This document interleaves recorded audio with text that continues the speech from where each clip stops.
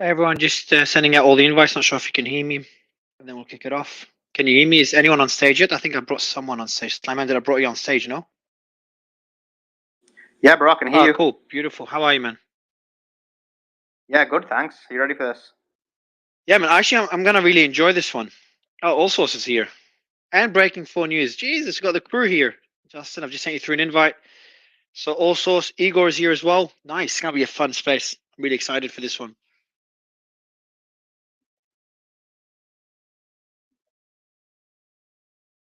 A few more invites.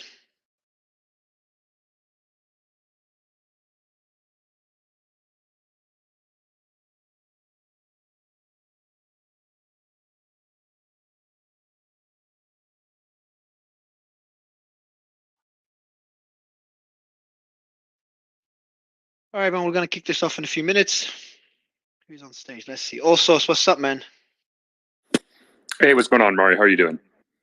Man, good. We got Breaking 4 News. Mateus, how are you? I'm good. How are you? Very important conversation today. Yes, it's going to be an intense one. There's a lot of developments throughout while we're doing this space, so it's just such an insane 3 days.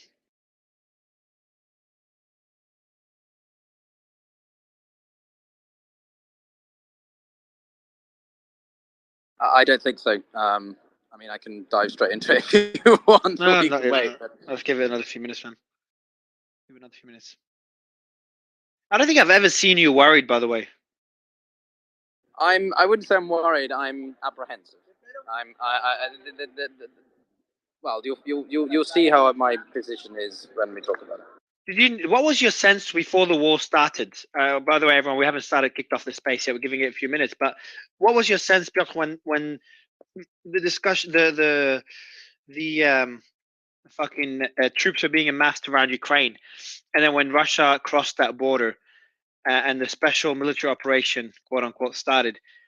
Did you expect it to last this long? I don't think anyone could say so. I didn't. I was up until hour zero, minute zero, still thinking it wasn't going to happen, because only 6 months before we'd seen Putin amass troops that very summer, right? Or 2021 summer, we'd seen them amass troops on the borders. And that was because he wanted to test the resolve of Biden after Biden had just been inaugurated into office. So, I didn't think up until that point that Putin was actually going to follow through. But, I myself, who's not even a major expert relative to some of the other analysts that were caught off guard, were caught off guard. Like, this war was not not anyone ever thought could really happen. It's reminded us all that kinetic warfare in its most conventional sense is still a possibility, and how lucky Europe particularly has been to live without it for almost 80 years. So, and as to your other question about the longevity of it, no, I think most people assumed Ukraine would be eventually beaten, maybe not crushed, but certainly beaten by the Russians. That's the other main lesson, which is that the Russian military is not as capable as we once thought. And even Putin in his speech acknowledged that there have been a lot of casualties. So clearly the Russians, whether or not their stew could win, are quite surprised that they didn't beat Ukraine as easily as they could have done. All right, so just for the speakers requesting to speak, we'll be bringing you up gradually throughout the space. We do have various segments that we're going to be discussing. Justin, how are you, man?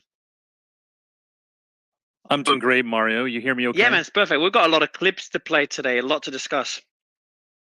We do. There's plenty to go after, history in the making. We're all witnesses to it. I wish I could say that this was the climax of this particular history, but it looks like we're going higher. So for anyone requesting to speak, just some groundwork, what I recommend is DM me, because we cannot see all requests, especially once we hit 3,000-4,000 listeners. We won't be able to see all the requests. For the audience, I wrote a lot of threads on this today, summarizing a lot of the recent events. I've pinned one of them above. Now, this thread above, at the end of it, it has links to a summary of Putin's speech for the State of the Union. We've got a summary of Biden's speech or his comments in Ukraine and his speech in Poland. And we've got the breaking news about Xi Jinping potentially visiting Moscow the reports that we had just before I boarded my plane earlier today. Again, for the speakers, do be patient with us before coming up on stage. And for the audience, as we kick this off, make sure on the bottom right corner, I want you to write two things. Number one is what your thoughts are on the developments today.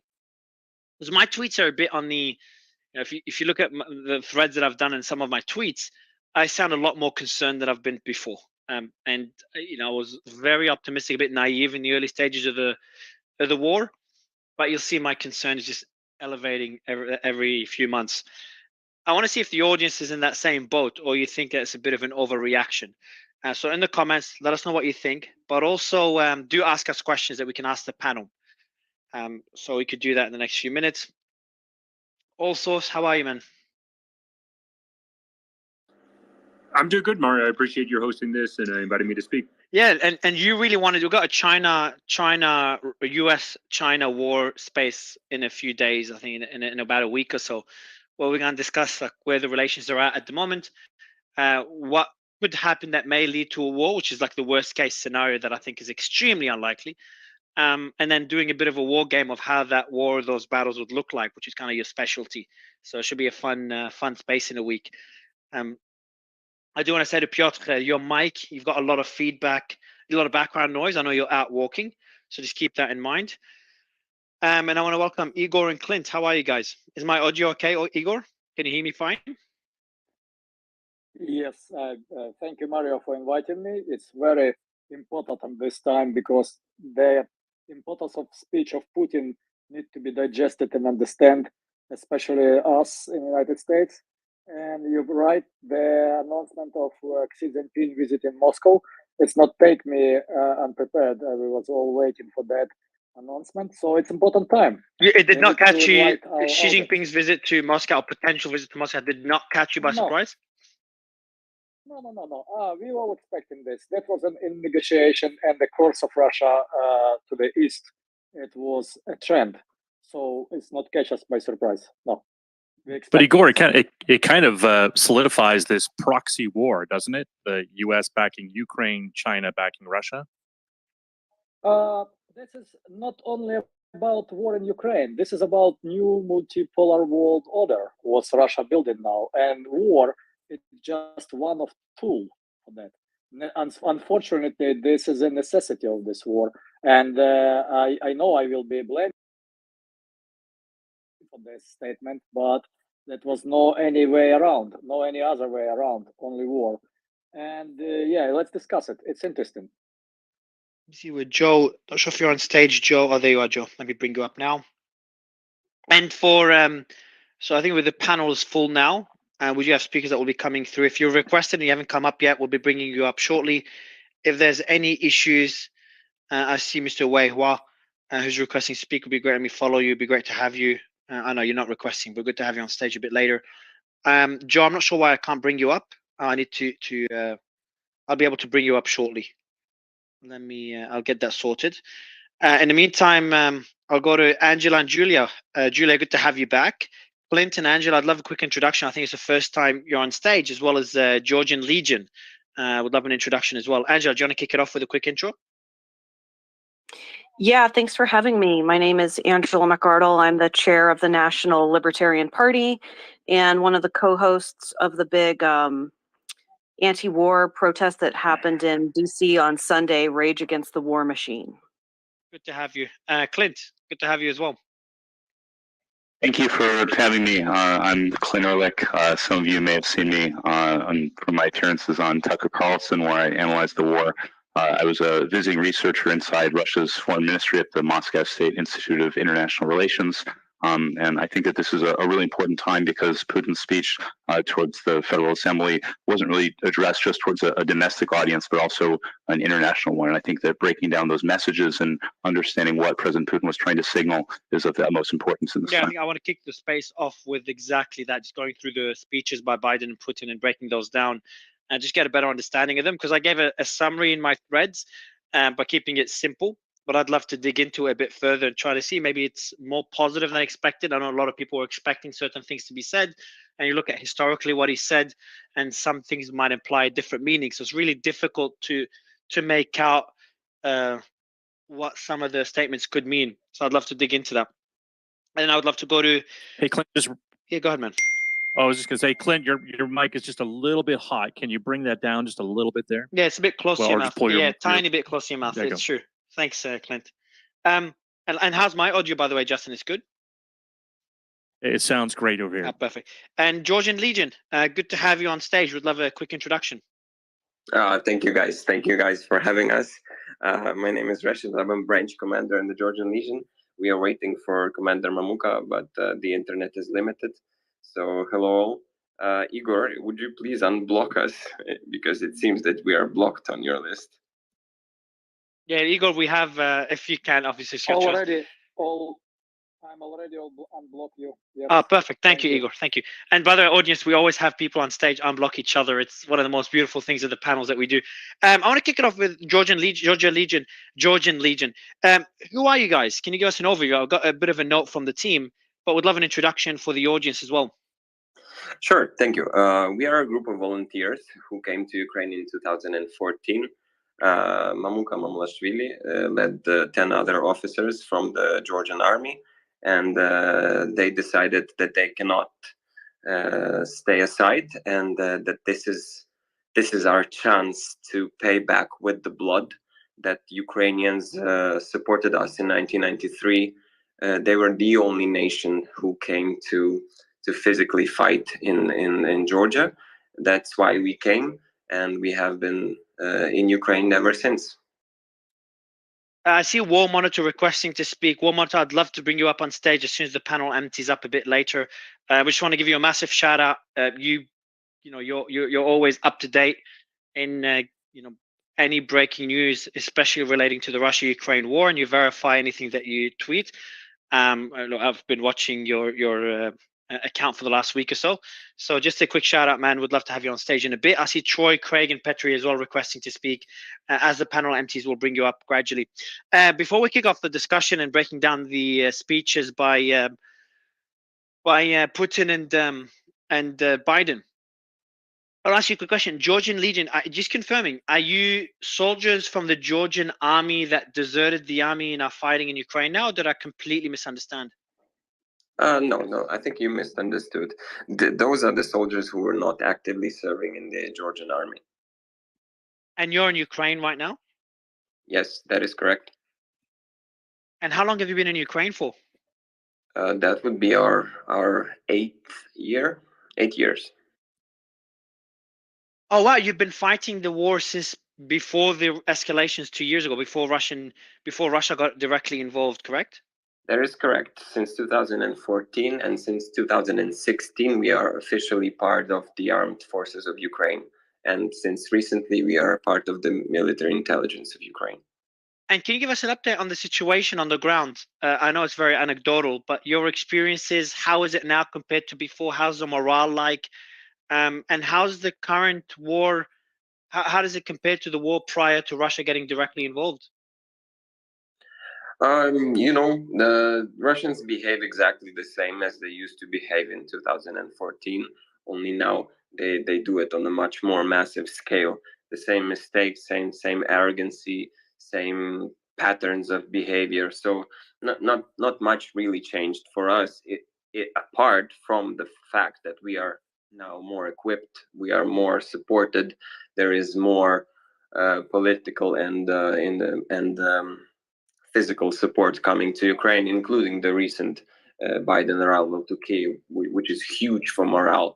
The morale before Biden coming to Kyiv and after Biden coming to Kyiv is the gap is huge. Now it's higher than ever. And how's the morale like on the ground? And we'll kick off the space right after you answer this question. It's really good. The guys are motivated. They really believe that this is our chance to finally seize Russian Federation existence in its current form, and for it to finally evolve into something good. Right. Let's get. Georgia, go ahead. Can I ask him a question? When you moved, when you went to Ukraine in 2014, was the reason because you were basically fighting with Ukraine against the separatists? We knew exactly Russian methods, and we knew exactly that those were Russian-backed separatists, and without Russian army actively being there, there would be no conflict. So we knew exactly that we were going to fight with Russian army, and we have been fighting Russian army since 2014. All right, let's kick off the. I was eating. Sorry, guys. All right, let's kick off the space. War Monitor. I'd love you to give us just a quick overview of recent developments beyond, because I know you've been covering the story closely. Any speakers that want to jump in, feel free to just jump in or put your hand up, whatever you prefer. And we'll be digging into the analysis of both speeches right after we get an update. But War Monitor, beyond the obvious, Biden in Kiev, Biden going to Poland by train, giving a speech there, Putin giving the State of the Union. What are other developments, especially developments we've seen post the speeches? Are things escalating? Good afternoon, everyone. I just wanna thank Mario for inviting me over. And yeah, I guess after the speeches we heard from the Moldovan Prime Minister, there's a lot of activity around Moldova now. We heard from the Moldovan Prime Minister that he said that the Russians were planning to seize the capital's airport. Obviously, that's it's a bit questionable if it will happen. But today we did see, we confirmed Ukrainian troops heading towards the Transnistria area, which is like a separate, a few thousand Russian troops. It's like a slither of land between Moldova and Ukraine. And we've seen threats that over the few last days that Moldovan troops wanted to expel Russian troops that are stationed in Transnistria, and that would be with the help of Ukrainian troops. So seeing Ukrainian troops, or convoys, I should say, in that area is a bit worrying. But I wouldn't say it's definitive proof that they're gonna push through Transnistria. We're seeing it. So is that possible involvement by Moldova in the conflict? It's if the U.S. pushes them to do something about the Russians in Transnistria, then yeah, possibly. Piotr, War Monitor. How do the War Monitor? How do the Moldovan people view Russia? There was a protest. So not the government, the people. Yeah, there was a protest a few days ago in the capital, and it wasn't a overly popular protest, but it was a notable protest, and it was very pro-Russian. And I think the overall like public perception of Russia in Moldova isn't as bad as in other places in Europe. So the new. So I mean, if there's a protest, if there's a protest, does that not indicate that it's not just that they're neutral, but they seem more pro-Russia? Would you say that or not? I wouldn't say they're pro-Russian. I think they're in the NATO Council, so Article 5 doesn't apply on them. But sorry, I meant the people. I know the government. Yeah. Is sympathetic a better way to put it instead of pro? Is sympathetic a better way to maybe look at that? Yeah, I would say so. I wouldn't say they're sympathetic. I would say the Moldovans are more nuanced in their position. If you look at any post-Ukrainian potential area that would be invaded. You're cutting in and out, Piotr. You're cutting in and out, Piotr. Your internet connection, or there's background noise, but that's fine. The internet connection is cutting in and out, so we can't get what you said. Is that better? It's better now, yeah. Is that better? Okay. Yeah, sorry, I literally come to a specific place for this event. So, yeah. So, as I said, Moldova is most likely the place that you would go to feel a certain fear about what Russia would do if they had been more successful in Ukraine. Transnistria is a breakaway province which has been, or an area which is tiny. It's a sliver of land, a mountainous region that has kept very strong relations with the Russians since the breakup of the Soviet Union. But this is not reflective of the entirety of Moldova. Moreover, the relationship of Moldova to Romania is very important because the Moldovians increasingly feel, and there's been quite a few polls about this in the past few years alone, about unification with Romania for security, aside from the fact that they share quite a lot of overlap. But would Language. Moldova getting involved or not, does that really matter? Is that I don't think they're not getting involved. They're not getting involved. It's simply the reason Moldova is spoken about is because they would be the primary target by the Kremlin after Ukraine.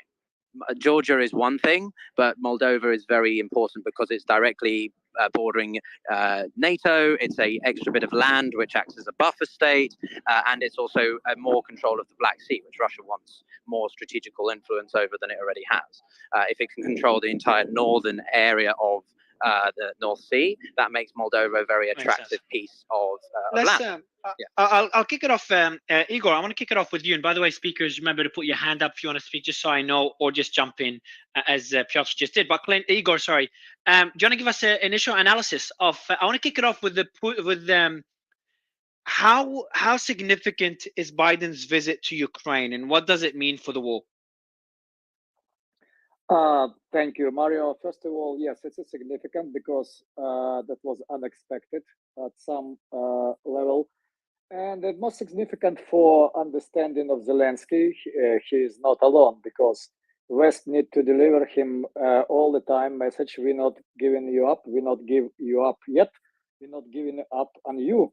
And this is important for morale of Ukrainians who is, I believe in they fighting for their own country future, but on all other contexts, that was just laughable because time for that visit was not exactly right.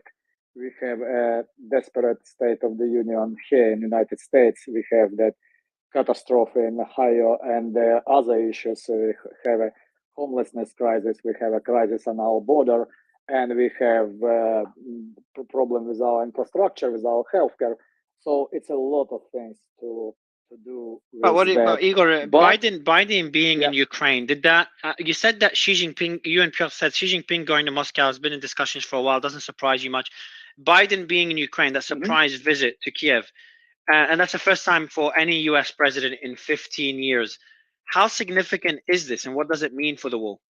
Does that mean, like, for me, though, I'll tell you what I understood, and then you correct me or give me your thoughts, and then probably I'll get Piotr also, so someone else to jump in afterwards to kind of give the other perspective. But how I saw it is, it very simply just shows that it's kind of an indication that NATO and the US are willing to, stick with Ukraine for the long run, and prolonging the war is not something they're shying away from. And it's just not. It's not a symbol of. It's not a symbol that we'll be looking for. No potential peace talks, and they really want to, put Russia in a bad spot. That's how I saw it. Are you on the same page? Yeah, I want to point your attention how it was happened during the World War II. So Adolf Hitler was very often visiting the front. He was visiting Ukraine as well in Vinnytsia and staying in his bunker. And Stalin just sit in Kremlin and command his army, and he won this war. So what for me, what's reassuring in my vision, that's a proxy war, what United States running by Ukrainian hands, and this appearance of Biden in Kiev, it's just showing and solidifying all evidences. What this is not a war of Ukrainians. This is war what was initiated as a proxy war by United States. And without United States, that war never will happen. That's what the Biden visit in Ukraine was for me. But we also know about different things. On the other side, we see you calling this the State of the Union address. That's when Putin addressed the federal gathering, so both chambers of Russian parliament. Yeah, and even in Russian society, that was a different speculation about what he gonna say. Overall, this speech not deliver something very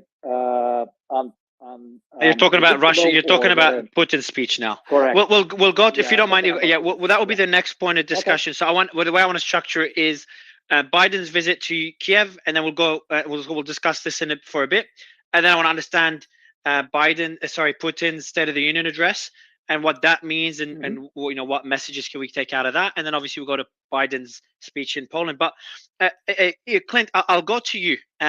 Looking at how I saw the speech and what it means, and Igor's interpretation of the speech. Do you mind if I speak the Chinese Russian element? The Chinese Russian element, is that part of the? Does that relate to Biden's visit to Kiev? Well, no, because he mentioned it in passing. Okay, yeah, well, yeah, about... I want to get to that. So I've got it. I'll discuss it a bit later in the agenda, if that's okay, Piotr. For now, I'll go to Clint and yourself and Joe and Angela and Georgian Legion, just to kind of get a better understanding of how significant is Biden's visit to Kiev. And Clint, I'd love your thoughts on it.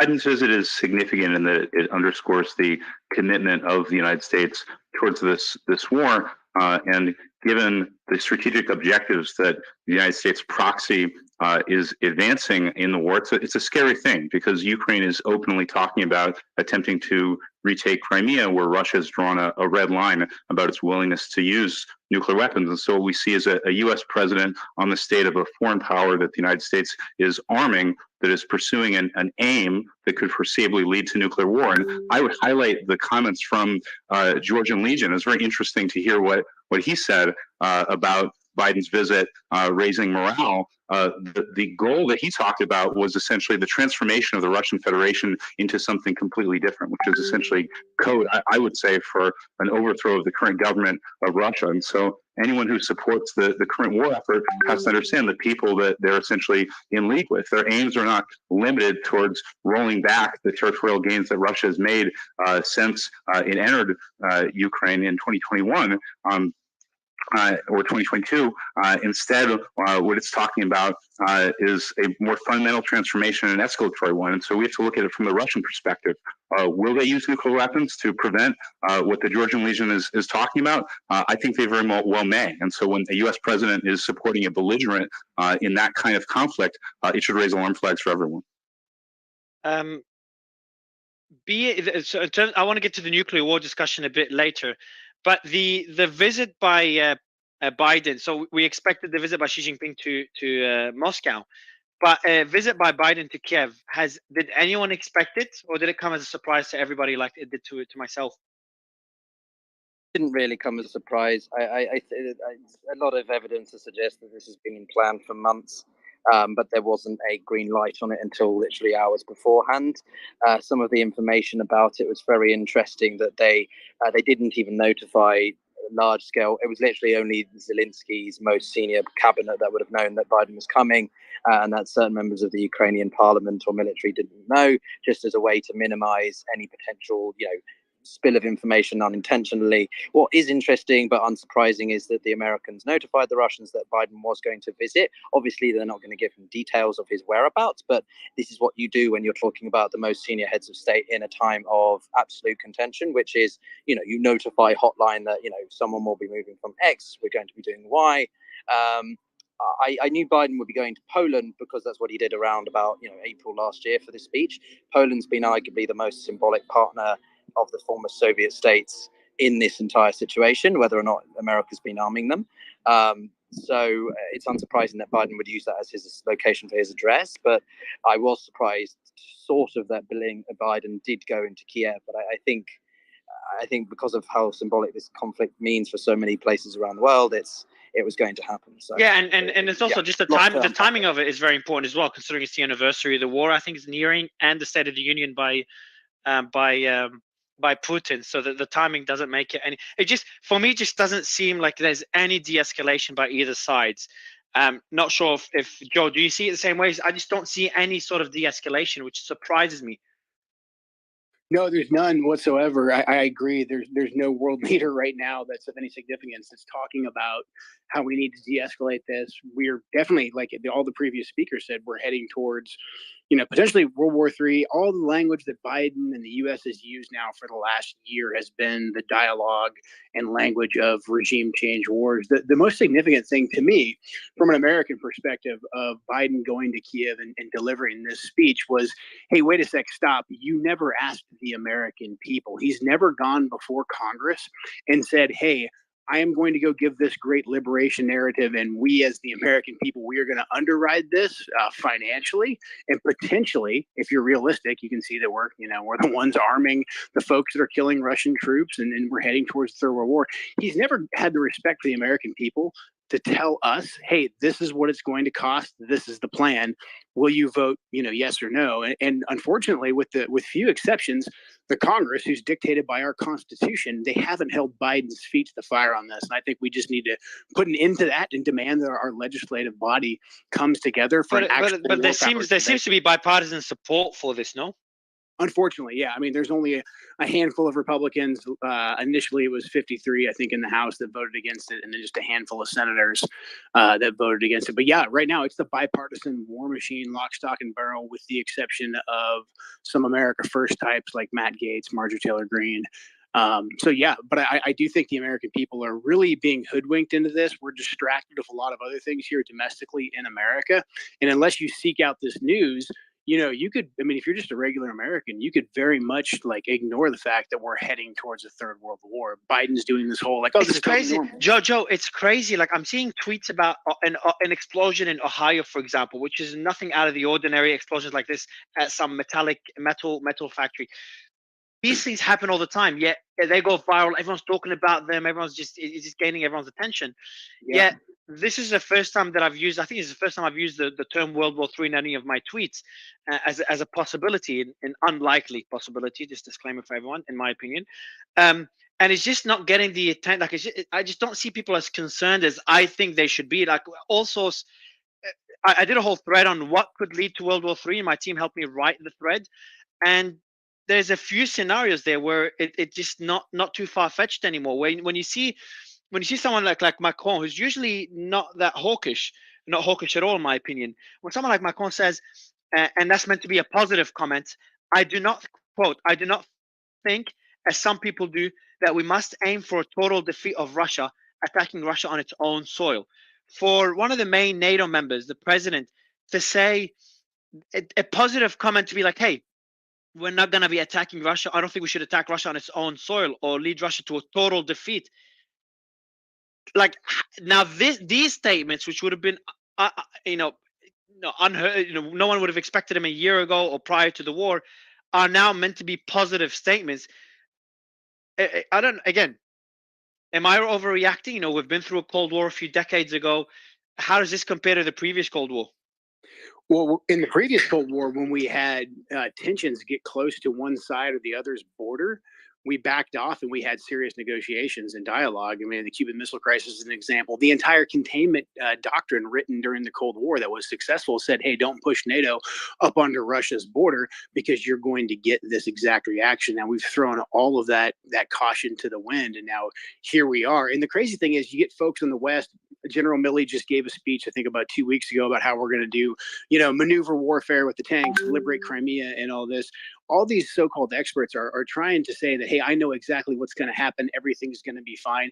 Anyone telling you that everything's going to be fine when tensions are this high and the stakes are this high, they're lying to you, and they have no idea what they're talking about. Because right now, we could have a one errant rocket, slip into Poland or somewhere near Kyiv and kill some Americans. Then what? Then where are we? And the thing is, no one knows. This is why those who came before us that prevented a third world war, a nuclear exchange, they always erred on the side of dialogue, and I just don't see any of that right now. It's very dangerous. But we've seen similar. And can I just point out one quick? Yeah, point? Go ahead, Piotr. And Piotr, I was going to refer to something you've pointed out, I think, in a previous space we did. It was these things have happened in the Cold War. We saw that in Vietnam. We saw that in Afghanistan, etc. Is that any different, Piotr? You're genuinely the voice of less concern. Is that any different to the wars we've seen in? Well, in don't the Cold put War? it too much like that. When you say less concerned, I try to provide some sensibility and desensationalize. Do you sensibly have any concern? And I'll let you comment to the other points. But do you have any what I would valid say, concerns to? I would say there's one point. So so two main points. One, Macron is one particular leader. France has been a longer-term ally of Russia historically, right? If you think back First World War, both sides, unlike Britain, which has always been more hawkish against the Russians or the Americans, right? Macron also has some personal grievances here. He had a general election last year So he needed to play to the optics of his own domestic people. But second, he tried very hard in the first month of the war to engage Putin directly, including waiting for a phone call from Putin, which Putin basically stuck his two fingers up and never reciprocated. So Macron is, to use professional terms, butthurt in the sense that Putin has treated him disrespectfully. And so Macron's position has changed from one of more neutrality or sort of being a little bit less hawkish like the British to one of we absolutely must defeat Russia outright. So you can argue that there's a is France more hawkish than Germany at the moment? Yeah, I would say increasingly they are, although the Germans have stepped up. Sorry, everyone, all the main guys are stepping up. But they are now, yeah, because of what's happened in the past few months. What exactly? What exactly in the last few months that happened that do you think made them more? Well, I think that the provision of the reduction in the nuclear talk from Putin, the sizable gains that the Ukrainians made, and the fall, the fact that this is a rolling thing, right? And I'm sure some of the other military people can say this, which is that everyone expected Ukraine to falter at the beginning. They didn't, and therefore Houston acknowledged that.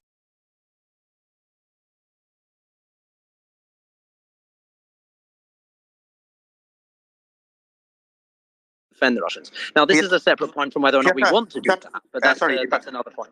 Piotr, can I ask you a question? How do you pronounce your name? Sorry. Piotr. It's Russian. It's Piotr. Piotr. Right. What about, because you said that France, you explained things from the France perspective, but what about, like, for example, Chirac's comments where he says that the Minsk agreement was there just to buy time to arm Ukraine? So does that indicates that maybe there was some things underplay as opposed to them having like an amazing relationship? What do you think about that? I'm not entirely sure what you were referring to. So Chirac basically made a statement saying that the Minsk agreement was there in order to basically give the West time to arm Ukraine. So he said that was the reasoning for it, to stall. I don't know about that. I think we don't.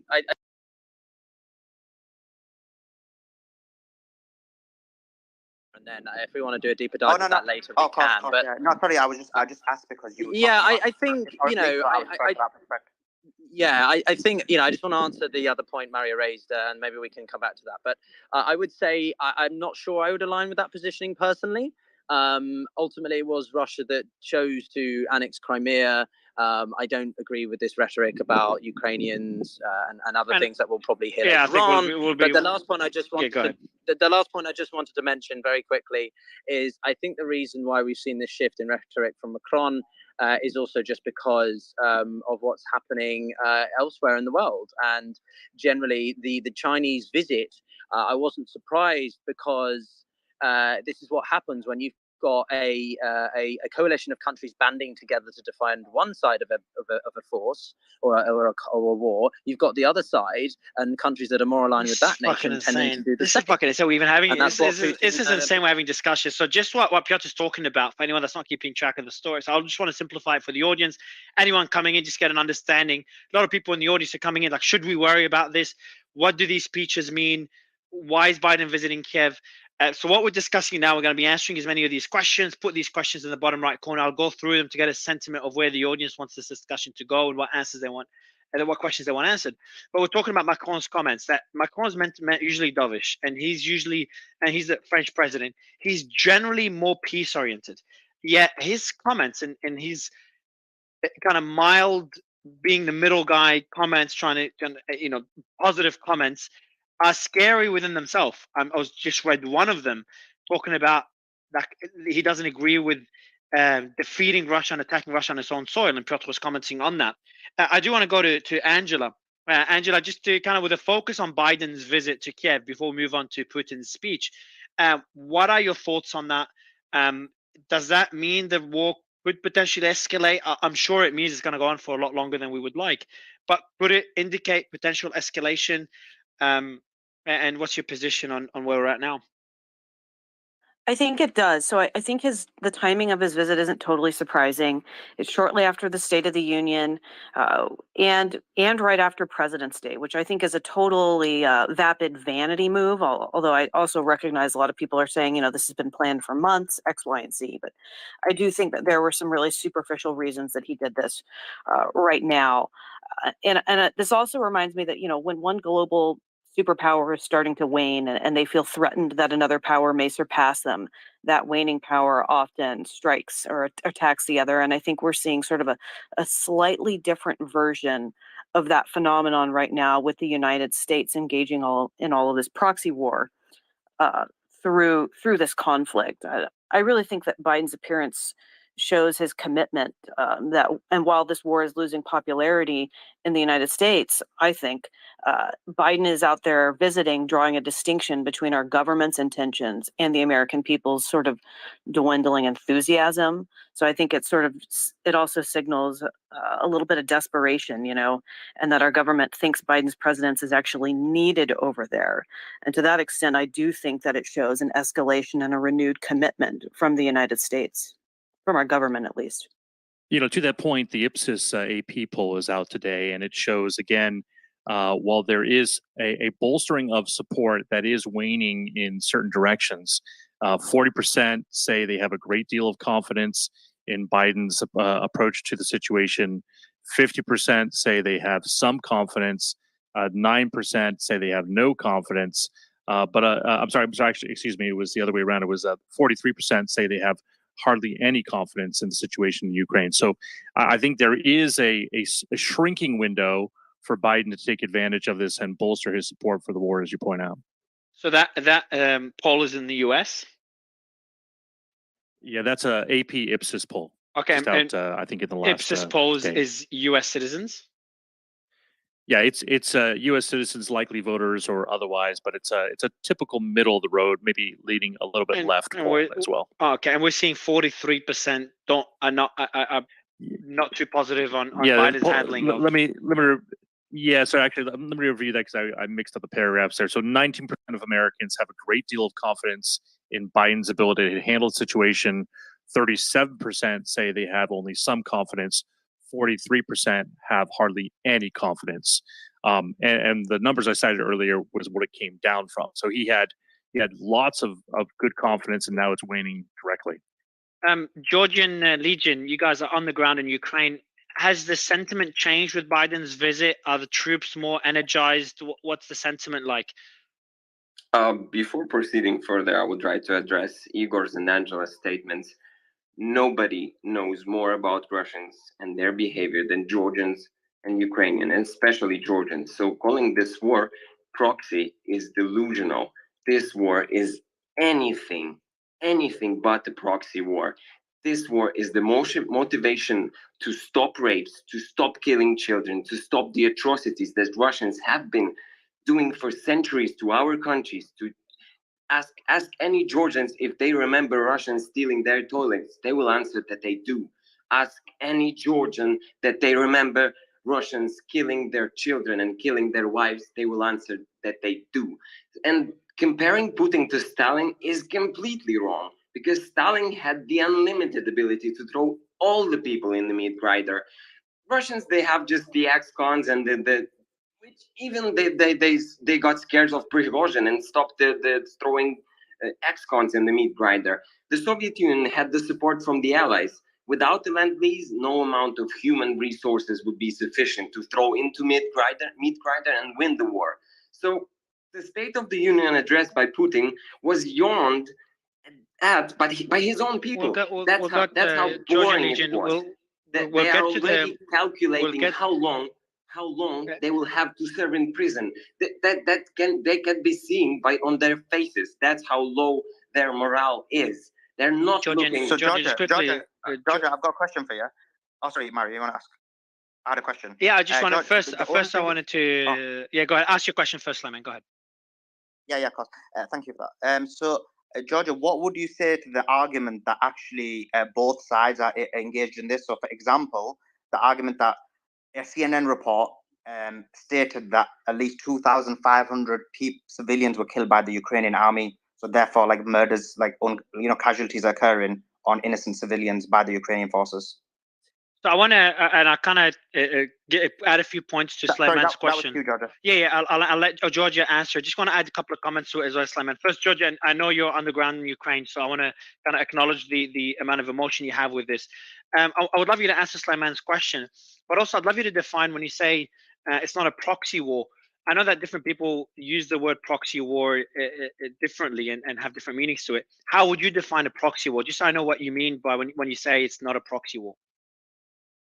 A proxy war is something that is in the intentions and the needs of one country. Let's say the United States wants to defeat Russia using Ukraine. That is what a proxy war, and that is what I get from the statements from the previous speakers. So maybe both are true. Maybe Russia is awful and it's a U.S. proxy war. I just want to make sure no one thinks I'm there's been enthusiastic supporter of Putin. Angela. Yeah, I just want to say, and Georgian, I'm going to mention a couple of comments, and then we'll get back to the significance of Biden's visit, and we'll move on to Putin's discussion. But just on that point, I want to. I'm not sure if someone can help me with those exact quotes, but there's two interesting quotes. One of them I tweeted about. One of them is I think it was a NATO member or general, U.S. general, that said that we want to. I'm going to paraphrase horribly. If someone knows the exact quote, it'll be great. But something along the lines of, we're going to leverage Ukraine to drain or to weaken the Russian army as much as possible. That's number one. Again, if someone knows the exact quote, it would be great. And just interrupt me if you do know the exact quote. And number two, there's also the reports that came out. We discussed this in a previous space. The reports that came out where Zelensky had the opportunity to sign it, and again, those are unconfirmed, not official, but Zelensky had the opportunity to get a peace deal with Russia. Maybe could include giving up some territory, which I'm sure many people oppose. Some people think it's a fair settlement, but giving up some territory. Yet the Western forces appealed against such a decision, told Zelensky that he will not get their support if they take such a path. Those two particular points, again, if I got any of them wrong or someone knows the exact quotes, please do jump in, just unmute and correct me. It's not a specific quote, Mario. It was from the Israeli Kamala Harris. A few people have said basically along the lines of, this is a golden opportunity to render the Russian military inept and unworkable because Russia has been a systemic risk to Eastern Europe, the United States, strategical interests for years. So it's multiple, more than one. And Sulaiman, you wanted to add on something to it? More than it was also mentioned by the ex-Israeli. I think Mario. I think you're referring to the ex-Israeli president who also said that there was a deal in place. Yes. And then what happened was the West ensured that deal didn't happen. And he was a peace mediator as well. So Georgian, I wanted to ask you on those two particular points.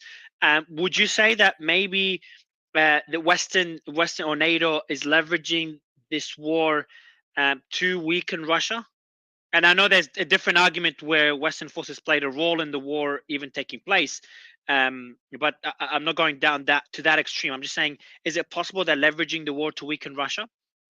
Well, of course, it is the fact that they are doing so. The semantics of the phrase proxy war are being used by Russians to define that the only reason the war started is because the United States wanted the war. That's how they want to explain them going into our territories and killing our people.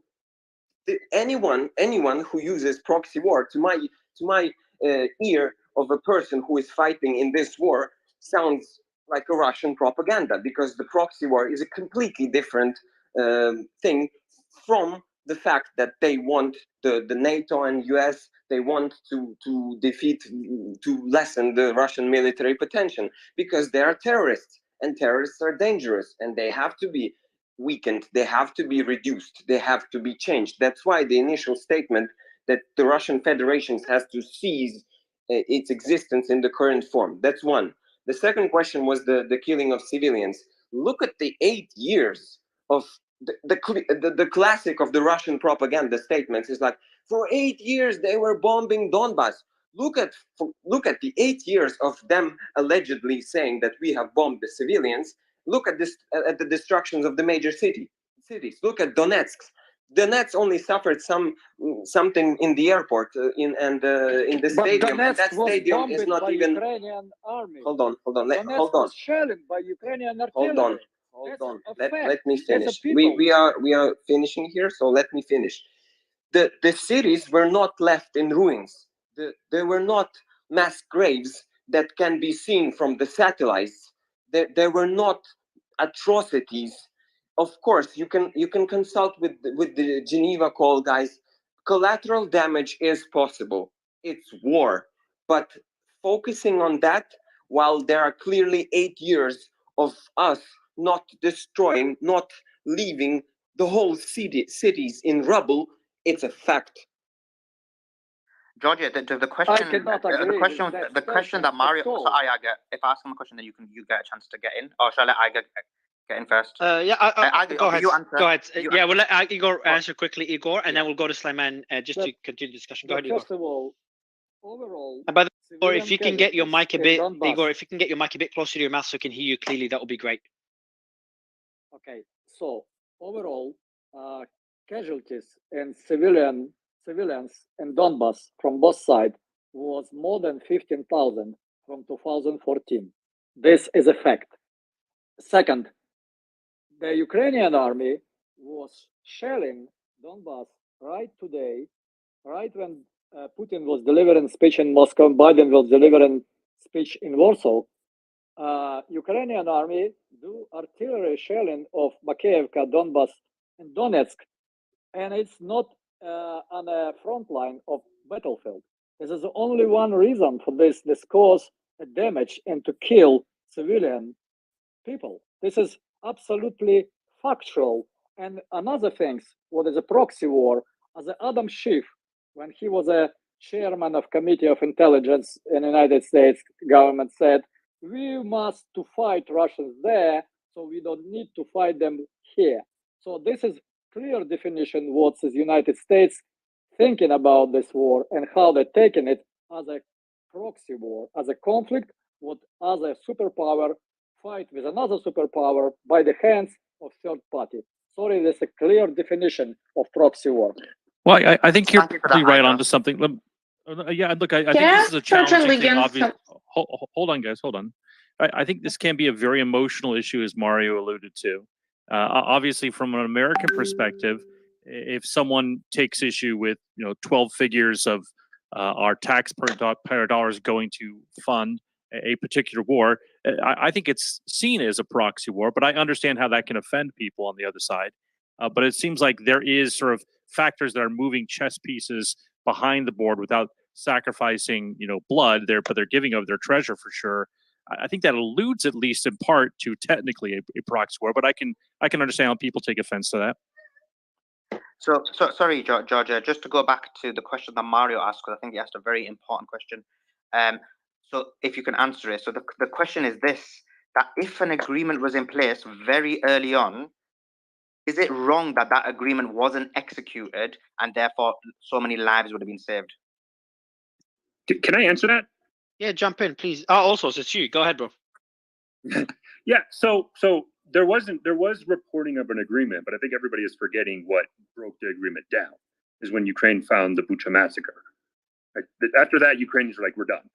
There's no negotiations, right?" And I think so. And I think when I don't think, but also, do you really think that's the case? Like, do you think? Yeah, absolutely, Mario. Absolutely. I mean, this is what it is. When you frame this as a proxy war, what you're fundamentally missing on this conversation is what Ukrainians believe. If you think for a second that the West has a hardcore position related to Russia and the Russia-Ukrainian war, talk to Ukrainians. Talk to Ukrainians and what they truly believe. And so there's the problem of this when we're having a conversation about Ukraine as if they have no agency. When you listen to Igor and you listen to it's almost as Ukraine are puppets. Like they have no agency, they have no desire for self-determination, they have no political will, they don't have their own desires of what they want to achieve. But also, does Ukraine? I agree with what you're saying, and we generally agree on many things. But is Ukraine in a position not to be a puppet? And I know puppet is not the best term to use, so it's an offending term. So I take back that term. But I mean, is it they cannot fight Russia without NATO support? NATO support stops, Ukraine loses. Well, let me put it this way. Let me frame it this way. The chance Russia had to achieve victory in Ukraine was at the beginning of this war, in the beginning of the invasion, right? Because if you look at what was going on, right, NATO weaponry was not that robust, right? You're talking about how the West thought what was going to happen is that this war was going to transition into an insurgency. That was the belief that the West had. And so the weapon and the equipment that the U.S. gave to Ukraine and the West gave to Ukraine was to prepare for an insurgency. What happened was the Russian military was highly incompetent. They're an incompetent military. And when they saw they got defeated, and when I can go down extensively of the military failures, and if anybody wants to know exactly how a military failure is defined, look at the Battle of Cherniv, right, where one Ukrainian tank brigade decimated multiple Russian tank brigades, and they were never surrounded, right? But besides that, so what the West saw was, oh my God, right? And to this point, right, of course the West is going to be like, well, let's stop and think for a second. We have Russia invaded Georgia in 2008. They invaded Ukraine in 2014, and then they continued the war. And Igor's like about the Donbass. Yeah, they were shelling. It was a conflict zone. It was a war zone. People, both the Russians and the Ukrainians, were fighting in the Donbass. It was a war. Like yes, there was shelling, but it was not nearly as what we're seeing now. The war it is currently at this moment, at this time, not we're even remotely close. So the West saw, well, we have Russia launched 3 military operations continuously from 2014 against European countries and European partners of ours and allies. So what the West says is, well, if clearly Russia has this desire to seize territory, we have to look at our own national security interests. Let's just get rid of the moral righteousness of supporting a country fighting for their national sovereignty. Let's say you don't agree with it. You're purely looking at this from a national security point of view.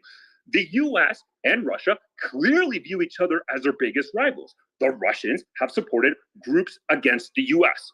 So what is the US is going to do? Well, we're going to support groups outside. So you can frame that as a proxy war. It's not, because Ukrainians have agency and they want to fight for the national sovereignty. And they say, we will fight. Just support us. So the West says we have national security reasons why we want to support. This notion that if you cut the weapons, can Russia gain some level of success? Of course, nobody's denying that. But this idea that Ukraine would automatically crumble and be defeated when Russia is incapable of executing combined armed operations at any scale that is equivalent to NATO. Just look at the Battle of Uladar. They have no idea how to fight as a military. They have very hard times. So let's not ignore the Ukrainians and their voice when we're having this conversation. I think that's what Georgian Legion is trying to get at.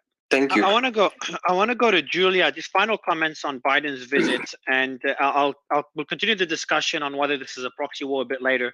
And the reason I want this space to really focus on what's next, and a stronger focus on whether World War III is possible. Like, no joke, guys, and I don't want to just be the guy ringing the alarm and shit. I was the guy that said, no way Russia's going to cross the border. I'm that stupid. And then when they crossed the border, I remember I had people in Kharkov. I was in Kharkov weeks or maybe a couple of months before the war. And I remember telling people in Kharkov, I'm like, hey, this is going to last a few days. Don't worry. It should be fine. The shelling should stop in a day or two. It should be fine. And obviously I had to evacuate them a few days after that. Yet I'm having thoughts now, no jokes, and discussions with people about what if this continues to escalate, and in a year we're looking at a plausible nuclear war. So I really want to focus, and that's for selfish reasons. I want to focus on the possibility of World War III and trying to be as factual and objective as possible. I want to go to Julia on just focusing on Biden's visit, and does that mean the war could really escalate? What does it mean to the war? And then right after that, we'll go to Justin to play a few clips from Putin's speech and move on to that discussion. Yeah, thank you for giving me the opportunity to speak. So I wanted just to say that, first of all, it was expected for Biden to meet with Zelensky somewhere in Poland. At least that's my understanding, because Ukraine mentioned it a few times. I read Ukrainian side as well. But I guess Biden decided to go further. It's something similar to what Pelosi did when she decided to travel to Taiwan, kind of escalating it even further.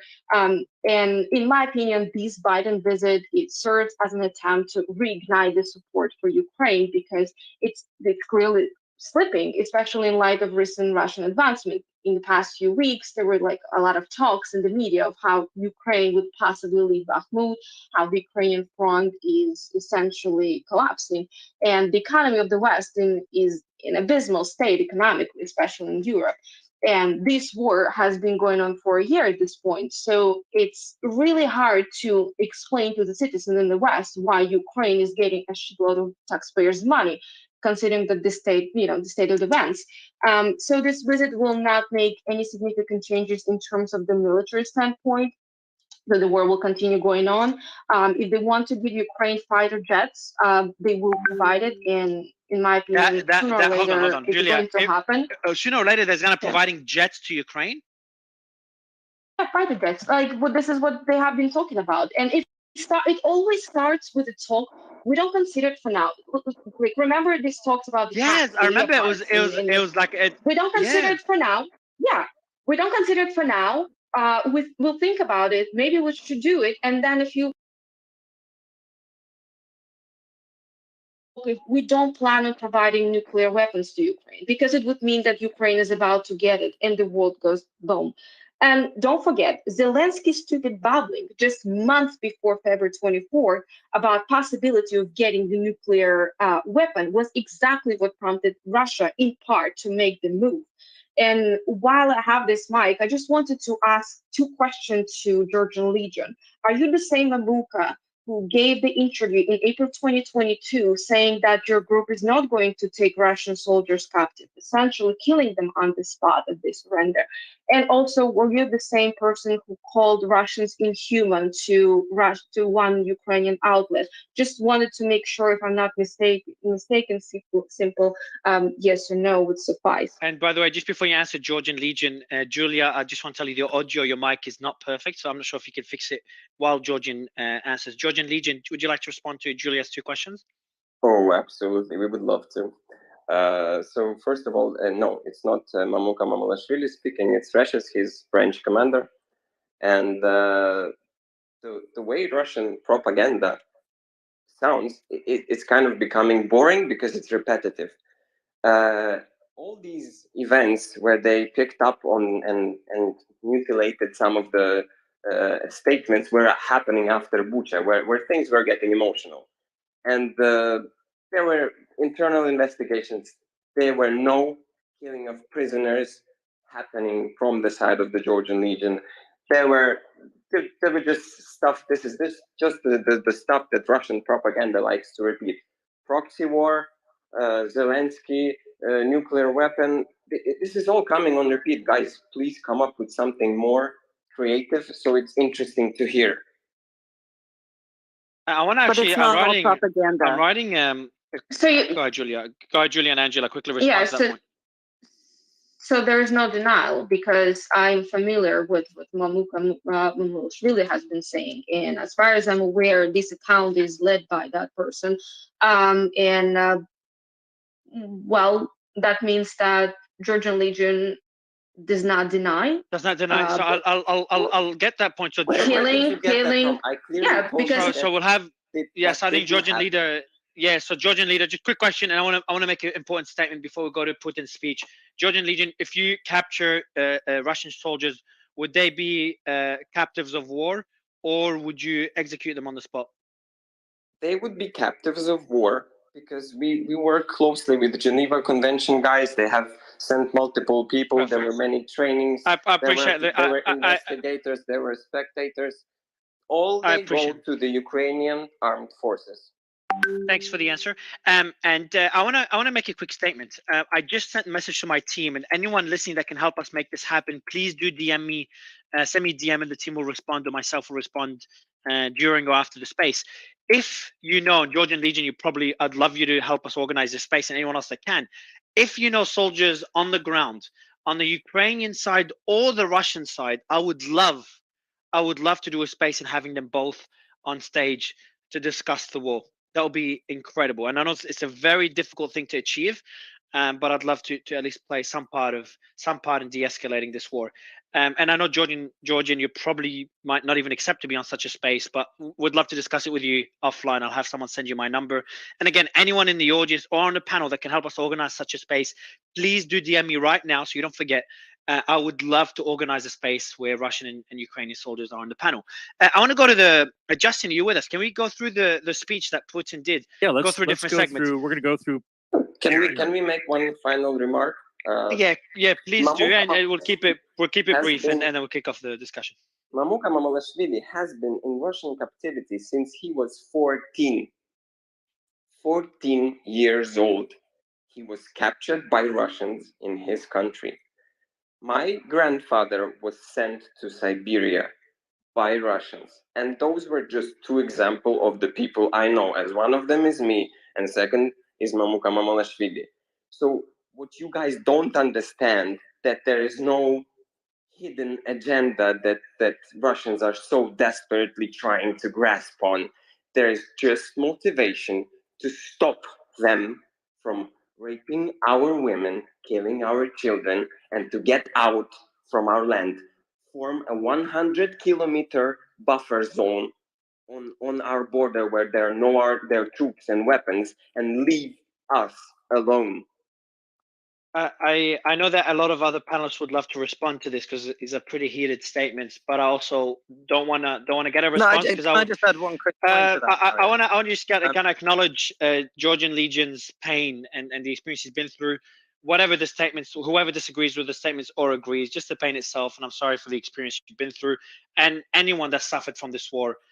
So I just don't want to diminish anyone's experience on both sides of any war. So I do want to go, if you don't mind, Piotr, would you mind if I go through Putin's speech and just to start playing it with Justin, we can comment on. Thanks, bro. Justin, yeah, so the way we're going to structure this is we're going to break down Putin's speech, State of the Union speech, just for the audience to understand what it means. Would we see further escalation? Is there hints of de-escalation? And is there any hints of potentially using nuclear arms?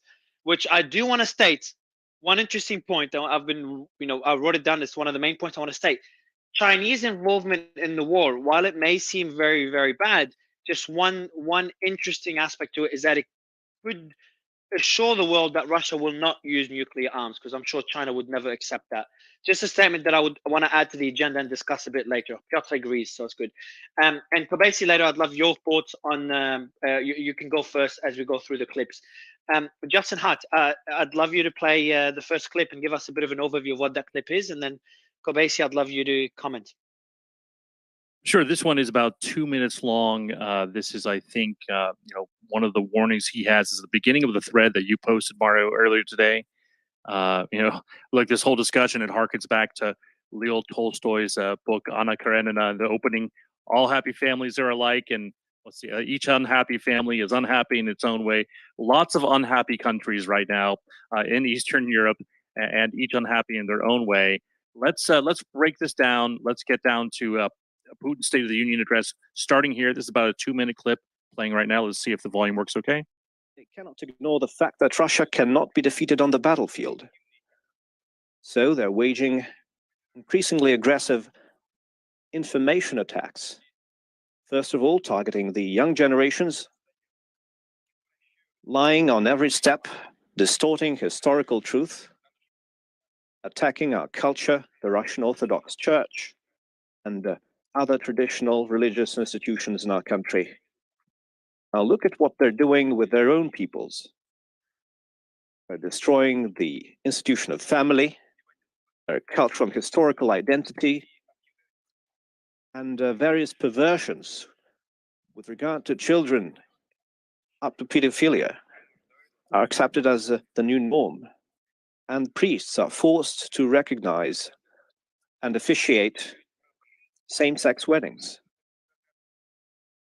People can live however they want. And we in Russia have never intruded into people's private life. And we're not going to do that. But what we want to say, maybe they should take a look in the scripture, into the holy book of any great religion. It says that the family is a union between woman and man. So Justin, I'd love to go to the next clip. So this one is actually a quick question there. That was the first clip I put in my thread. And I just found it very irrelevant to the war and using all these different, same-sex marriage, etc. Can I comment on that? Yeah. So Piotr, does that there's relate? a reason why he did that. Go ahead. So, well, the speech went on for the best part of almost 2 hours. If you look at screenshots from within the auditorium, there are many senior members of Putin's establishment of the Russian elite who are falling asleep. This is what Putin has done for a long time. He goes on these massive rants or just digressions.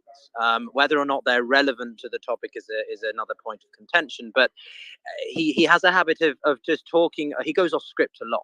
And whilst this may have been a little bit on script, the reason he includes it is primarily because he's trying to appeal to many members in this room who may feel that they appreciate Putin's stance on traditional family values or putting a nation first, right? So Americans who agree with Trump's position of America first listen to this rhetoric and they hear Putin talking about Russia first. So it appeals to them. And so what Putin is trying to do is appeal to this a set of observers, independent parties from around the world who don't necessarily agree with the war, who don't think it's our fight, who don't think that we should be in. Interesting. So this is Putin, because we are seeing more and more resistance, and I want to move on just for the audio. Yeah. So, no, but, Mario, can I ask Piotr a question because it's relevant to his point? Because Piotr, I'm not understanding how you're saying it's not relevant. Because from my understanding, this speech wasn't a specific war speech, but it's his yearly address. And so within that, he's going to talk about certain things which have got to do with Russia and the Russian people. And I guess one way that he's separated Russia from the West is in terms of values. So I'm not understanding why you think it's a digress, but if you can explain that, that'd be brilliant. Well, okay. So there's a few factors here. So number one, every year Putin provides an end of state address. He sits down in front of a big flag, and it's very traditional Russian appearance, right? I went one year because it was anyway. He does this. He didn't do it this year or last December for whatever reason. So this speech, most people I think would agree, was a combination of that speech in December and what was obviously going to be him commemorating or acknowledging the 1 year anniversary of this special military operation / war, right? And I think that whilst I don't think it's personally relevant, he does. And he's going to work it in there, right? The other thing is also, what was the main narrative of this speech? It's the West's fault. It's NATO's fault. It's the onus is on them. It's their responsibility. He's going to attack Western decadence. Yeah. So this is the next clip. So this is a very short clip, like a 16-second clip, I think. Justin, can you play this one? Because this is one of the more serious clips, in my opinion. Out of a 2-hour speech, we chose clips. Total length is about 4 minutes. So this one is a 10 to 20-second one. Justin, do you mind playing that one? Running now. The elites of the West are not. 1 second, the volume's low on that one. Hang on. The elites of the West. For some reason, the volume. No, it's good. We can hear it. We can hear it fine. No, we can hear it, Justin. We can hear it fine. Oh, you can? Yeah. Okay, maybe it's just me. Sorry. Hang on. As they say. 1 second. Playing over. The elites of the West are not hiding their goals. They are, as they say, trying to inflict a strategic defeat on Russia. What does that mean to us? That means they want to end with Russia. They want to turn a local conflict into a phase of global conflict. Sorry, that was in one ear. So this one, I didn't hear I heard it perfect. So this one to me is turning a local conflict into a global conflict. So I'll go with Kobesi first, but the reason I said this is a more serious one is Putin talking about a strategic defeat for Russia. He doesn't talk about how they would respond. He doesn't comment further on that, and then moves on to this becoming a global war. And I think it's the first time one of the few times he said that openly. Kobesi, later, would love your thoughts on this, and I'll go to Joe. Yeah, I mean, this kind of goes into what I was going to say before.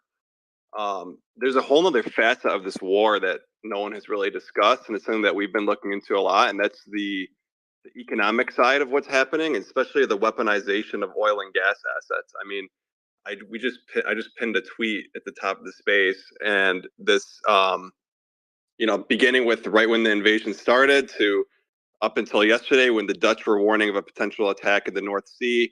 Seems like this is honestly already a global war. This energy crisis, this is one of the worst energy crises we've seen in decades. Since the 70s? Since the 70s? Probably since the 70s, yeah. And now we have, Russia knows that, well, number one, the world is already battling incredibly high inflation. Consumers are distressed everywhere. And cutting off oil and gas assets is only making that harder, and that's putting more pressure on everyone. I mean, Americans are unhappy with inflation, and it's directly correlated with what's happening in Ukraine with Russia. So and now that there's potential, attacks on, no one really knows what happened with the Nord Stream pipeline, or there's obviously a lot of theories, but now that there's potential attacks in the North Sea and vice versa, it's becoming increasingly likely that it could just be some sort of energy attack that draws in either NATO allies or other people into this war. So I think Putin in his head, he's already kind of waged, it's already kind of a war against NATO on the economic front, right? And you've seen this in the EU as well, where they cut off gas exports in September, and then the EU retaliated by capping Russian oil at $60 per barrel. So this is another major facet that I think is already kind of has already grown into a global war. Kobayashi, can I ask you a question? Because you said that it's affecting the it's affecting the American people. So, what about the argument? And I wrote a thread on this. But basically, yes, it's affecting the American people, but America as a nation is significantly benefiting financially from from a variety of factors, including the military industrial complex and so on and so forth. And it's actually Europe who has significantly been hit. Yeah, that's true. You do see a lot more reliance in Europe, but the general elevated commodity prices. If you look at the breakdown of CPI, you can see, higher gas prices, oil prices have contributed almost the most significantly of any category to inflation over the last year or so. Same with the whole grain market, exports, food. A lot of this is tied into what's happening in Ukraine. So I think, yeah, is Europe feeling a lot more pinch in this? But isn't America now basically once an example? And I guess I don't want to digress too much. We need to move on. But like the Nord Stream getting blown up, it was America who's now supplying. So there's many, even from a gas point of view and a variety of other points. I want to go back to this, thing that I was observing back in October of 21. Oh, Justin, I think you played something. Go ahead, Kobayashi. Sorry, go ahead. Yes. So I think what was your question? I think he cut you off in the middle of your question. I think the most next question is his point is that the U.S. has more incentive for the war to continue even more than Europe because the economy is benefiting significantly. Wanted your comments on that? Yeah, that might be true, but honestly, the U.S. versus Europe versus NATO, it doesn't really matter. If it's NATO or if it's a country in NATO or the U.S., it effectively has the same impact in terms of the longer term, potential for World War III or waging a global war here. And also we're nowhere near a situation right now where we can afford any oil cut off from the market. We've already seen OPEC cut back 2 million barrels per day since COVID. We've seen prices artificially pushed higher by OPEC, and now you have Chinese demand. I want to go to so Joe. I want to go on. So the economic war has been going on for a while. Sanctions are sanctions, and we see sanctions against North Korea, sanctions against Iran, and no one really takes them that seriously. It's part of the way we do business in the world right now, and this is as far as superpowers would go to war, through sanctions. But what we've seen here is obviously China going to Moscow, and Putin saying, and I wrote down the notes and what was just said now. He said turning a local conflict into a global conflict. What was initially a war between Russia and Ukraine, where Ukraine was severely the underdog, has now turned into NATO through Ukraine and Russia, or Russia against Ukraine with NATO's massive support, and now potentially China entering the war on Russia's side, and NATO having concerns with China, serious concerns with China supplying weaponry to Russia. So now you've got, and I made a thread on this, or a couple of tweets in which you got the three biggest the countries with the most nuclear warheads, China, US, and Russia by far being the biggest, China being the third biggest, but by wide margin, all involved in this conflict. And it's essentially become a global war. Would you say we've taken the next step? It was a local war. US was supplying weaponry, or NATO was supporting Ukraine, but now it's gone to a level where we're talking about.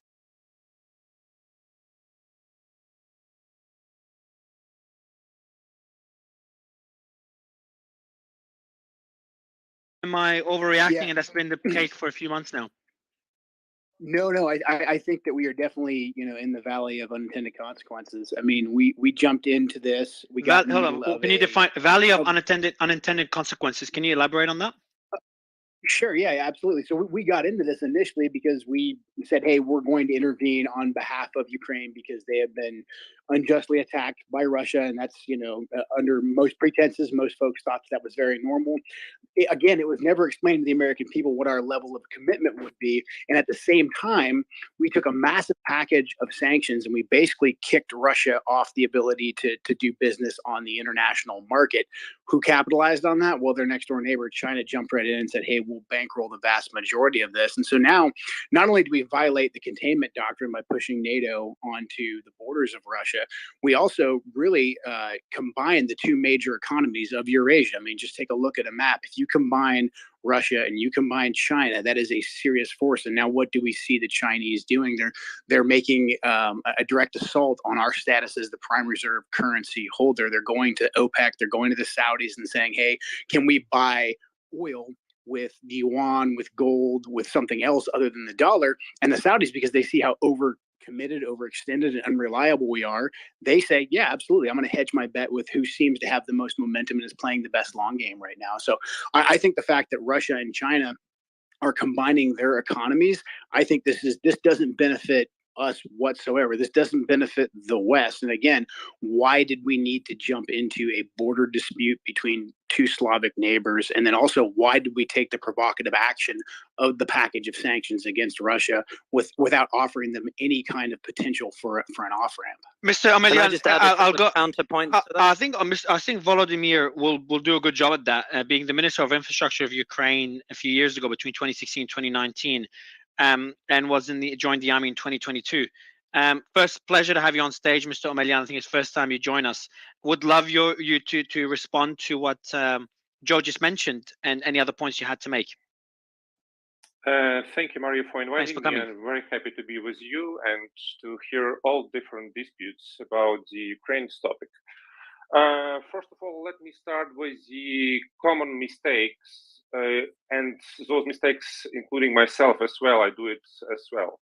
We all think that something out of our family house, country doesn't concern us. Unfortunately, it does. And in Ukraine, a lot of Ukrainians, majority of Ukrainians, neglected situation in Syria, in Moldova, even in Georgia. We saw that it's far away from Ukraine and has nothing to do with Ukraine until 21st February 2022. Maybe I will not tell you the secret, but Mr. Zelensky was not a fan, but very good and positive man towards Mr. Putin. And he started his career as a president with a very simple statement.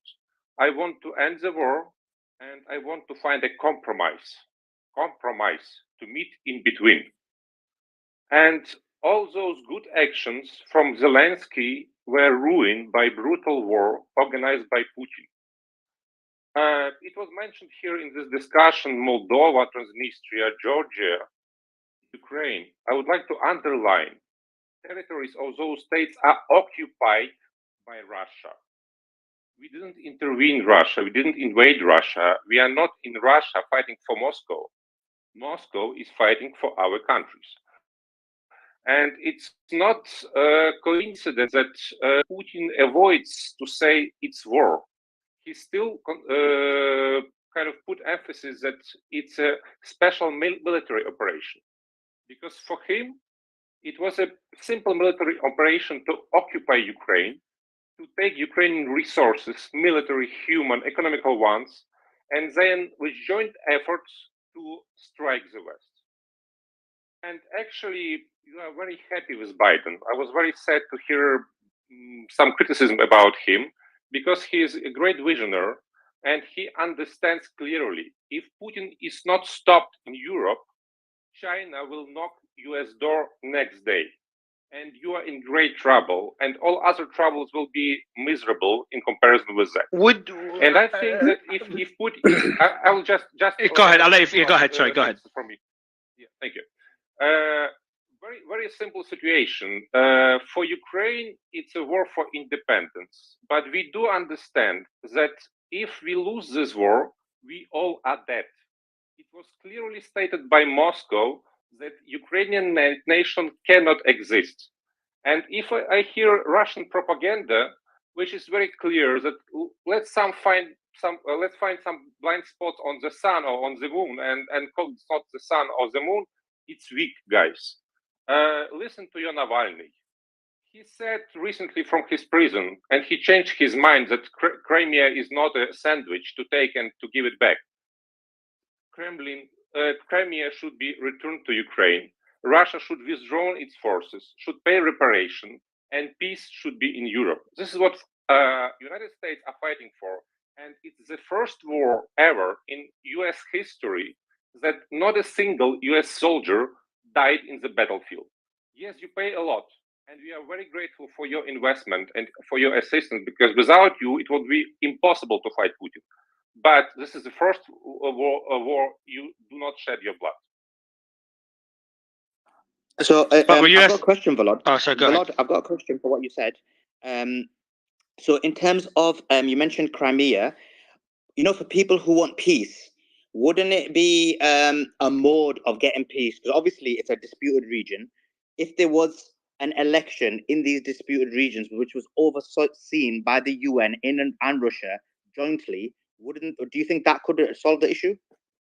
I will give you another example. Let's say tomorrow Great Britain says that US used to be colony of Great Kingdom and starts the war to occupy United States and say, okay, we will take only New York. Let's make a voting there. How would you rate?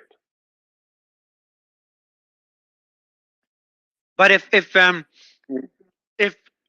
so what's the solution? What's the outcome? What's the outcome you're looking for? What do you expect in a year? World War III. I get your point, but I'll tell you one very simple thing. Crimea was taken by Russia in 2014. It was years of negotiations, peaceful talks on many levels, and it resulted in bloody war in the center of Europe. Until all borders are restored, including Crimea, you mean Crimea being returned back to Ukraine? Including, and if Russia, but if Russia doesn't, but I think this theoretically this. Listen, go ahead, sorry. Just listen to my words. There is no Russia. It's only China. Russia is a private army of China, acting on Chinese behalf. Everything what we have, all this mess in Europe, because China would like to compete United States. And Biden is very right. Volod, can I ask you a question? Putin is not stopped, we are in trouble. Sorry, but this is just coming back to the same question that I asked. To bring us all to the World War III situation just because Ukraine want to rule Crimea. No, that's exactly what you do. No. First of all, tell Crimea, that China is the Ukraine's biggest territory. enemy of Volod, if you let United Igor speak first. No, Volod and Igor, can you both? 1 second, guys. Volod, if you let Igor respond to you, and then we'll go back to you. So, Igor, if you can respond. Volod, if you can split a mute from Igor. Oh, for a second, I talking to my friends and fellows and Americans. You don't understand how Ukrainians see that war and how they try to leverage us Americans against China because they believe they want to rule Crimea. Crimean people vote on a referendum for independence. They cease from Ukraine and join Russia, as we allow Kosovo to do that in Serbia, and they have that rights. But what Ukrainians now doing, they were mongering for starting World War III because the government of Zelensky want to enjoy and rule Crimea. This is not our national strategical goal. This is endangering us as American to be at war with two biggest superpower, nuclear armed. We need to understand the rule of Ukrainians over Crimea. This is too much. This is too high price for the World War III. We don't. That's my answer. Thank you for that, Isaac. Vlad, if you can respond to that, and while you respond to that, if you can also answer the question that the same question I have: why not go for peace and have some kind of agreement and allow the people to decide? If you can answer that, thanks. First of all, this territory was occupied by Russia. So So there is no legal referendum possible until it's occupied. Secondly, according to our constitution, there is no possibility to vote in separate territories for its independence. Thirdly, if we talk about Crimea as a threat, it's another Russian bluffing. They are not ready for nuclear strike because Chinese prohibited them to do that. And I just want to mention once again that it's very bad to echo Russian propaganda about special status of Russia, Moscow, Russian Empire. Maybe it's just the United States' own opinion. Maybe it's just we're speaking our personal opinions. Not everything's propaganda. I understand, but I'm just, I heard a lot of stories of this typical kind that it's about some disputes between two Slavic nations. It's not. It's a war, and it's not about Ukraine and Russia. Volodymyr, I've got a question for you. I have a question for you. So theoretically, the argument you're making could be seen as a plausible, as a fair argument. In a perfect world, it makes a lot of sense. But would you agree that Putin will just not take complete defeat as an option, will not accept complete defeat, and might opt for tactical nuclear weapons as a last resort if it gets to that, if it doesn't have the Chinese support? If NATO is going to continue the war, NATO and Ukraine going to continue the war until Ukraine recaptures all of the territory it had prior to 2014, don't you think, would you expect Putin to say, okay, look, I lost the war, take back your territory? Do you really think that's a plausible sort of, I'm not saying if this is what you want or not. Do you think it's realistic? I will answer in this way. All kids and grandkids of Kremlin are in Europe and United States. They would never threaten their families and their money, by the way, which are still in the West. Secondly, simply look tomorrow into figures which should be publicly available of Russian economy. It's dying. And Putin knows perfectly well that he has no resources to go on endless war. It will be a catastrophe in Russia by the end of this year. Not because even of the battlefield, but because of the economy itself. And that's why China made those strange statements yesterday and day before yesterday, because they understand that Russian collapse could be much sooner than everybody predicted. Volod, and I'll have to ask you a question which is opposite of what Mario asked, so at least you get both sides, which is, if Russia continues to progress the way they're doing, at what point will Zelensky or Ukraine think, you know what, Russia are advancing, they're about to win the war, and you know what, our lives, we need to protect the lives of our people. Will there be a situation where that happens, or will it just go down to the end? You know, for us, the choice is very simple, because Russia left us no place for maneuver. They simply kill Ukrainians, and they said that there is no Ukraine, there is no Ukrainian nationality. It's only pro-Russian or Russian-speaking people who are to live in Ukraine, which is not the case for us, and we definitely will fight till the very end. We are very grateful to our allies, especially United States, who supports us in this tough challenge. But if we are left alone, we will fight on our own. That's a pretty sombering comment. I want to go to. Can I just point out one quick point on this? What you're seeing here is the absolute crux of this matter, which is the historical relationship that Russia and Ukraine have to one another. Right? Crimea is and has always been a slightly different entity than mainland Ukraine, and that goes back hundreds of years. And we can talk about whether or not it was artificially populated by Russia, or the role of the Tatars, and generally the way that Kievan Rus grew into what became known as the Grand Duchy of Muscovy, Russia, and Ukraine as well, right? The difference, the country in its current form, which was established arguably since 1920. You've got a lot of background noise and wind and alarm and ambulance. Well, okay, well, I'm outside. So what I'm saying is that the relationship is difficult because we've got the situation where Ukraine has a certain set of borders which exist in a certain world now. The world has changed since 100 or 200 years ago, versus the Ukrainians, which identify with a specific, identity versus territory. We've got two competing things here. Russia thinks that it controls more territory than the Ukrainians identify them controlling. And so until this can be addressed, these two sides are never going to find a lasting peaceful resolution.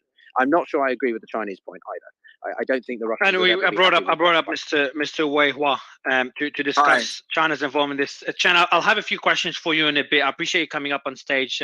It's a pleasure to have you for the first time. Before going to Mr. Wei Hua and introducing him, Igor, you jumped in earlier and made a comment before we go back to the speech.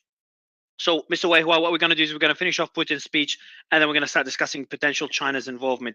Igor, you jumped in and mentioned World War III. Now, a lot of you would call that, scaremongering and fear-mongering, and that's, that shouldn't even be discussed. We're far off from World War III. Are you just stating it to make a point, or do you genuinely think we're at risk of World War III?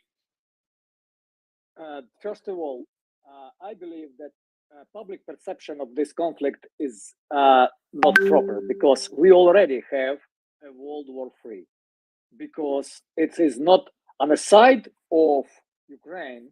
This is more than 30 countries fighting this war. First. Second, I want to come back to the Putin speech and to bring your attention to very important things. First of all, Russia say they're ready to withdraw from strategic nuclear deterrence agreement, what they signed before, and they practically withdrawing. I believe they will tomorrow, that the Russian parliament will be canceling this agreement. And also, that was a very, very important thing, was nobody pay a lot of attention, that Russia said, and Putin said, that they're gonna use the nuclear technology and the nuclear industry as a tool to prevent a supply of new weapons into Ukraine. They can change dramatically all balances and non-proliferation of nuclear armaments and nuclears as used it before. This is a very important thing, and we need to pay a close attention to that, because this is an escalation what Putin taking seriously, and that's need to be taken seriously, because we're dealing with a nuclear superpower, and they have 7,500 nuclear warheads deployed, bigger amount than United States has. So we need to take that statement seriously. Sorry, that's misinformation. They have 1,500, not 7,500. Okay, I can be mistaken in the numbers, but they said it was a 7,500 until yesterday. So what I want to point out to all our audience, we are living in a World War III time. This is not a danger of World War III. World War III is ongoing in Ukraine. And now, as a foreigners, as who has no personal interest in that conflict, we need to start thinking about our own safety, how we are and our loved one gonna survive in this World War III. Thank you. I would say I just want to. Thank you for that. So I'll jump. Mario, I was gonna play the next clip. But I just want to comment on the World War. Like I think Igor kind of goes to too extreme on that side. I just think that we're already in a World War. I think most people would say it's an overstatement, Igor. I know where you're coming from. I think they are involved, but there's no direct involvement. Russia's not shooting missiles towards New York, and the US is not sending battleships to China. So I think it's just no direct conflict there, and we're seeing kind of that's why the term proxy war is being used. So I know the point you're making, and I just want to kind of give it a counter argument very briefly. But Sleiman, I'll let you play a quick clip from Putin, and then we'll go to our speakers to kind of comment on that one. Yeah, so I'm going to play the next clip, and it's linked to the Ukrainian defense secretary went on TV and said that he's carrying out the mission of NATO in terms of the Ukrainian war. So now I'm just going to play the clip, and then we'll talk about it. The We said that we're not fighting in Ukraine. We said that the Ukrainian people have become hostages of their Western masters who occupied this country in political, in economic and military sense. So that's all of it. If we can There maybe goes- have Patrick first. Yeah, Oh, so just wanted to add 2 points on this, and I'll give my quick thoughts. First, just for the speakers, I know there's a lot of points to discuss, but I just really want to focus on Putin's speech and what it means. And on that point, it's an important point. Is Patrick, is Ukraine hostage of the West? Are they? I know some might agree, some might disagree on the ground, and I don't want to make it seem like an offending statement. But what I mean by this is, similar to what Netanyahu, I think it was Netanyahu. Who was it, Slayma? Was it Netanyahu or the previous? No, it was not Netanyahu. The one before him. Naftali Bennett. No, it was the one after. It was Bennett. No, it was who was the peacemaker among Yeah, it was Naftali Bennett. Oh, okay. Yeah, it was All right. Naftali Bennett. Okay, so Bennett, yeah. Bennett did make the statement that Ukraine had the opportunity to reach a peace deal. Also, she said that they said no because of the massacre. Others are saying that the West, and I think Bennett said, hold on, also, didn't Bennett himself say the West told Ukraine or told Zelensky, if you reach a peace deal, we will not support you anymore? Isn't that what Bennett said, also? That's right, Mario. And on top of that as well, on top of that as well, after the alleged massacre, even after that, there was alleged agreement in place, or there were discussions, and then apparently, according to a number of reports, Boris Johnson went and made sure that that deal didn't happen. So there's many reports of some deals being in place. But what? So what's the source? Okay, this is important. What's the source of that second deal? There's the discussion of Boris Johnson going there and kind of is it? That's a talking point from the Russian side, Mario. Okay. There's no evidence to suggest that. I like when Piotr's unhappy, always add Mario at the end. Always, it's like this is a Russian propaganda Mario. No, okay, let me clarify. Let me contextualize a little bit, right? So Johnson has been the face of the Western side of this war for much of the conflict, right? Because it's too security risky for Biden to go there, because that is the Boris Johnson went Putin. there. Yeah. Boris Johnson goes on behalf. The UK has often seen as a bit of a lapdog to the US ever since the Iraq War, ever since the Biden, since Clinton and Blair, ever since that relationship. Just to go back to your point. Sorry, man. Just before going too deep down that rabbit hole, going back to the point of the various reports. Also, so I want to go to you first before going to Patrick, just briefly, because we almost touched on it earlier. And then we'll go to other speakers, including War Monitor. So also, very briefly, before I go to Patrick, there's more than one report of the West telling Zelensky not to sign a peace deal. Now, some of them, as Piotr said, are just from the Russian side as potential propaganda, but others, like Bennett's comments. But just to add to that, Mario, the report, some of the reports that came out were from even anti-Putin sources, so I don't think it's right to frame it as just being Russian propaganda. So, for example, let me just wrote a piece on it. Because the reason I want to push on this because if NATO's intentionally trying not to reach a peace deal, then the next question will be why? Are they genuinely trying to weaken Russia? And if that's the case, that's a pretty dangerous game to play. Also. So again, I'm going to go to go to Ukrainian spaces. Talk to Ukrainian people. Go to where they're having conversations on Twitter spaces. Look at the polling. Any Ukrainian politician who advocates right now to freeze the conflict would feel the wrath of Ukrainians. Like, if you look at Ukrainian population and what they want, and they want to fight, they're done. Right? They are way more extreme in their political beliefs and in how they view this conflict. And you have Ukrainian speakers here saying, we want to fight. I mean, that's your answer, right? You can say, at the end of the day, it goes back to this idea that somehow the way we frame what about Bennett's question? What about Bennett? I'm just going to Bennett's comment. So I think there was, I would have to go back, because I remember I saw this thread that there was a way that it was from Hebrew that was translated that said there was agreement. But again, you're missing important information that came out. And it goes back to the Bucha massacre. Right? The Bucha massacre was a before and after, and Ukraine's political perception of how they should fight this war. While in the past there was some sort of conversations to see what we can get at, the end result was after Bucha, Ukraine said no. And let's not forget and Mary, let me, before you come off, I do want to answer your question about World War III though, very quickly. Let me put this point though. The problem is also that Putin has only done, and Russia has only demanded maximalist objectives in Ukraine. In other words, the complete decapitation of Zelensky can no longer be president, the complete change of Ukraine's political power installed by a pro-Russian politician. Right? That is Ukraine. I mean, that is Russia's demand, and Ukraine is saying absolutely not. We do not want to be subservient to Russian political interests. Now, to the World War III, Mario, because I had my hand up, and then I'll be a co-host and ask questions. But so I guess we go back and forth to this World War III, and it's like I think we're kind of forgetting history, right? So Joe Kent says, containment. The whole point of containment is not to get to Russia's doors. I'm sorry, no.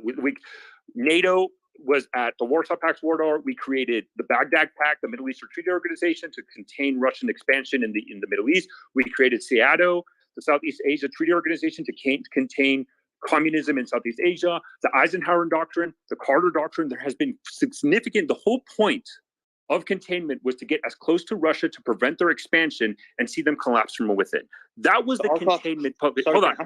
Oh, sorry. Yeah, and then this World War III, though, this is where it gets important. This is Putin frames his war because he cannot accept, the Russian domestic politics cannot accept that Ukraine is beating Russia. It's inconceivable for Russia to believe that Ukraine, and in Russian mindset, these little Russians, insignificant population, could defeat Russia. So they frame it as this World War III. But let me put this context to you, Mario, where I think history is important. Let's not forget, in the early 70s, late 60s, there was a real risk of the Soviet Union and China going to war. There was a huge risk of the Soviet Union attacking the People's Republic of China under Mao. President Nixon, told the Soviets, if you attack China, a country we did not have diplomatic relations with, the US would get involved. This has been standard procedure throughout the Cold War and afterwards, where countries will determine red lines. So, this idea that somehow that this is new, this is different, we've seen this throughout history, this has been occurring. And there is conversations between the U.S. and Russia, because let's not forget, when Biden visited Kyiv, the U.S. said we gave Russia an advance notice. And now with that, I will be a co-host and not a speaker. Yeah, but that advance notice is common protocol if a president is visiting a country during war. So I just don't think, I think none of us, it's just not believable that Russia and the U.S. don't have any lines of communication. But Slayman, I had a couple of questions for Patrick, but I'll let you ask your question, Slayman, to all sorts first. Well, I'll ask the Pat right now, because all sorts is a co-host, and one of the rules is we have to be a bit balanced, even though we may not agree. So, Patrick, if you can answer some of the points that all sorts made, and I guess and if you can just highlight some of these issues that he said. He said the Ukrainian people. He mentioned the Ukrainian people are against the war, but again, I mean, is there any evidence for that? And also, in terms of political parties, we know that Zelensky banned all opposition. So again, how would we know if people are against the war? And the third thing is, do you agree that the talks were even after the massacre? So there was some even in April. So what do you agree that Boris Johnson and Western leaders stopped any form of negotiations due to prolonging the war? Okay, there's a lot of points to that question. Thank you for letting me speak. I appreciate it. On the point, I think it's important to firstly address the issue of the calling off of any possibility of a ceasefire, a peace agreement, or anything like that. That wouldn't surprise me at all. And this idea of Britain being the lapdog of the United States is a slight mischaracterization. They're absolutely partners with the United States. They have the different skill sets, different capabilities. Patrick, I'm being facetious. Are you going to let? Okay, yeah. All right. It's not. I wasn't addressing you. I was just talking to the general perception, which a lot of people have, especially in the anti-war left. For instance, they will consider Blair to be Bush's puppet and so forth. Britain, in so many ways, and you can look at this historically as well, the United States and Britain, the special relationship is a total partnership. They're not subservient. They're more or less on the same plane. They have different skills and different capabilities, as does Canada and the other Five Eyes countries. But the thought that Britain would want to nix any possibility of peace negotiations, that's been admitted, and it's been admitted as much by Boris Johnson himself. If you go back and look at some of his statements back in April, the point is not whether he did or didn't. Do you see anybody? Have you seen anyone from Britain talking about a detente situation, trying to create an impasse where the negotiations can happen? You haven't. Britain's been much more strident overall than the United States. In the United States, you have a slight difference in terms of the parties and how they're approaching this, with the Republican Party particularly and the conservative bloc within the Republican Party, very different than the position of the Democrats. It's much more vociferous, much more aggressive. We can go into why that is later on, but that's an important point. So, Britain has played that role. In terms of NATO, in terms of Britain, in terms of what's at stake for NATO, what's at stake geopolitically, historically, this has always been, I think, an objective of Britain for hundreds of years, and certainly the United States has picked up that mantle to separate Russia from Germany. In fact, it was the first NATO Secretary General, Lord Hastings Ismay, in 1952, who said it absolutely perfectly. He said the whole purpose of NATO is to keep the U.S. in, to keep the Americans in, to keep the Soviets out, the Russians out, and to keep the Germans down in Europe. And NATO has always been the glove in which the United States can insert its hand to steer and ultimately dominate European economic and geopolitical and political affairs. And if you look at it historically, that's what it is. That's what it's done. Germany is an occupied country. Nobody talks about this. Germany's is occupied on multiple levels after the Marshall Plan. The amount of money that was poured into various aspects of Germany, and many, not to mention all the NATO countries, many of them taking direct grants and money, their media outlets, from the U.S. Embassy. Bulgaria is a good example, and there's too many others. Okay, Radio Free Europe, and then George Soros plays a sort of a role to do that. Why do you think? A question for you. Why do you think the U.S., based on going with what you're saying, why is the U.S. not de-escalating then? The U.S. is quite happy to keep going in this direction. The United States is not under any, at the moment anyway, is not under any direct threat, not like Europe is. There's some economic discomfort, but only minimal, nothing compared to what Europeans are facing after sanctions. And there's so many tropes in this that are just unbelievable. And if you listen to U.S. media, you can hear it time and time again that Germany should never have. Both parties do it, by the way. Germany should never have taken the pipeline project with Russia.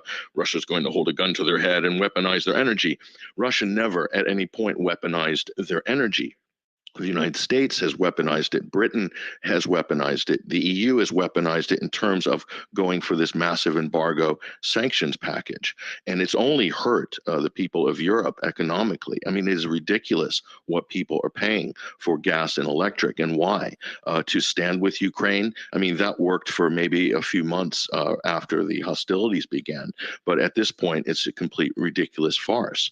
So there's that. There's economic warfare. If you look at the conditions that Europe finds itself in, where they don't have their net energy importer. Most European countries are anyway, but Germany shutting down its nuclear fleet, taking LNG from the United States by boat at like 4 times the price. It doesn't make any sense at all. And you have to remember, what was the point of the Nord Stream to begin with? Was it not the disruption of Europe gas into Europe via Ukraine, if we remember back to 2014 and 2015 and 2016? So this shouldn't surprise anybody that things have come to where they have.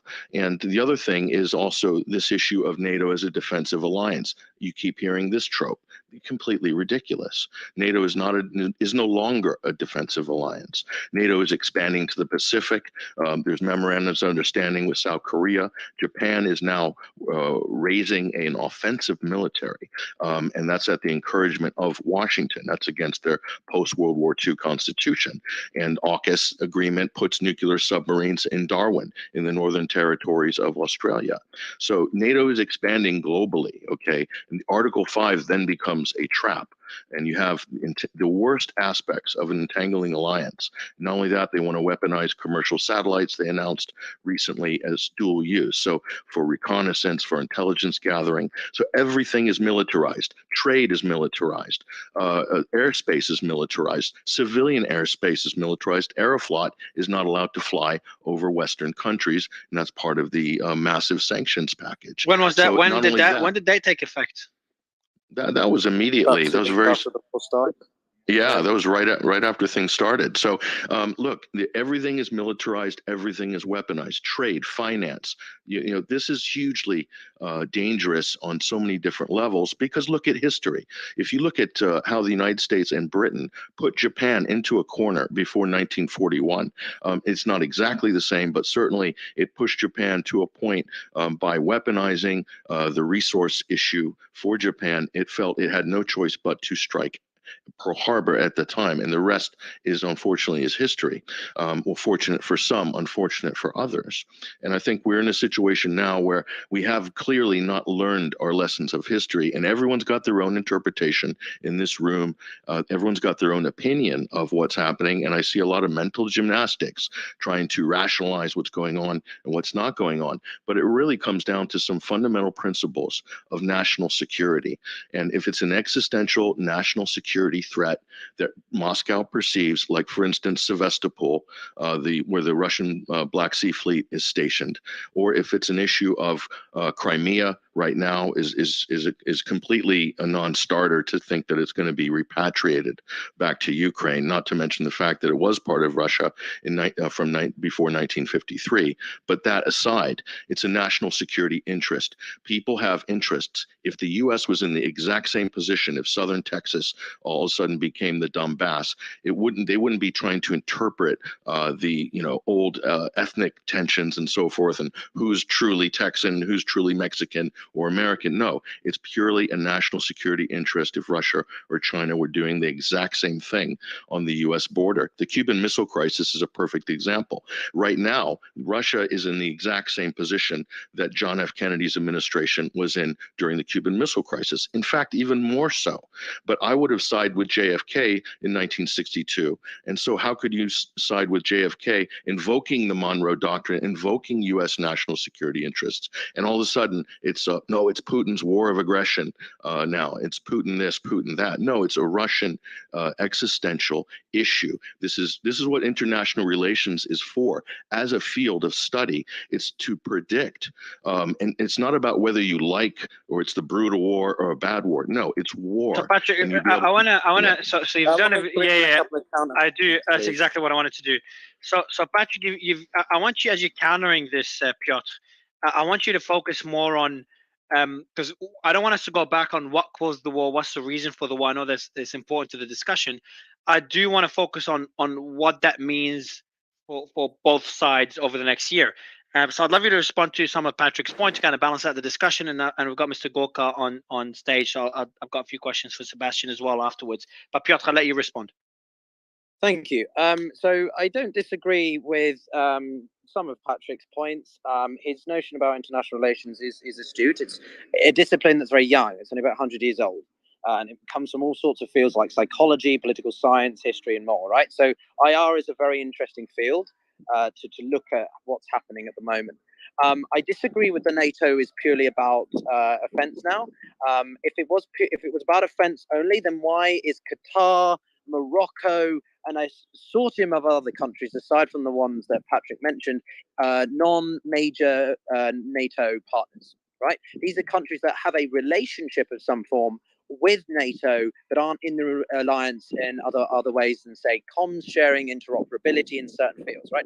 Morocco doesn't have any area that it is existentially threatened by. It has some interests in a disputed area called the Western Sahel with a insurgency group or independent group. Can you hear me now? Yeah, we can hear you. But yeah, just okay. So moving away from what I'm saying is, okay, so yeah. So what I'm saying is that if NATO is purely about offensive capabilities now, why are there a few countries that have absolutely no offensive desires? Morocco isn't looking to undertake sort of control of Algeria or the Sahel. So I don't necessarily agree 100% that NATO's doctrine has I want to go changed. back. So the point you're making, Piotr, is that NATO is not as offensive as Patrick. The argument that Patrick was making. What people like to do is, because there's a difference between offense and expansionism for defensive purposes. NATO expanded because a bunch of countries broke up from the Soviet Union and wanted to avoid being incorporated back into Russia in a future scenario. Poland, the other Baltic states, they were fearful of Russia, and therefore they looked to the NATO alliance as a form of protection. Now, I don't necessarily disagree with the summary or the phrase, the well-known expression that Patrick shared, which in some ways, it is about keeping the United States in. And how can we see that? Because when the Europeans, particularly the French, to bring back the Macron element, right, have come in stating that they want to increase European security without the role of NATO, that's annoyed the United States government. And there's plenty of statements that they've released saying, we think it would be, along the lines of this, we think it would be a mistake for the Europeans to go off independently. I know there's more points. Hey, Mario, can I ask a question? Yeah, so go ahead also, just briefly, and then I do have a, I know when I'll let you ask a question later, because I know when Dr. Gorka comes up on stage, he listens for a while, and when his blood starts to boil, he comes up on stage, and usually gives me a bit of a beating. But Sebastian, I'm looking forward to that. Yeah, but Sebastian, I know you've got a few points to respond to, but I do want to also ask you a few questions, and I'm glad you accepted to come up again. I'll ask you a few questions on your thoughts, Putin's address, Biden's visit to Kiev, Biden's speech in Poland, and the reports of Xi Jinping potentially going to Moscow. And now I've been making the argument that my concern levels is gone up significantly in the last few weeks or few months. Are you in that same boat, or do you think I'm overreacting? When have I given you a beating, Mario? I give everybody else a beating. I've been very nice to you, haven't I? Yeah, you have. I'm surprisingly, yes. But I know that you'll be boiling before you come up. I am boiling, and I'm going to count to 10, and I'm going to take a deep breath. All right, so I am concerned, but not for the reasons most people on the left or the right are. Literally, my wife is proofreading my latest Substack article right now, which is literally going to drop as soon as I silence my microphone.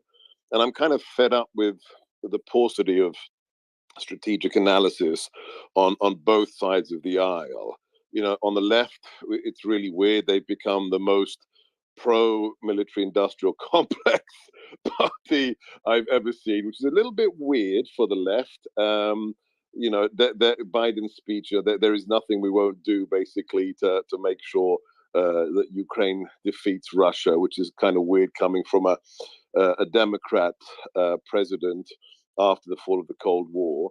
And then on the right, we have, and this really pisses me off as a whatever you want to call me, but if there has to be a label, I'd put myself as a Thatcherite, old school conservative.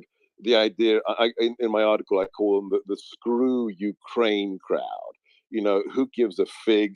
They're far away, nothing to do with us, which is just as asinine as giving $100 billion in the last 10 months to Kiev.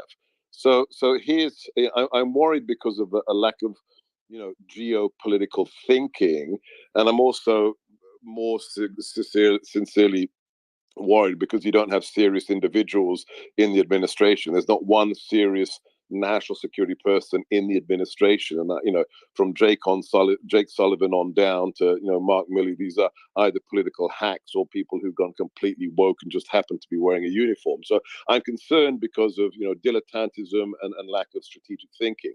When it comes to what I've heard in the last few minutes since jumping on, can we stop just immediately shouting the word propaganda when there's a slight disagreement? Somebody from Ukraine listed the number of nuclear weapons, and he was right.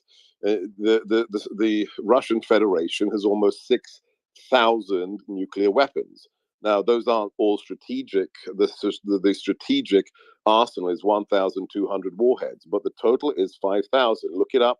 Federation of Atomic Scientists. You can go to Wikipedia even if you like. So look, don't say, oh, that's Russian propaganda. No, it's actually a fact. They have more than 5,000 nuclear weapons, and 1,200 of them are actually strategic weapons. So that's the idea that Ukraine somehow threatened a nation of 11 time zones with 5,000 nuclear weapons is, of course, asinine. We didn't start the war, neither did NATO. And I say this, full disclosure, as a former Partnership for Peace NATO fellow, yes, in 1999 at the NATO Defense College, I was the second Partnership for Peace fellow at the NATO Defense College, the first one being a Russian, by the way.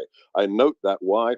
Because if NATO was this really scary, imperial, aggrandizing, neo-colonial entity, why did the Russian president in the 1990s actually write a letter to NATO floating the idea of Russian membership in NATO? You don't have to like Boris Yeltsin, but the fact is you don't usually want to join an organization that you say is an existential threat to you.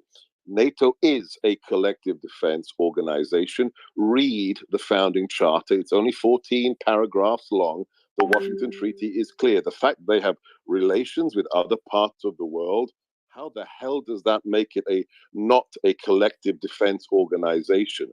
The idea that NATO is invading other people's countries, well, how do you get to be a member of NATO? This isn't the Warsaw Pact where you're a satrapy and you're sucked into it and ordered to be part of the Warsaw Pact. I was in the Hungarian Ministry of Defense in the 1990s as a civil servant with a Hungarian passport, trying to get that nation into NATO. Why? Because we were bloody scared of Moscow, because we'd been under their jackboot for 40 years and we wanted protection. We weren't interested in invading Russia. We wanted protection from Russia. And the NATO Charter is very, very clear. You can apply, any nation on the Eurasian landmass can apply to be a member of NATO with two provisos. You have to have a functioning representative government. You can't be a dictatorship. Secondly, you've got to be able to make some tangible contribution to the collective defense as part of the target force goal system of NATO. If you can't do either, you don't get to be a member of the club. But the idea that somebody outside the club gets to have a veto, that's like, I have a 66 Mustang. I want to join the local muscle car club, but my neighbor 2 doors down doesn't want me to be a member of the muscle car club. Go to hell. That's not how things work with free independent nations. So let's be clear about the facts about nuclear weapons in Russia and what NATO is. Lastly, the idea that what's happening in Ukraine is akin to 1962 and the Cuban Missile Crisis. I don't know who that person was, but that is just absolutely beyond the pale. I mean, that's a nice comedy skit. Russia, the Soviet Union, surreptitiously and illegally moved nuclear weapons to within 70 miles of the American coast, and they put them on another nation's land. Where is the analogy to that today? Have we moved nuclear weapons onto the sovereign soil of Ukraine? Has NATO invaded other countries and aggrandized their territory? Or is it a voluntary association of free nations? The analogy is utterly and completely fallacious. Lastly, with regards to scenarios, end states or off ramps, I heartily, you've probably heard of him already because the video of him debating at the Oxford Union 2 weeks ago has now received, I think, 200 million views. Watch Konstantin Kisin. Follow him. He's the co-host of the Trigonometry podcast in the UK. It is my favorite non-American podcast. Konstantin is a former left-wing stand-up comedian, born in the Soviet Union of Ukrainian and Russian parentage, both together. He still has relatives in Russia and Ukraine, and he's been there recently. And he was on, who was it? Not Lex Friedman. He was on somebody else's podcast recently who likewise has no understanding of what he's talking, which is very common nowadays. And he talked about, hey, Konstantin, what about a negotiated settlement? Or why can't you get Russia to sit down with Kiev, and it's Kiev, by the way, ask a Ukrainian, not Kyiv, and have some kind of negotiated settlement. And Konstantin, with rapier candor and just cutting to the quick. It was Viva Frei. He told Viva Frei, You can't end a war if both sides want to fight. Bingo, nailed it, hammer on the head. Why? Russia under Putin wants Ukraine. Why? To quote a very famous person, Russia without Ukraine isn't an empire. For 20 years, Vladimir Putin has been talking about Poland, Ukraine, the Baltic states, etc., not being legitimate independent states. This has been his plan for 21 years. Likewise, the Ukrainians will not stop fighting. Why? Because they bloody well shouldn't. Their sovereign territory has been stolen from them in Crimea, in the east of the country. And just like Americans in 1776, they are fighting for their liberty. And thanks to the Holodomor massacre of the 1930s, the Ukrainians will fight not to the last man, they'll fight to the last 12-year-old who's got a sharpened stick. So both sides right now want to fight. The best we can hope for is some kind of frozen conflict where there's a demarcation and nothing happens for the time being, or who knows, something happening inside Russia and Putin being replaced. Thank you for your patience. Sebastian, I've got one. I know there's a lot of speakers that will have a response, which I'll give on the mic in a bit. I do have a quick question, another quick question for you, Sebastian. I've started using the term World War III in my threads as of today. I think it was of yesterday. Is it too early to have those discussions? Or I think with the recent escalations that we've seen with China, with Russia, and Biden's visit, Xi Jinping's potential visit to Moscow, is it objectively, can we talk about a possible World War III, even though it's still unlikely? Yeah, I think that's not responsible. For me as a child of the Cold War, who grew up in the Cold War, World War III is about mutually assured destruction with the exchange of more than 5,000 nuclear warheads by both sides. So that's the targeting of Boston, New York, Washington D.C., Novosibirsk, Moscow, Leningrad. That you're talking about nuclear holocaust in the urban centers of the two nations of the bipolar divide. That is not the scenario we're in now. That doesn't mean that the use of tactical nukes by Russia is out of the question. During the Cold War, the nuclear arsenal of Russia was incredibly tightly controlled by not the CCP, by actually the Politburo of the CCP. That has all changed under Putin. There is actually a certain amount, if you read the latest doctrinal documents, not the latest, about the last 8 years out of Moscow, the use of nuclear weapons at the tactical level has been divested down to theater commanders. So it's not out of the question that low yield tactical nukes could be used. Trying to imagine what that scenario would be, which could comport with Putin's narrative of I'm saving the ethnic Russians in eastern Ukraine, but I'm going to fry them into extra crispy, doesn't really kind of make much sense. But it's not out of the question. It's highly unlikely. But even if that occurs, that is most definitely World War III. It's bad. It's scary, but it is not World War III. Not in the sense we used it in the past. Okay. So I thought you said it is World War III. No, it's not. Okay, now it makes sense. And so you're saying for tactical nuclear weapons to be used, it does not need Putin's signature. Putin's okay? No, it doesn't. It doesn't need it so the way it worked during the Cold War, it was the party that controlled nuclear war. There is no communist party. Putin can, of course, deploy nuclear weapons whenever he wants to. However, doctrinally, I'm just saying, if you look at the writings coming out of the General Staff, the Frunze Academy as was, and out of Moscow, on paper, tactical nukes can be deployed by theater commanders. It doesn't have to be the president. And what's the process for the US to deploy nuclear weapons? It's got to be the commander in chief. It's got to be the nuclear football, and it's got to be the civilian president. Okay, so you got 3 layers. You got 2 or 3 layers in the US. Is that correct? Well, no. Well, you've got the president who then communicates it to the Secretary of Defense, and then it goes to the theater commanders. Okay, and can they override the president's decision? No. Okay, so the president of the United States could decide at any time to use nuclear weapons? That's how the system works. We have civilian control. And in Russia, can Putin, because I did read reports that the process is a bit more difficult in Russia where generals could override Putin, which caught me by surprise. Is that true? I have never read a credible account of a general overriding the president, because that president's career would last about another 3 nanoseconds. So no. It's not so much that the generals can override the president, Mario. It's more a case of there's just more steps by which the Russians have to reach DEFCON 1 equivalent. And but could the generals decide not to follow the president's?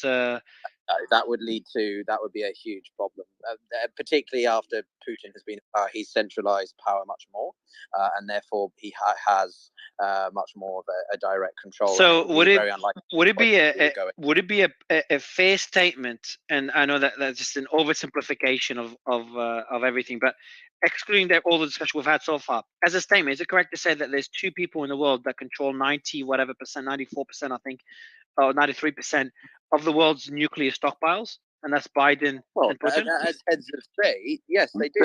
Yeah, that's a factual statement. Yeah. Should be worried about. It should be, as Sebastian has pointed out, the tactical news. I do want to give one big caveat, which is we should never desensitize discussions around nuclear warfare, but there is a big difference between a limited tactical nuclear strike in a specific location versus Can you elaborate on that? strike For the audience, can you elaborate for the audience? So it depends on the payload. It depends on the size of the warhead. But basically, tactical nuclear warheads are ones that have a specific output of, emissions, radiation. So let's say the generals in Russia decide to drop a limited tactical nuclear warhead in the Sea of Azov, which is this body of water next to Crimea and to the west of Russian mainland, right?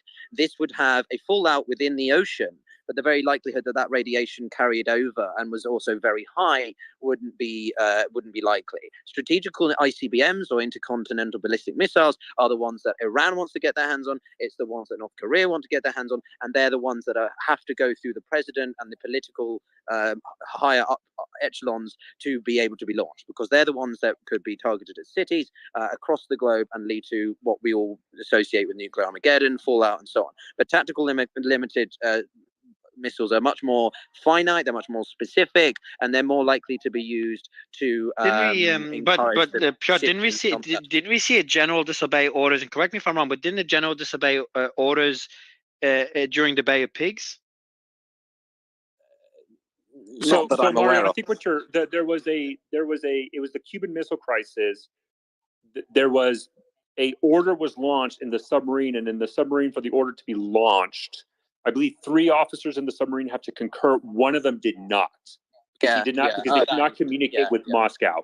And then it came out that it was not, it was a miscommunication, and the order was given because of that one. So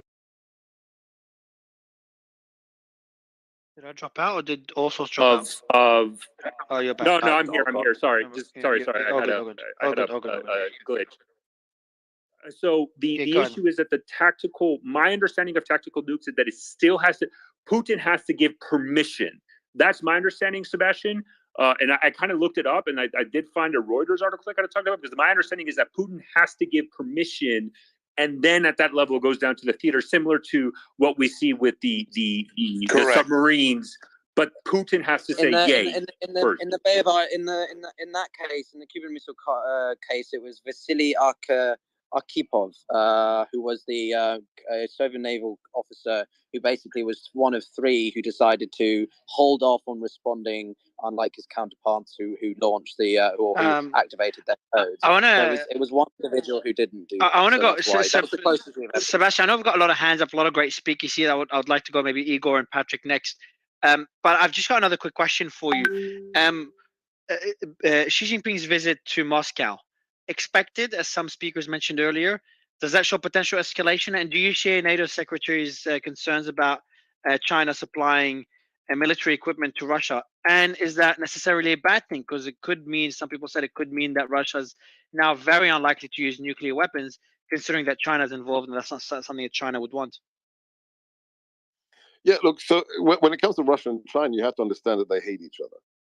So they are bedfellows of temporary convenience. Russia is desperate for China is desperate for natural resources, and Russia is in a war that it should have won much more easily, given its bluster and its ranking as the second most powerful military in the world, and Ukraine was positioned as 27th in the world when this war started a year ago. So Russia needs stuff from China, China needs stuff from Russia, but they utterly detest each other. So China wants to become the hegemonic nation in the world. It wants to have all the men that it has overpopulated its nation with under the one China policy, to marry the available women in Eastern Russia, because they don't, their population is massively distorted when it comes to males versus females. So there's all kinds of massive strategic competitions, demographic competitions. But right now, China sees an opportunity to exploit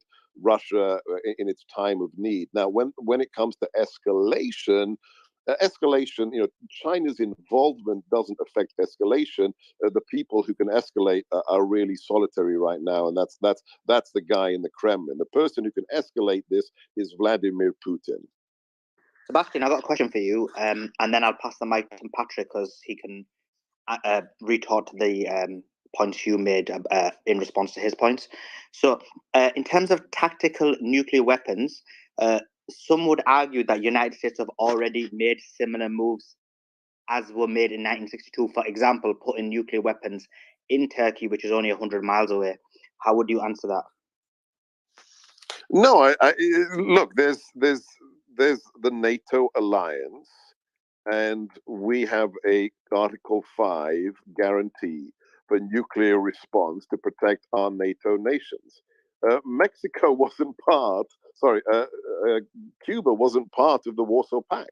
So the whole thing breaks down. There's no analogy to secretly, remember, it was overflights by our spy planes that identified the missile emplacements that were being put in place by the Soviet Union surreptitiously.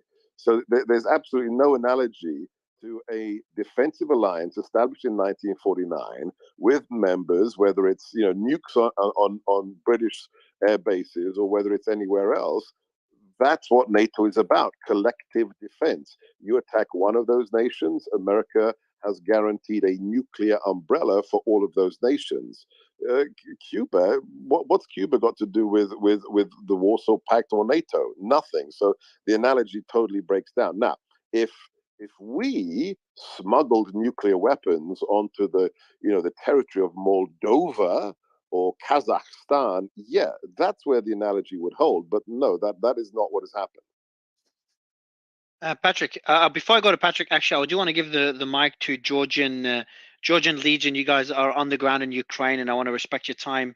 And I know you have to jump off, and we have speakers waiting to come up on the panel, so it's good timing. But I want to give you a quick final word before we go to Patrick, just to respond to Sebastian. And also, Ocean Defender, welcome to the stage, man. Go ahead, Georgian Legion. Mario, thank you for inviting us. It was really a pleasure to hear the point of view of all source news, to hear some hope in humanity. Guys, we want to ask you to wake up tomorrow and look yourself in the mirror and imagine that it was your wife that the Russians raped, it was your friend that the Russians killed, and still think if you would state it as an emotional overstatement. We will never give up. We will fight until we can, and we will win this war because we are on the right side of the history. So please decide on what side of the history you are. We will never give up, though.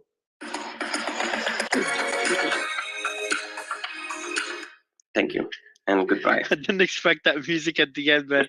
You just messed my emotions. They were all over the place now, man. My emotions just went up and down like crazy. I thought that was the troll. I was really confused. No, it was not a troll, but Georgian Legion, whether you disagree with him, and I know Igor unblocked you, which I respect, even though you guys disagree, and I think all of us do want peace, obviously want different terms to peace. But either way, whether we agree or disagree with Georgian Legion, appreciate you coming up on stage. Igor, any quick words for Georgian Legion before they jump off? Can I ask Georgian Legion a question before he jumps off? Georgian Legion, sorry, Igor, do you want to go ahead? I was going to ask him a question about on the ground, how he thinks the war. So Georgian Legion, I've got a question. On the ground, because there's arguments to be made that Russia is winning the war, and for example, in Bakhmut and so on and so forth, Is that the same feeling you have on the ground, or do you have a different view? Absolutely not. It's all will be the culmination of this war is coming, and the morale is as high as it ever was. We are absolutely certain that Russia will lose. It's only a matter of time. But man, the Russia, before we give Mike to Udo, Russia lost 200,000 soldiers. I was reading the statistics on the plane today. That's insane. I think that's unexpected by everyone when the war started. Mario, can I actually ask a question to Georgia Legion? Because this is something and I know Georgia, I wanted to ask this, and I'm glad Sebastian came in, and because this was the question I had before, and this kind of ties to Sebastian and Patrick's point. Since you're fighting on the ground, because I agree, Russia has national security interests, right? So as somebody who's fighting on the ground on behalf of Ukraine, I think Ukraine has national security interests that are just as valid as Russian. I would like to see if you can share what are Ukraine's national security interests and why are you guys fighting on that premise? Because if Russia has those justifications, I believe Ukraine should give a voice on that matter too. Absolutely. And not only Ukraine, Georgia has their interest as well, because the future of Georgia is being decided here in Ukraine.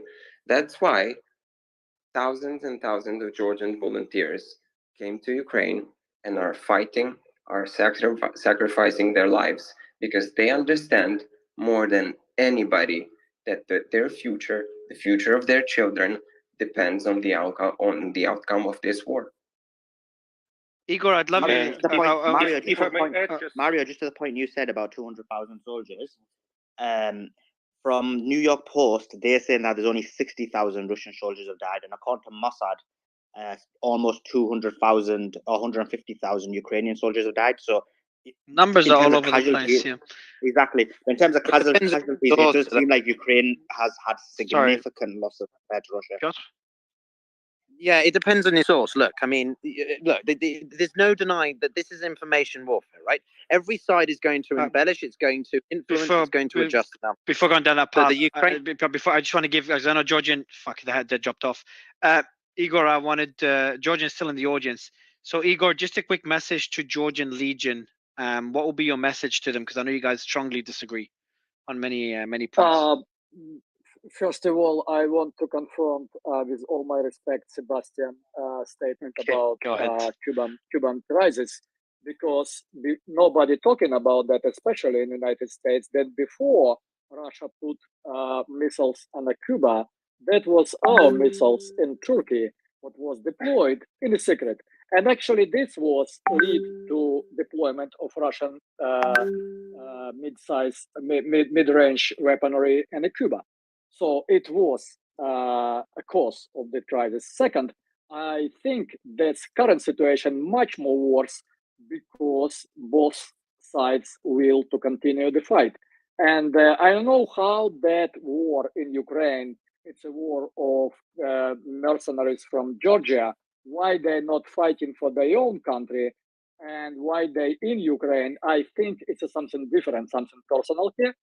But I'm urging everyone to think if it's political will of current regime in Kiev as aligned with our national security goal, because then more we dragging this war, then more we supplying the army armaments and funding for Ukraine, then more we endangering probability of some kind of mistake involving of nuclear weapons and involving emerging the conflict in strategic nuclear holocaust. Thank you.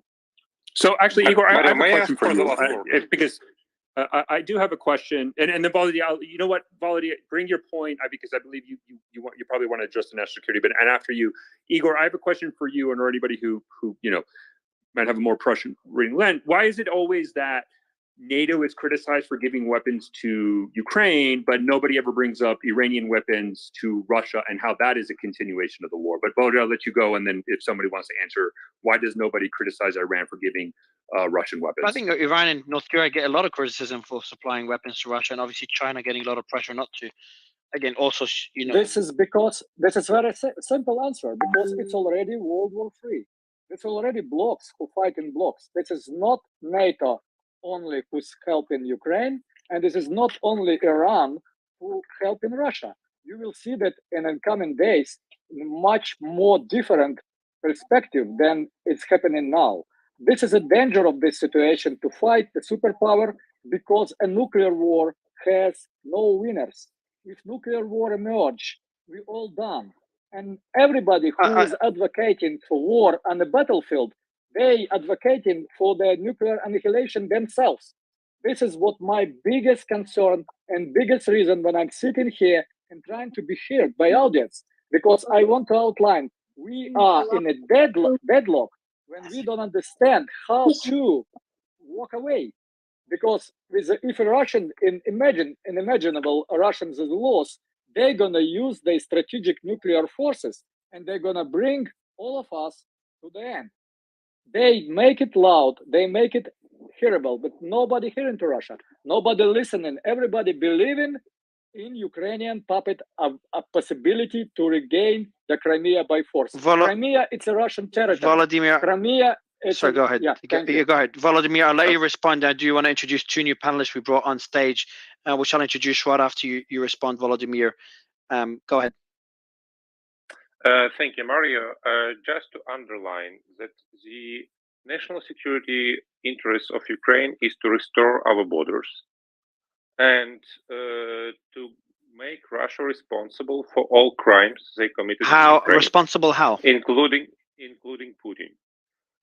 I think that Hague court will make its decision. It will be fulfilled by a new government in Russia.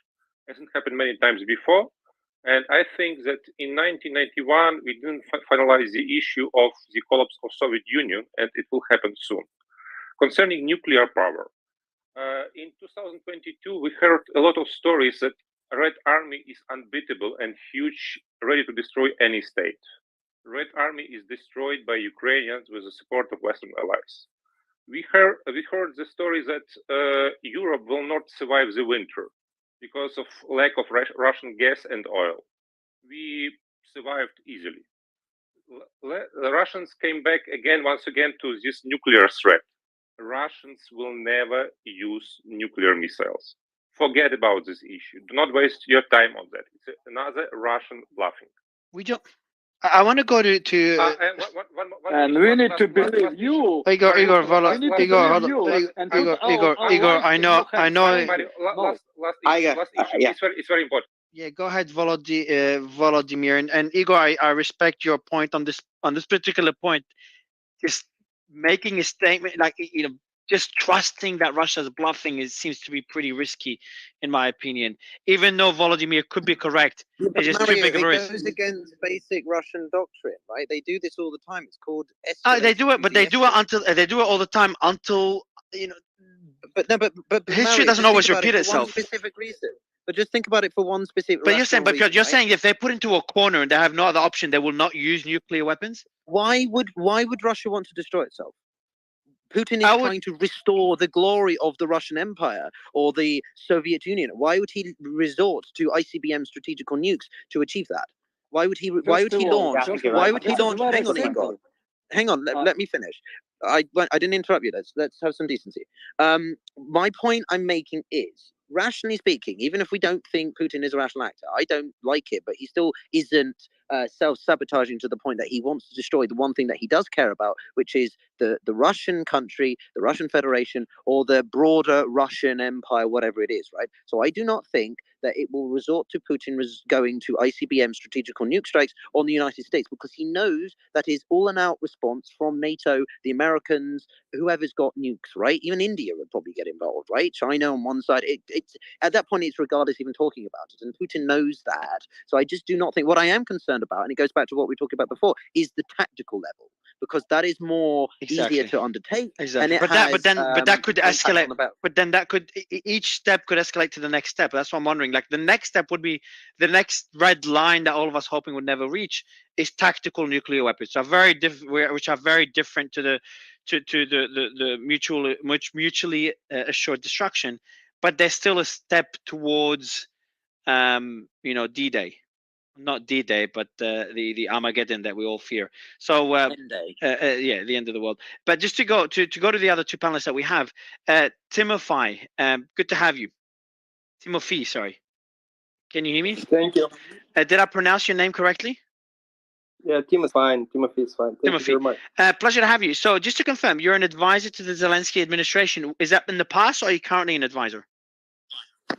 Yeah, it's formally I am, but I mostly work at the Kyiv School of Economics. Okay, no, the mic is a bit, I don't know, it's rubbing on some clothing or anything. So hold on, let me try to, yes. Much better. So I'm an advisor. Yeah, I'm an advisor, but essentially, you know, I'm an economic advisor. So the Kyiv School of Economics, which I lead, does a lot of work for the government and for all kinds of organizations in Ukraine. So, and you're currently in Kiev? Kiev? I am in Kiev, but not currently. Right now, I'm actually in Boston, but I'll be in Kiev on Friday or on Saturday. And to go back to Kiev, you have to go through Poland and catch a train, correct? Correct. That's not the only way to go. The faster way would be Moldova, actually. But yes, correct. Okay, because I have a lot of friends and family that go there and they go through Poland. I actually met people from Kiev today, early this morning and yesterday, and they went through Poland. Daniel, you've been on our stage before. Appreciate you coming back. Can you hear me, Daniel? Yes, I can hear you. So I was having a discussion with Sebastian, and I think last time you were on stage, Sebastian was on stage as well, regarding the topic of and what Piotr was commenting on, and how this continues to escalate. And the conclusion from Biden and Putin's speeches is that no one seems to be de-escalating. So my question to you is, why? And if no one is de-escalating, when can that change? What can we expect? If I just for me, I just don't understand how this could end. Yeah, and that's actually my biggest complaint and thing that I'm really telling anyone who will listen, that when you listen to the speeches from both Biden and Putin, it's very clear that both are just digging in their heels, and neither is even thinking about even talking, much less finding any kind of common ground to get this over. Because, and to answer your specific question about how can this change, both sides right now think they can win. Whether anyone else agrees with them or not, each side believes that with just a little more of this or a little more of that, they can succeed. And until they're proven on the battlefield that they can't, they're going to continue to prosecute this war. Now, my big problem with that is that comes at the expense of the Ukrainian people on both sides of the line of contact, because they're the ones that are going to continue to die in large numbers. Their cities are going to get rubbled. And the people who are supporting this from the outside, they don't suffer these kinds of things. And there's so many in the West, we just have to be honest, that really just detest Russia and are happy to help the Ukraine side, to continue operating. But the problem is that the things that we're giving Ukraine right now, and especially throughout the rest of 2023, is not going to be enough to help them win on the battlefield as defined by forcing Russia out. I mean, there's just no rational path, as someone who's fought in armored warfare can tell you, and trained others to do it. The fundamentals that are necessary to affect that kind of an offensive operation are just enormous and beyond what Ukraine can do now or in the projected future. And so basically through the end of the year, I don't see any chance that Ukraine can defeat Russia. And it's not certain that Russia can do the same either. But So Daniel, but I don't even know. I don't even exactly, like, it just seems, I said to my partner who's Ukrainian, I just said to her, like, I just updated her and she doesn't keep track. But one thing I concluded from these speeches is that Ukraine is fucked. Like, I just feel this war is just going to take so long that my heart aches for how much this country is going to suffer. Brother, I'm right with you 100%. I mean, I want the war to end because I don't see any path where either side can succeed. Defined But we don't even. Yeah, exactly. Like, if we look at their definition of success, I just don't see them reaching it. Okay, and then let's talk about that too, because that's the other kind of pet peeve of mine right now, is that the United States, especially President Biden, all he says is we're going to support them, quote, as long as it takes, but never is it defined. It takes to do what? To rid Russia out of their land completely? I mean, what if this devolves into a North-South Korea kind of deal, and it goes on decades? Are you going to continue to do that?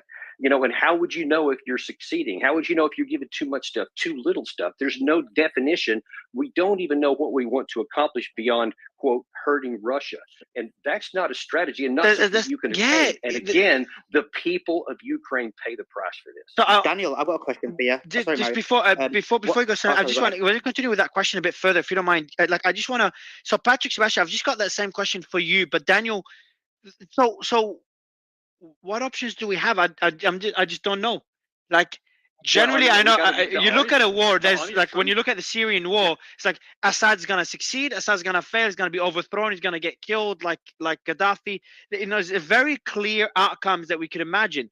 I don't know what outcome to imagine here. I just don't know what Putin will settle for, and what Putin will settle for. And if you might meet him halfway, it seems the other side is not willing to meet them halfway. And again, I'm not saying it's right or wrong. Yeah. And then even Putin, would he meet halfway? And you know, his speech, I was hoping for some hints of peace, some hints of de-escalation in the last 48 hours. I saw none of that. Yeah, I don't think that he would. He did earlier this in 2023 or 22. I'm sorry, he did many times talk about potentially having a negotiated settlement, but now he's not because he sees the West is absolutely designed to, destroy his country and help the Ukraine side completely win. So of course he's going to go and match that. But the real issue is that because there's not really a military path to either side, but yet the Russians are in the process of going through a military offensive, and presumably the Ukraine side will try and return the favor this summer. But neither side is going to go very far. So all you're going to do is just fight and die more, but no one's going to accomplish anything. And that is the truth. Guys, Clement. Before, but I see Sebastian's unmuting, man. I know Sebastian well. Sebastian, on that particular question, I want your thoughts and Patrick's thoughts, and then obviously Slayman. I've interrupted him twice. So I'll go to Slayman after. But Sebastian, on like my confusion, I think others in the audience are trying to understand. Like, okay, so where is this heading? Like, is it either if no one is willing to settle, both of them have their heels dig deep in the ground? Is that just both of them playing politics, and behind the scenes there is settlement that's being discussed on both sides that they would accept? Is there potentially these behind the scenes discussions that we don't know about? No, this isn't politics. And can I just, the previous speaker said the West, which is committed to the destruction of Russia. Can we just stop this language now? Can we just stop this insanity? There's not even, loonies like Lindsey Graham is interested in destroying Russia. Okay, just stop it. Yeah, and just to be clear, we're not talking about Russia, the country. We're talking about the Russian formation and forces in Ukraine, and that we are talking about. You mean that the forces that invaded and captured sovereign territory? Right. That's fine. That's fine. Okay. So no, nobody's playing politics here. It's very easy. And look, we've got Ukrainians on the call, so let's ask them. I think they've made it clear. This isn't politics on the Russian side. This is nostalgia, and this is ideology. When you have somebody who for 21 years since he left Leningrad and came to Moscow has said again and again and again that Ukraine is not a legitimate country. It has no right to exist independently. It is part of Russia, despite the fact that historically Ukraine as a nation existed long before the Duchy of Muscovy and Rusland. It's just a perversion of history, but he has stated that Ukraine, that Poland, a NATO member, and the Baltic states, likewise NATO members, do not have a right to exist as independent states. Then he's painted himself into an ideological corner. He's painted himself as the savior of ethnic Russians, even though if you talk to ethnic Russians who live in parts of free Ukraine, they will, on the whole, having spoken to people from Ukraine, they will say, no, we are not on the side of a guy who bombs maternity clinics. Okay, so he is trapped in his ideology and his nostalgia for creating some kind of new empire. On the other side, and I would prefer Ukrainians, took the mic at this point, it's not politics, it's survival. This is a country whose existence has been questioned by tank columns, by missile batteries. But that's a very one-dimensional distillation of our entire 3-hour conversation. I don't even know who you are. I don't know why you butt in. I'll give you, Angela. I'll give you the mic. Yeah, I'll give you the mic right after Sebastian. Angela. Question by the host. Okay, and I would like Ukrainians. Your accent doesn't sound very Ukrainian to me either. So when your nation's territory has been gobbled up in Crimea, when tank battalions have seized your territory, then it's not about politics. It's about rank survival. And whether you think that's simplified or not, I'd like to have a Ukrainian answer that question, not somebody who's sitting here in America with an American accent. I will have it's hard to give the mic to Angela after the statement, but I would love Angela to respond if you don't mind, Sebastian, because she has been waiting for a while. And then we'll go to We'll go to Patrick, who's been waiting, and then I'll go to Volodymyr because Sebastian requested a Ukrainian voice. So we'll go to Volodymyr right after Patrick. But Angela, you've been waiting patiently since the beginning of the space, so would love you to jump in as you did. Yeah, I mean, the United States is obviously very heavily involved, and we've been involved in this conflict since at least 2013. And it's really disappointing and frustrating when I hear people gloss over it and pretend that that's not the reality. Two things can be true. You know, Vladimir Putin can be a terrible dictator. It can be an absolute travesty at what's happened and all the Ukrainian people who've died. And it's also wrong that the United States and NATO have bullied their way into this conflict. NATO exists to push back against Russian interests, whether or not Russian interests are valid. And I think that we need to discuss this conflict in all of its nuances and not try to paint one guy as the hero and one guy as the villain. We're talking about governments, and governments are usually morally bankrupt with their own interests in mind, and they engage in reprehensible activities. And that goes for the United States government and the Russian government. So I'll go to add on to Angela's point. Sebastian, when I said politics and you said for Ukraine it's survival, correct. For Ukraine, it's more survival. But for the US, it's not survival. For Russia and the Russian administration, it's not survival. For them, it is politics. For NATO, it is politics. Or am I mistaken there? And the reason when I say politics, what I mean is, could the posturing be politics? But behind the scenes, there is a settlement. Because if we look at their speeches and what they're saying and what's coming on the news, none of them are willing to settle. So what I'm hoping for, what I'm hoping you tell me is that, you know, that's just them, you know, trying to portray strength, but behind the scenes they are more likely willing to settle somewhere in the middle. So sorry to disabuse you, Mario. The people who just approved another, $500 million for Kiev, they're not interested in backdoor negotiations. So whether it's Biden or whether it's Lindsey Graham, no, they have been trapped by their own ideologies or by virtue signaling. So no, sadly, there's no secret and off ramp being planned right now. There's ideological capture on both sides, and a nation in the middle that's trying to survive. And to the last person's point, yeah, okay, governments are corrupt everywhere. I get it, but I don't really give a crap. Why? Because I'm interested in the 18-year-old student from Kiev University who left college to fight for his nation. He's not corrupt. He's volunteered. Go and watch the interview with him on BBC, which I am not a fan of, by the way, when it's the maternity clinic that's being bombed, and you can watch the video of the pregnant women being carried out on stretchers because the building has an unexploded shell in it. I couldn't give a toss about the corruption of the government of Kiev or the corruption of the Biden administration or even the corruption of Russia. We're talking about a maternity ward being shelled by a nation that's invaded. How could this end then? Before I go to Patrick, because he's been waiting for a while. How? I think, look, right now, nobody knows. If anybody tells you right now how this is going to end, they're a liar, and they've got a bridge to sell you in Connecticut. Nobody knows.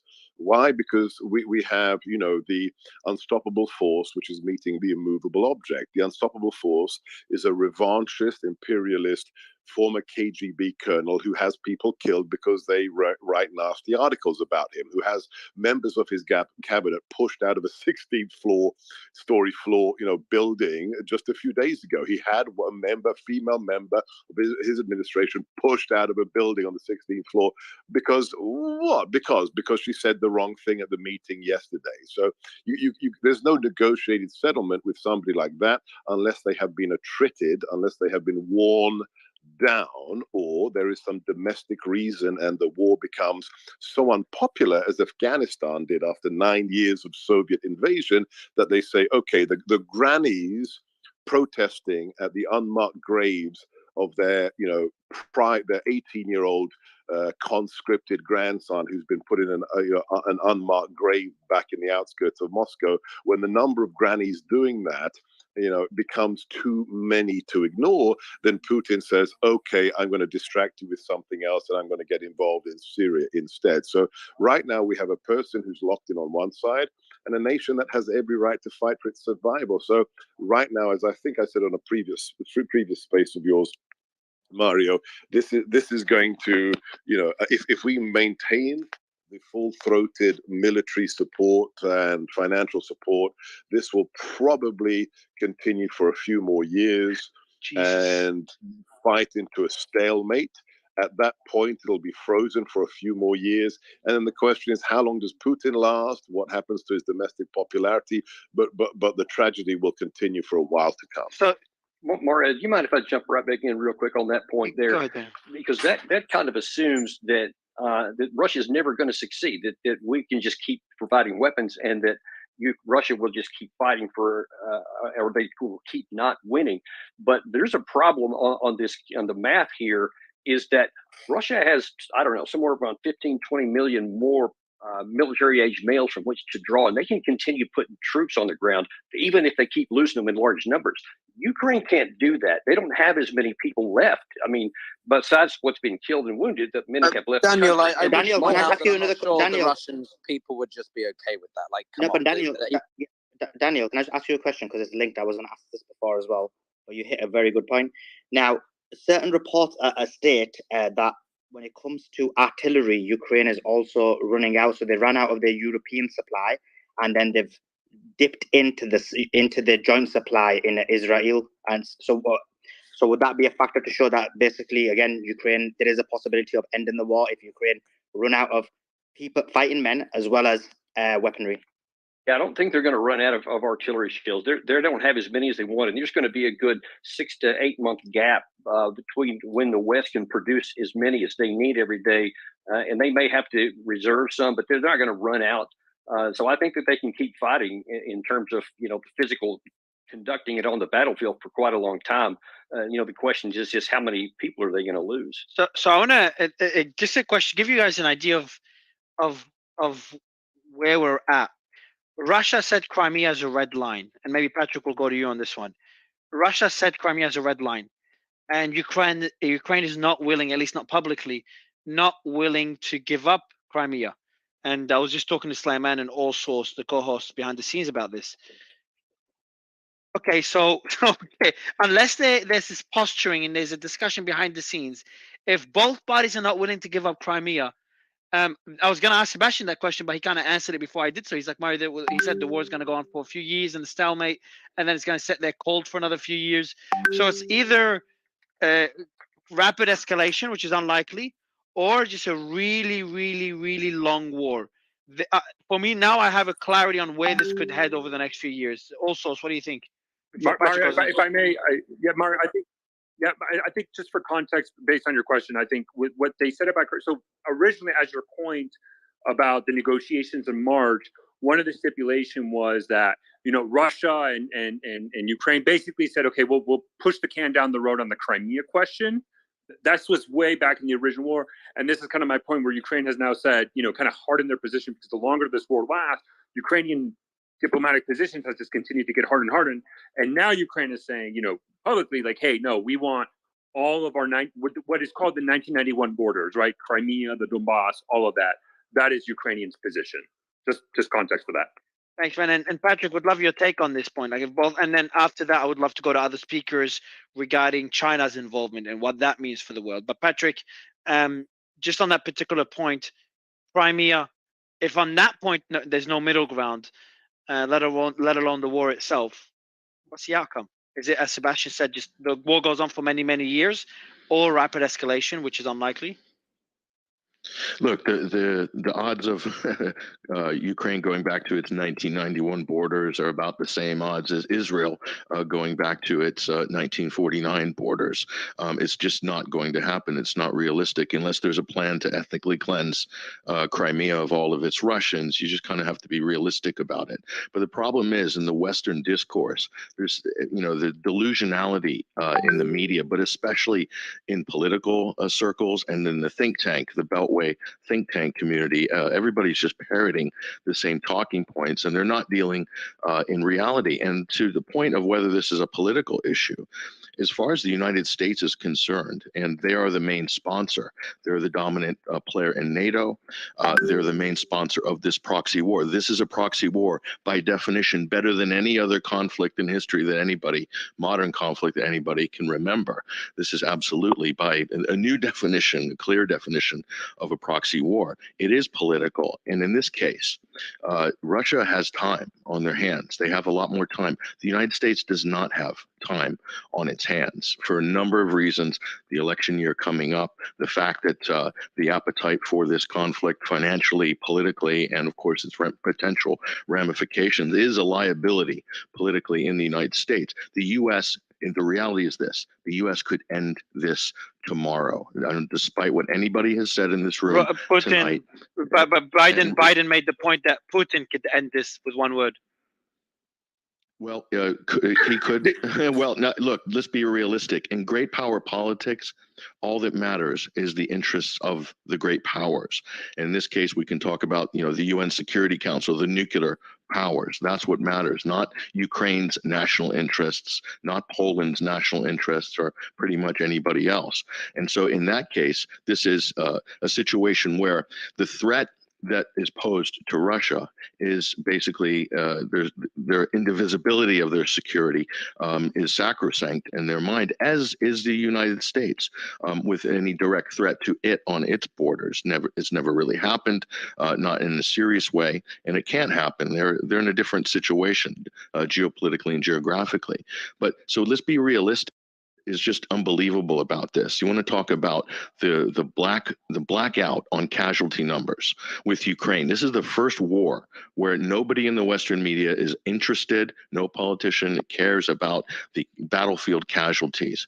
And there's a lot of people quoting different numbers. But let's just say if this was anything in terms of numbers that aren't just outrageous, they would be publishing them, and that has a direct effect politically. It would be over tomorrow. If it's 100,000 Ukrainian soldiers dead, as a New York Times headline, the pressure, it will become an immoral proxy war at that point, for Europeans especially, but also in America. In America, the threshold is 56,000 for the psychological number of dead soldiers. That is just unacceptable morally with the Vietnam War. And it's the same here. The fact that nobody wants to talk about that and that we're avoiding that, I think really speaks to the fact there's a kind of a sociopathic thread going through this conflict, and everybody is sleepwalking towards a conflict that they don't know how it's going to end, where it's going to end. It doesn't have to be a full nuclear scorched earth battle between the two great powers. It could be a limited exchange with 10 million people dead, 12 million, 20 million, 10 on each side. What's that going to look like? What's the post-World War III order going to look like? Much different than the post-World War II order, I can assure you that, because the world is a different place and there's more nuclear armed people in countries in the world.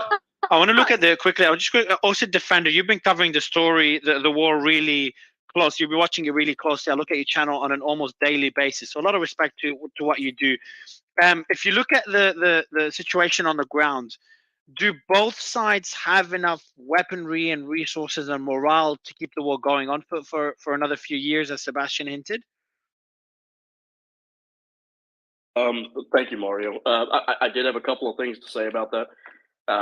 Russia has clearly begun to step up its military production.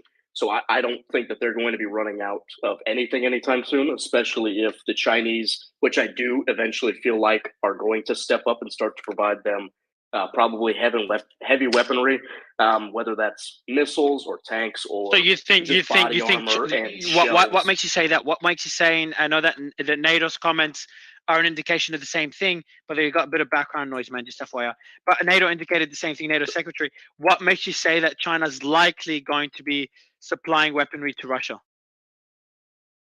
I mean, it's just, I know Igor said this a little bit earlier, but I mean, we are in a kind of prelude to this next big conflict in this world. We've started to see the blocks form. I mean, we've heard what's been talked about with Iran recently, that they are starting to enrich uranium up to 84%. So, I mean, that's a pretext for Israel to attack Iran. We've seen people talking about China about to attack Taiwan. All of their interests kind of align. Russia, North Korea, Iran, China, and if they want to stand a chance against this this mega alliance that is being created within NATO and the United States, is the only way for them to survive is to come together. Eventually, they're going to come together, whether it is a full military alliance or just whether it starts out as some equipment and then a non-aggression pact and then a military alliance. We'll just kind of have to see. But as I was saying, the Russians, I don't think are going to be running out of anything anytime soon. The Ukrainians, I also do not think are going to be running out of equipment anytime soon. They've got so much equipment coming from the West that until countries like the United States just kind of lose interest in this, they're going to have weapons for eternity, pretty much. But the big thing that I am worried about, and as I've heard some people say, is the manpower of the Ukrainians. A lot of people were saying that when the war first started, we were going to see these massive international legions go. And in the beginning, we did. I think from some of the numbers that I had heard, up to 50,000 people had gone to join the foreign legions in some way or another. Austin, can I just ask you a question? Because you just, yeah, of course. Before you move on to the individuals, people, in terms of artillery, I just saw, I read a number of reports, including a CNN report, and what they said was that basically Russia has, Ukraine has run out of the European supply. They're now using Israeli supply, and they are planning, and they're also in negotiations to try and buy supply from other regions, such as South Korea. Does that indicate that there is supply issues when it comes to artillery? Artillery shells, possibly. I have heard that they are starting to run low on some of their calibers of shells.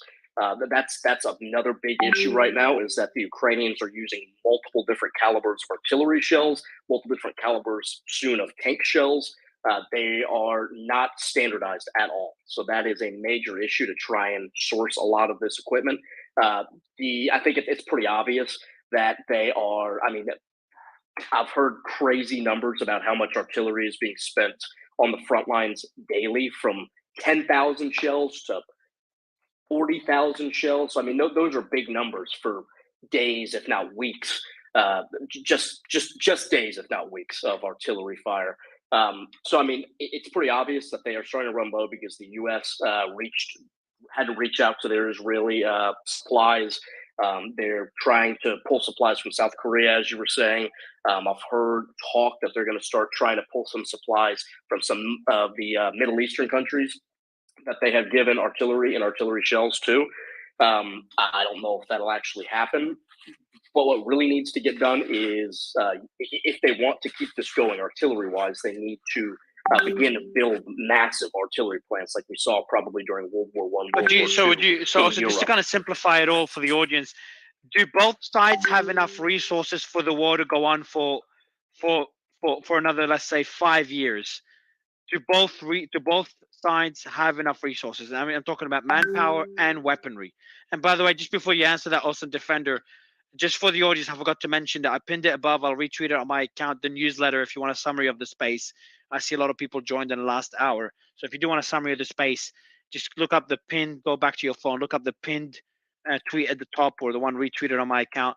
You can subscribe for the newsletter there that the team sums up the spaces. We might use chat GPT to sum them up as well soon. You never know. But yeah, Olsen Defender, just to that Sebastian point, because it kind of became a focal point for me, that because I was initially confused on where the war could head when both parties are digging their heels deeper into the ground and no one's de-escalating the war. And I've tweeted a few times today about it. Now that I have, like, all right, it seems the most plausible path, unless something changes, is just a prolonged war. So my question to you is, do both sides have enough weaponry and resources to do that? And second question is, China's involvement, could that change that? And then I've got a question for Sebastian right after this. And so I know there's a lot of questions, but Sebastian, my question to you is, China gets involved. Does that make it less likely that Russia will use tactical weapons? But Sebastian, I'll let Olsen Defender answer the questions. I'll give you the mic for the third question right after. Hey, Mario, I actually do have a follow-up question to Olsen Defender. I'm glad everybody's asking him because I did want to ask him something earlier. Cool. But if after Olsen Defender answer, I'll let you do that, and then we'll go to Sebastian. Go ahead, Olsen. So just to kind of wrap it up, the Russians have enough manpower and equipment currently, I personally feel, to kind of hold out for probably the next 5 to 6 years. The Ukrainians have enough equipment and will be getting plenty more equipment, but I do not feel that they have enough manpower. And the Chinese could definitely change this kind of on how they decide. Or I don't think that they're going to change it for the Ukrainian side, but they could kind of push the Russians over the edge that they kind of need if they are to provide them with advanced weaponry, so missiles, tanks, drones. I mean, drones is going to be the big thing. I feel this is going to become a drone war very quickly. I feel, and if this does kind of push out over the next couple of years. Also, she had another question for Osin before we go to Sebastian.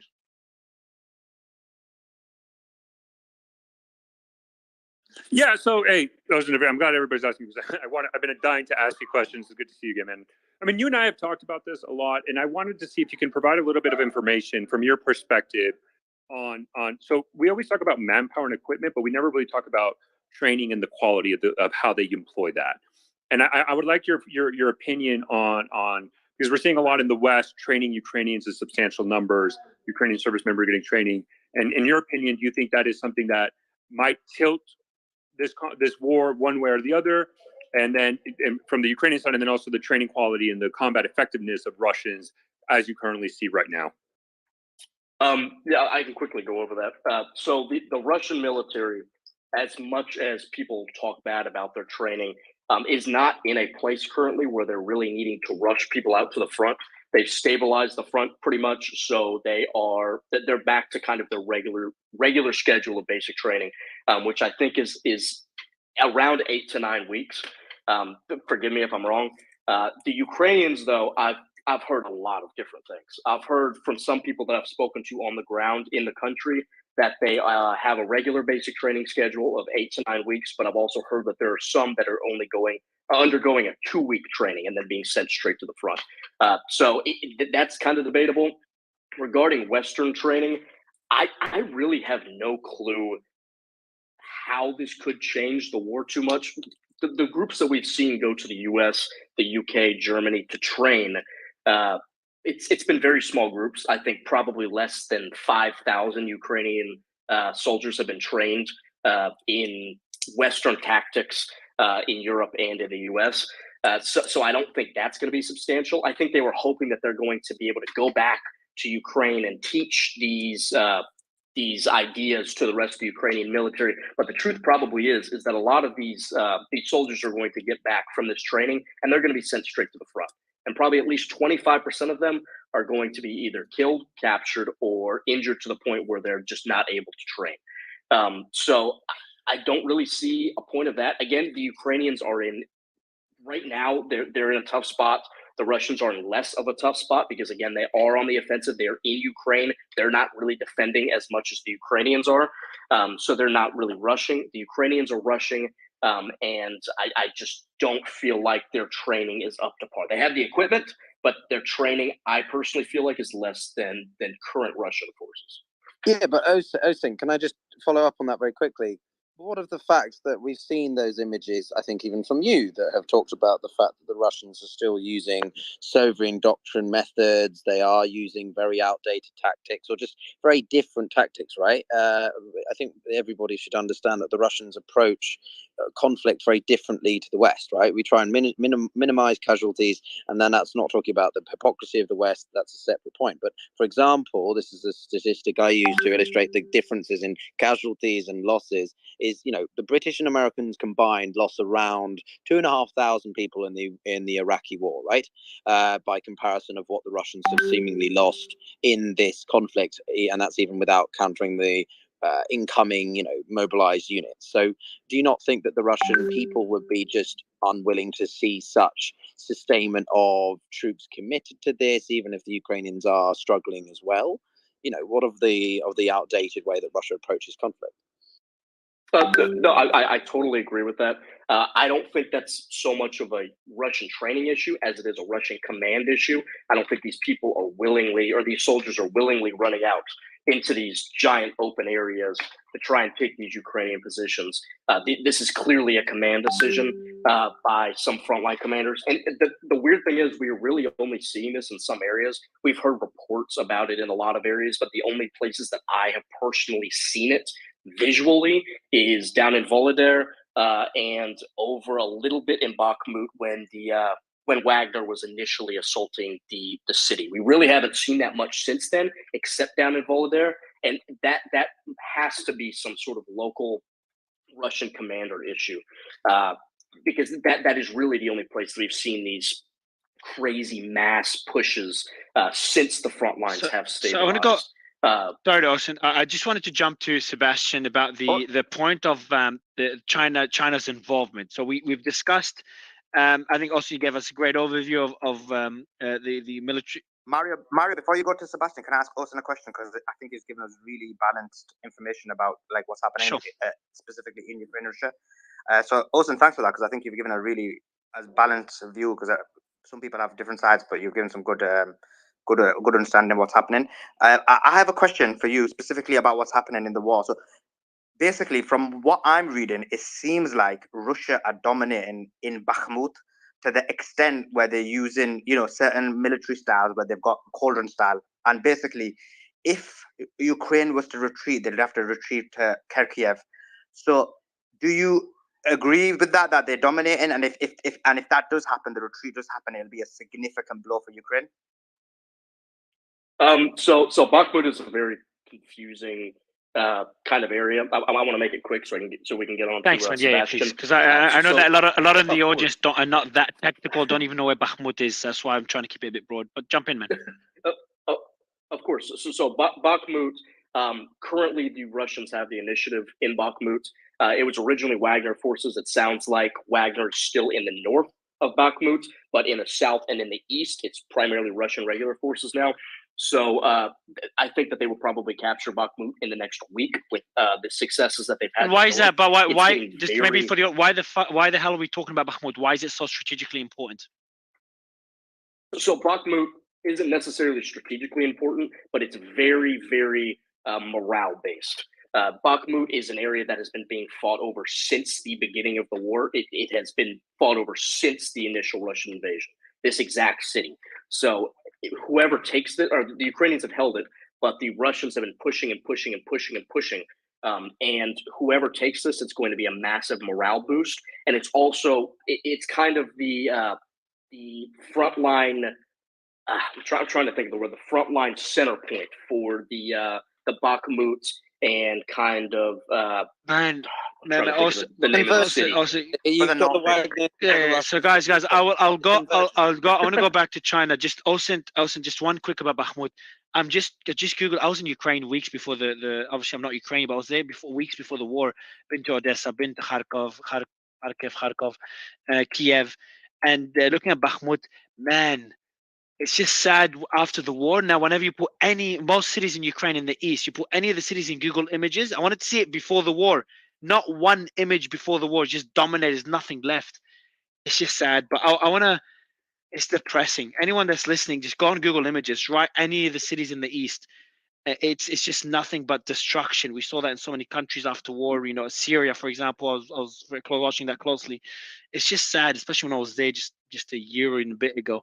But Dr. Gorka, I want to ask you the question that I had earlier. Austin, do you mind if I jump to the Mario? May I just shortly comment about Bakhmut, because I just returned from Bakhmut the day before. Oh wow, shit. Okay, go ahead. Yes, as eyewitness, and I'm from the battlefield right now. Concerning Bakhmut, the story is very clear. Russia was dreaming to capture Berlin or Paris in 2023. And they still near Bakhmut in 2023. This is it. Yes, there are tough fights. There are tremendous battles. But regardless story of Bakhmut, Russia failed. And this is what we are talking about right now. That there is no legendary Russia. There is no great myth about Russia. They can do nothing with Ukraine, they can do nothing with the free world. And for example, if Igor or let's say this lady which interrupted Sebastian wants to come to Bakhmut, I'm happy to accompany them there, and they will see with their own eyes what Russians are doing there. I want to go to Sebastian. Sebastian, just on China's involvement, that was one of the key points I wanted to discuss today. And I found to be, obviously it caught me by surprise, but that's probably, I'm to blame because I wasn't watching it closely. A few speakers said it was expected. Is that a serious point of escalation for the war if China does get involved? Do you expect China to get involved militarily by supplying equipment to Russia? I look, they will make money where they can make money, and they will be an embuggerance, to use a technical British term, to America where they can be an embuggerance.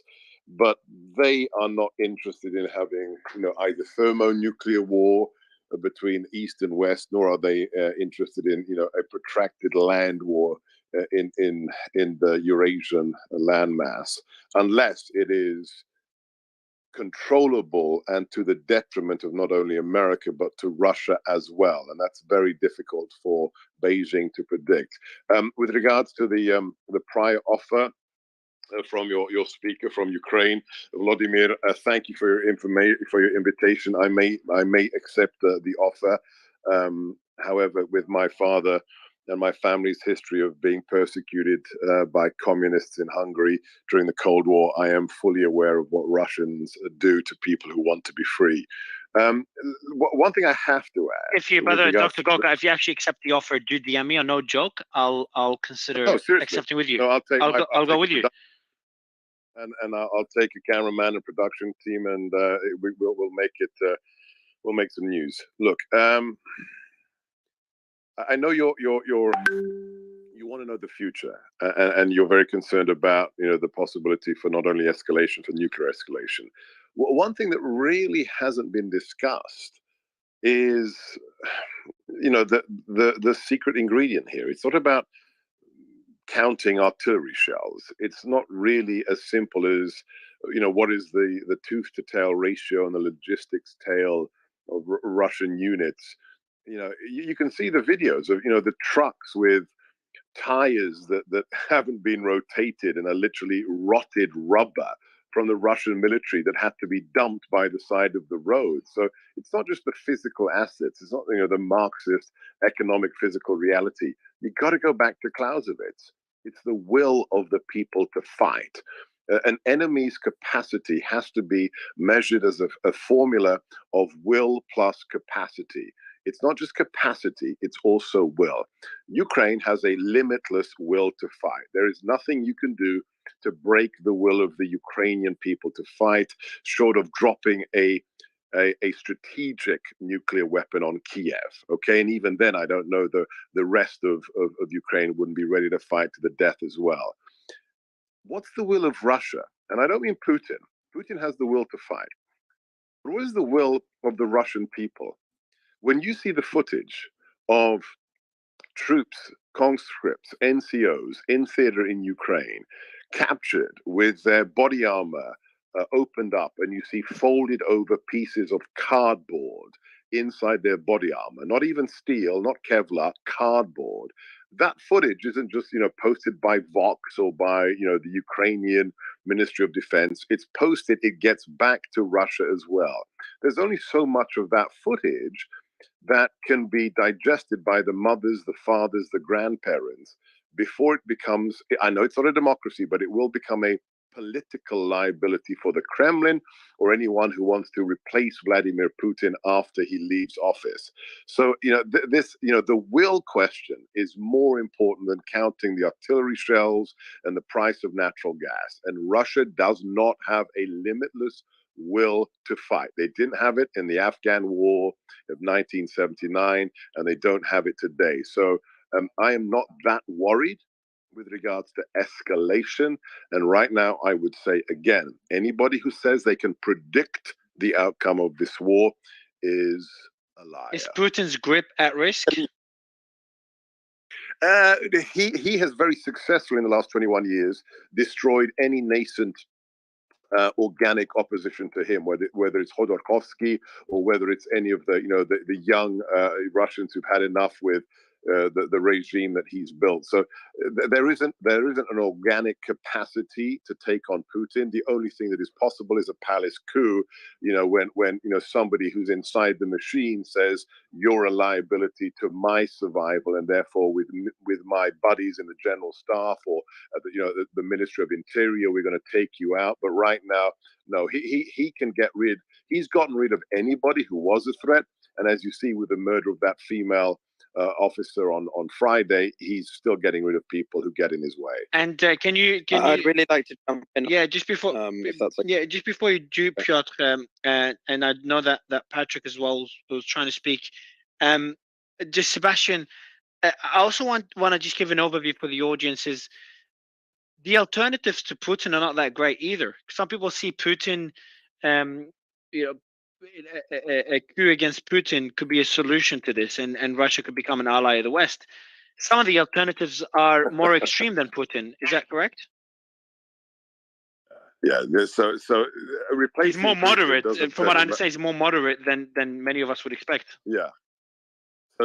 Well, moderate. Be careful. Well, he's a murdering bastard, but it's a pig in a poke. It's a mystery toy in a bag that you don't know what the next one's going to be like. So, no, look, let's be clear. Russia hasn't changed in terms of a political society ever. Whether it's the Tsar, whether it's the General Secretary, or whether it's the current president. This is a nation of strong men. And a nation that likes strong men. So the idea that you turn it into a democracy or representative government because Putin goes is just as fallacious as the neocons trying to believe that they could do that in Iraq or Afghanistan after 9/11. So no, the nature. Look, he's a big lefty. I'm not a fan of his politics, but read Timothy Garton Ash's writings on Russia in the 1990s. This is a guy who studied in East Germany during the Cold War, and he nailed it. He said Russia has always had a, quote, ambivalent relationship to the West. It never wanted, it didn't know whether it wanted to be part of the West or outside of the West. It wanted to be inside the tent or outside of the tent, pissing on the tent.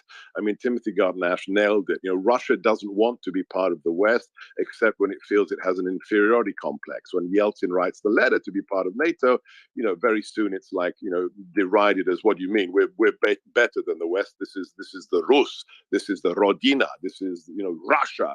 So no, the idea that it could just become like Switzerland or Belgium is that's not happening in the next 500 years, as far as I'm concerned. And the next guy could be worse. However, the next guy could simply be getting rid of Putin. Why? Because the war has become a liability.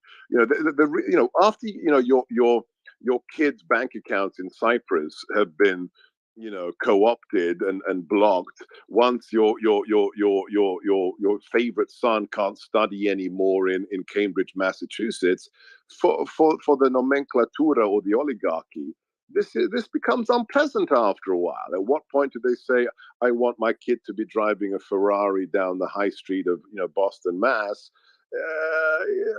That'll take some time to develop, but it doesn't mean the next guy's better, but it could mean an end to the war, Mario. Right, if I may just jump in on this. I'm just going to ask Patrick, just so we get a bit of balance. Yeah, exactly. Good point. Yeah. I was going to do the same. It's been nearly about an hour from the pro-Ukraine camp.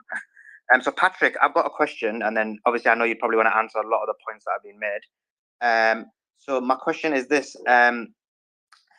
One of the arguments people make is that the reason why the US went out of Afghanistan was so that they can then use their resources in Ukraine to prolong the war.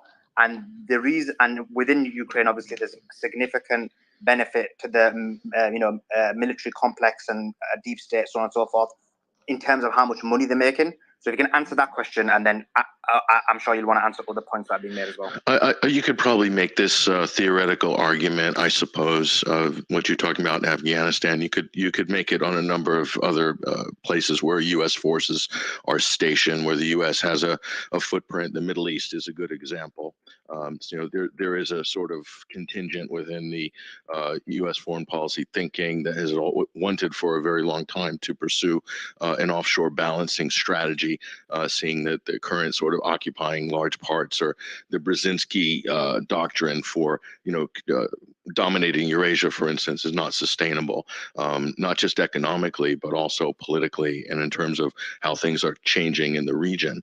So I don't know if there's much of a debate to have there, but the main point is, and to speak to Sebastian Gorka's point, that you can't stop a war when both sides want to fight. The caveat to that, of course, is, and if the person or the party sponsoring one of the parties doesn't want it to end.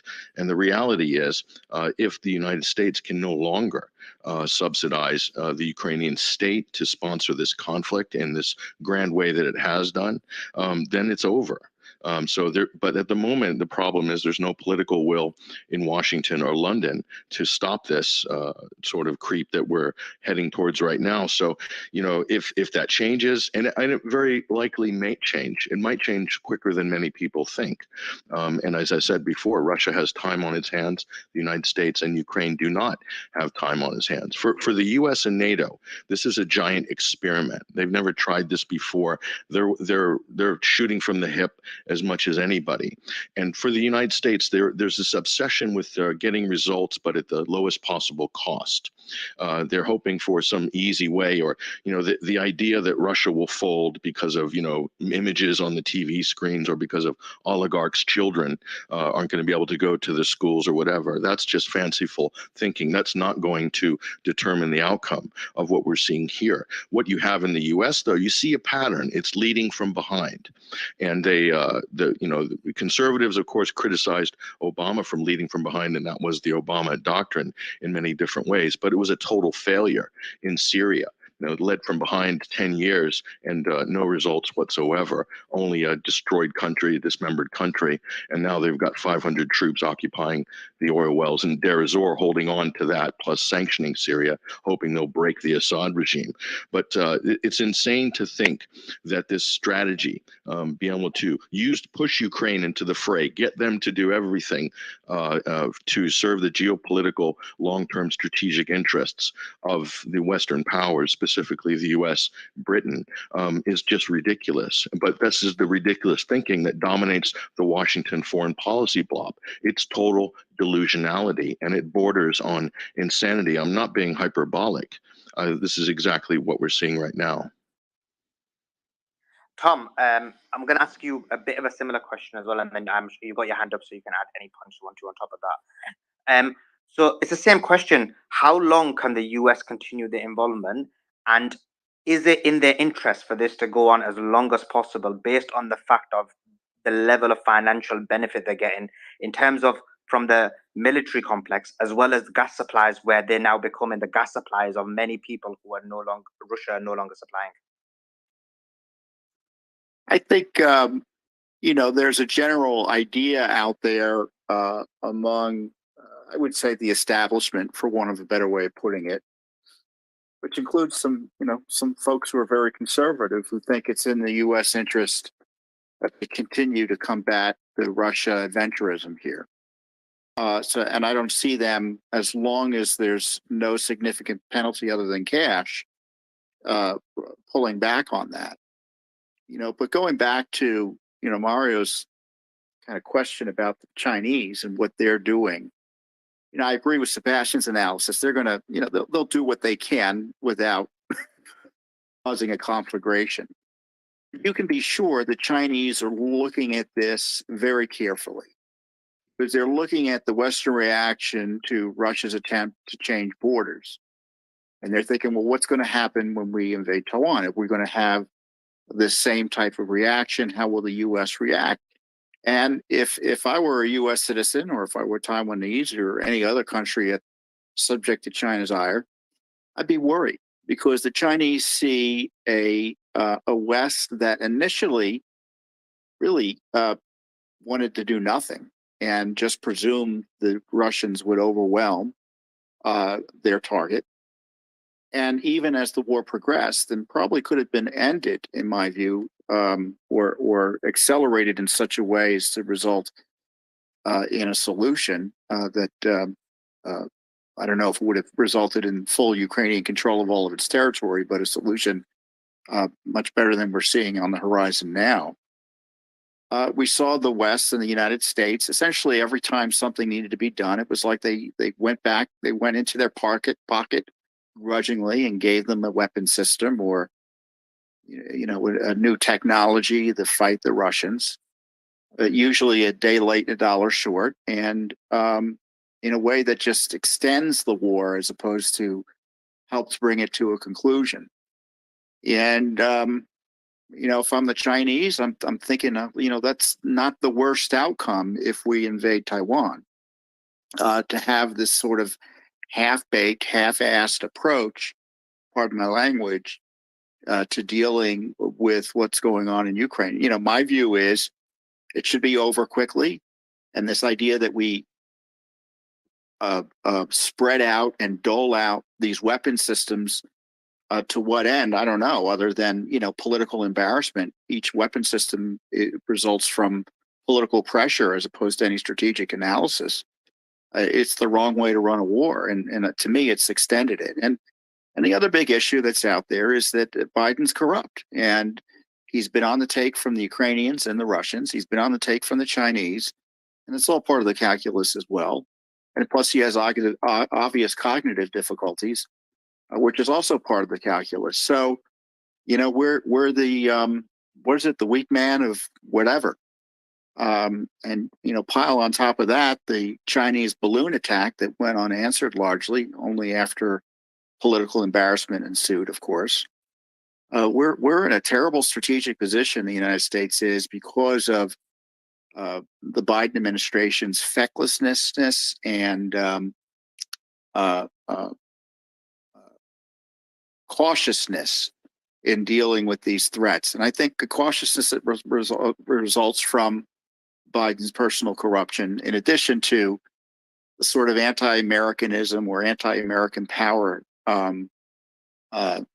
approach that the liberal left has embraced in the last decade, that began in large measure under Obama.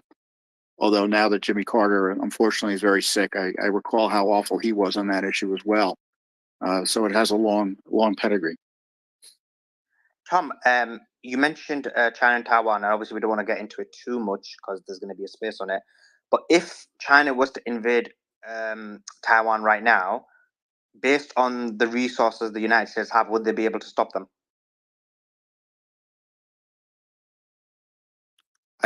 Stop is a loaded word, right? Would the Chinese successfully invade and take over Taiwan? Maybe. Would it result in a victory for China in the long run?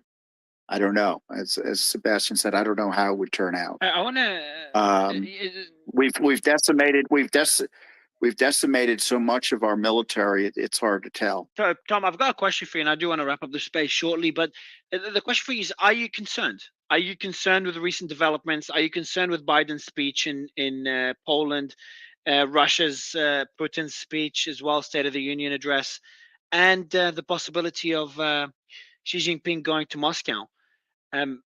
I know we're all bogged down with a lot of local issues in the U.S. that we've discussed in previous spaces, but are you following the war, and is there concern in Washington? I don't think there's any concern about it escalating beyond Ukraine at this point. I think it's a mistake, tactical and strategic, to essentially accuse Putin of war crimes, because it makes the issue of his retaining power one of life or death for him. It's not a question of him retiring somewhere. It's a question potentially of him, being prosecuted or targeted by the West with something worse as a result of accusations like this. He doesn't want to go the way of Gaddafi, and now Biden has suggested that would be the offing. after his over-the-top speech in that regard. I'd really like to jump in on this, if that's okay, because there were a few points earlier that I wanted to raise because it kind of as you, Piotr, it's a good point for you to jump in because your best friend Portugal's here as well, so it's going to be interesting. Oh, joy! We're going to have a lovely. No, it's fine. I just want to make something very clear, which is that I'm very much anti-war. I'm extremely anti-Putin, but I'm not for the destruction of Russia. And I think that's a completely disastrous thing. So, I try to toe as much of a balanced line as possible, but I'm certainly not for the, loss of a country in its sovereign state. But aside from that self-identification, I just wanted to mention, we were talking about Vladimir Putin, right? And I agree a lot with what Sebastian has said on this specific point. Vladimir Putin, and I use this word relative very importantly, because relative in terms of Russia, Putin is not the worst. There was the death of the leader of what's known as the Liberal Democratic Party, essentially, or the Liberal Democratic Party of the Soviet Union. It was founded by a chap called where is he? Vladimir Zhirinovsky. He died in April of last year, and Putin went to his funeral. Now, Vladimir or Zhirinovsky is even more of an extremist than Putin, and was a hardcore vocal critic of the war, and that Russia should be doing way more. So the threat of nuclear warfare or the use of chemical. Well, he's but there's dead. others like him. The point I'm making is, yeah, there's others like him who are on the far right of this very distorted Russian political spectrum. So any party that says democratic in the title doesn't actually stand for that. So Putin is a scary man. How much influence?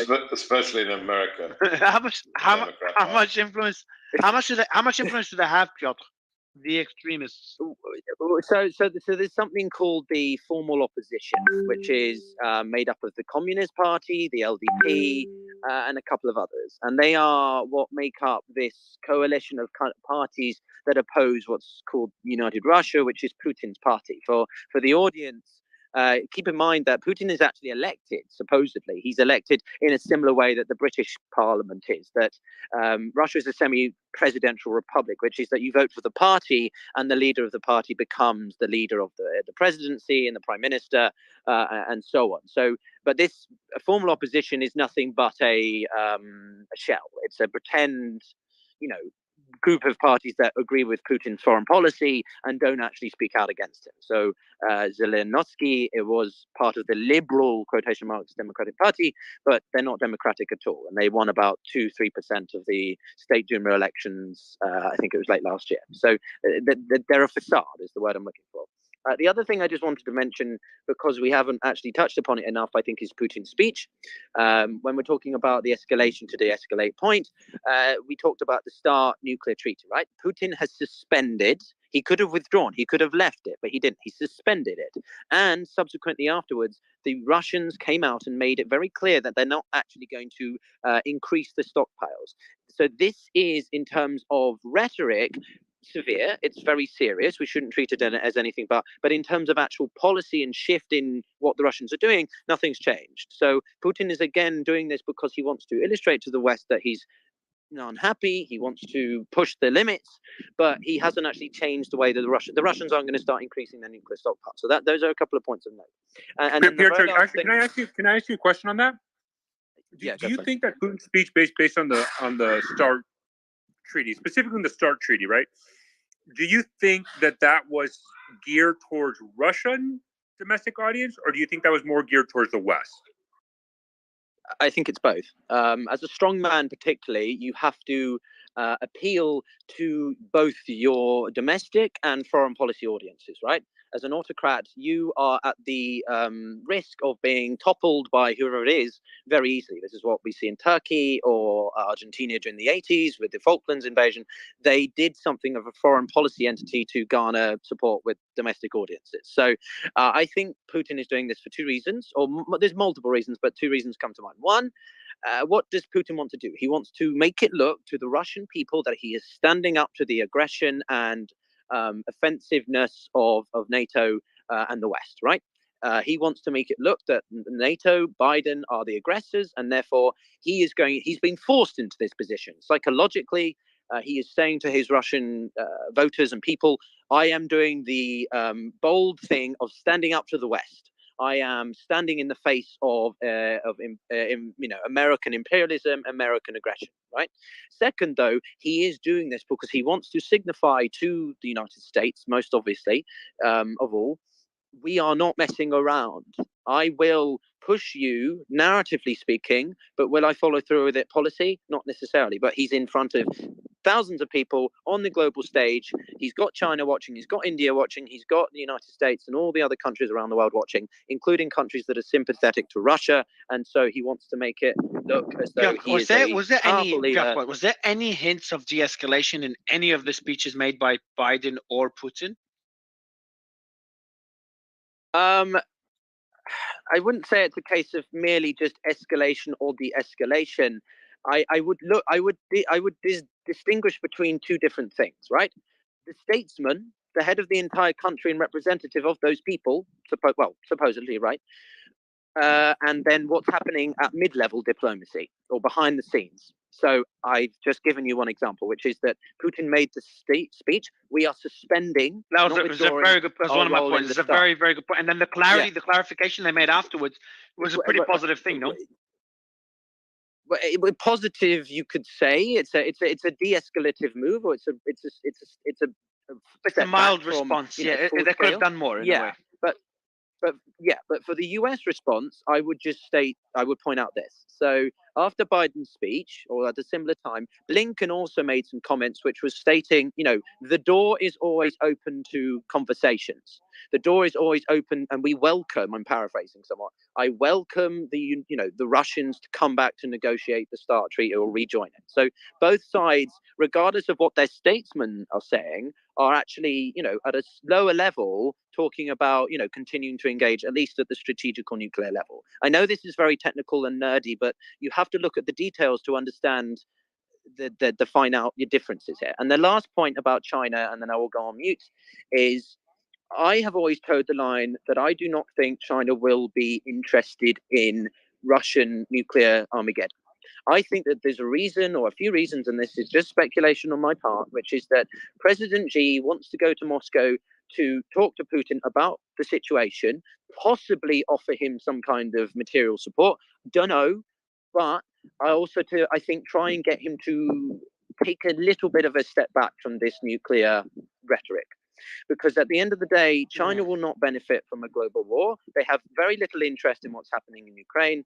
And ultimately, you can talk about whether Russia's the junior partner or the senior partner, but China is still a pragmatic country that looks at things very longer term than Russia does in some ways. And I just think that President Xi, for everything he's got on his plate, domestic issues and Taiwan and so on, needs this headache. As we get our speakers to wrap up, as Piotr just did, I want to ask the audience, after listening to this space and this discussion for the last almost 4 hours, are you more concerned or less concerned? I want to get your take on the war. I just want to see whether whether more people in the audience are concerned about escalations. Do they think that the war could spread outside Ukraine's borders, or they're pretty much at ease and don't think that this could get worse moving forward? So if you can let me know your thoughts in the comments, I want to go through them after the space ends. Otherwise, I do want to give the mic to our speakers. I want to go to Protocol first. Protocol, I know you'll give us your thoughts, and I'll go to Sebastian next, because I know Sebastian will push back really heavily as he gives us his final thoughts. Protocol, what are your thoughts specifically on the war potentially escalating after Biden and Putin's speech and Xi Jinping's potential visit to Moscow? Yeah, I think at a minimum it's going to stay the course. You're going to see a continued offensive from the Russians. Do you think it could last many years, as Sebastian mentioned earlier? A prolonged war of 5 years or so?